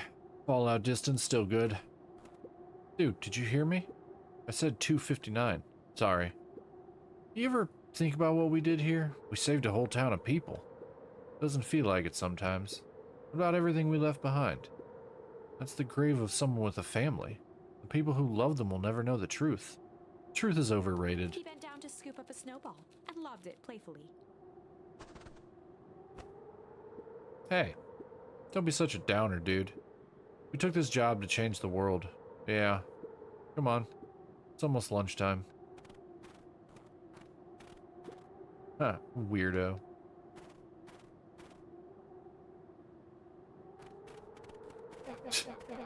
Here I thought I was a jerk. Those dinguses are out here literally dancing on graves. Luca stuttered through heaving sobs. I thought I was visiting him. I thought he was with me. Not gonna lie, that's a bad break. Here's some He advice. gave Luca a solid smack on the back of his head. Hey, Who's any of this helping? what? Sitting here in the snow, crying like some pushover. Who you helping? Iggy, look what they did. They lied to everyone. Blah, blah, blah. Luca Van Horn, you're a lot of things, but you ain't no pushover. What did I tell you before? When some jerk comes at you acting like a horse's ass, I should stand up for myself. hell yeah. Kerr and his merry little band of clipboards pulled off this switcheroo for a reason, right? Nat mentioned something about a source? Luca wiped his eyes with a sleeve. Whatever's at the source must be awfully valuable to Perennial Harvest. Sure would be a shame if something unfortunate were to happen to their precious source, wouldn't it? What do you have in mind? If it's small enough to steal, we snatch it. If it's too big to snatch, we smash it. And what if it's too big to smash? Iggy flashed a mischievous smile and cracked his knuckles. I'm always up for a challenge. I'm gonna make this right, Dad. Promise. Firefly was an amazing show. Gone too soon. Let's do this.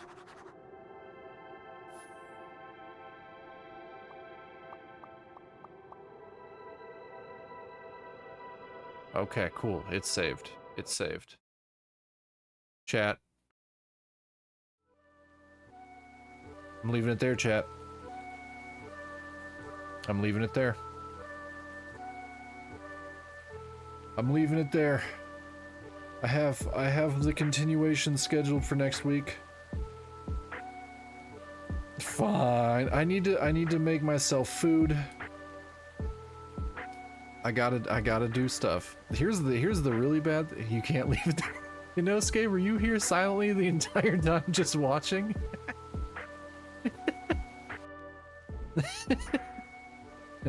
I know. I need to make myself dinner. I need to pack all my lunches for the week for work, and I need to get to rest in a few hours because I've got to work. I got to work super early. You're always in the shadows. Okay, so the schedule. We might switch up the schedule this week so that we can continue this game. But Tuesday is going to be Corpse Party. We are going to do that Tuesday. I initially put Beacon Pines on the schedule for next Sunday, so a week from today, but I might swap around some stuff, so maybe we'll continue this on Thursday. Okay, so we are gonna, I think we're over halfway through the game. I'm pretty sure we're almost at the end of the game, because it's not a super long game. But I've been enjoying it. Has everybody still in chat been enjoying Beacon Pines and the fact that it just literally flips the script over and over and over again, I saw none of this coming. It is a crazy mystery, a crazy mystery.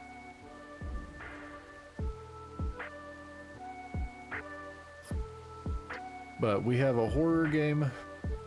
It is really good. I'm extremely impressed by it.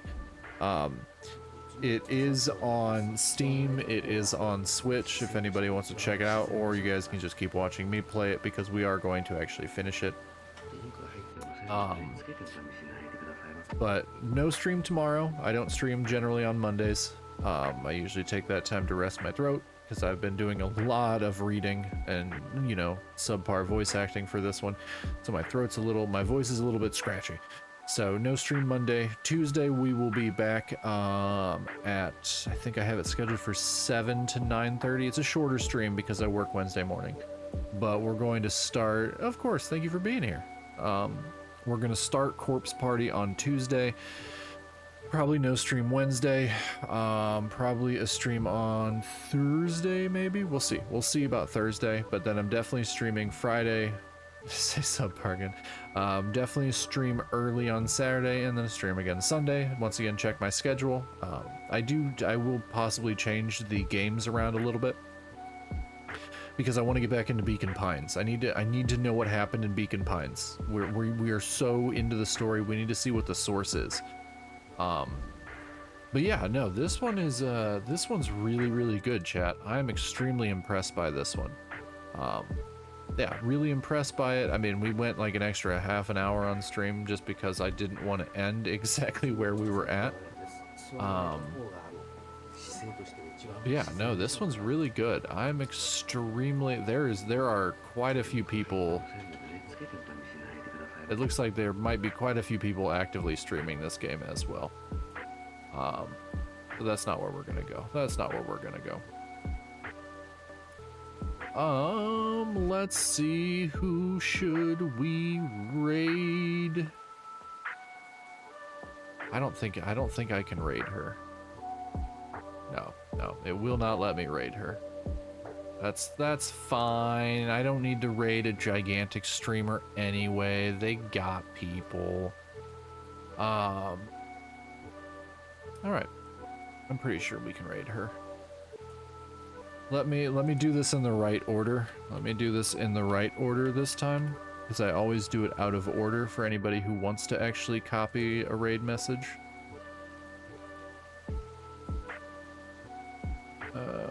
Copy this.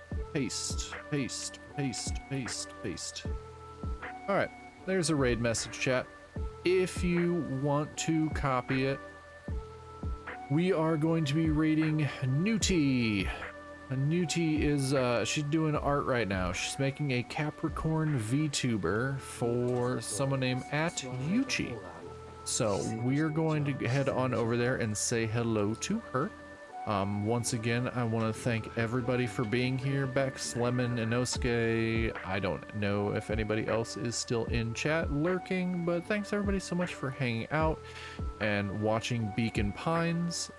And we will continue this story later on this week, so do not fret. We will finish this game on stream. I will save the entirety of it for stream. So no worries there. No worries there. But with that, I'm going to go ahead and start this raid. And yeah, I will see everybody later this week. Everybody have a good week. You guys all have a wonderful time as well. Much love to everybody. And yeah, I'll see you later. Have a good week, everybody.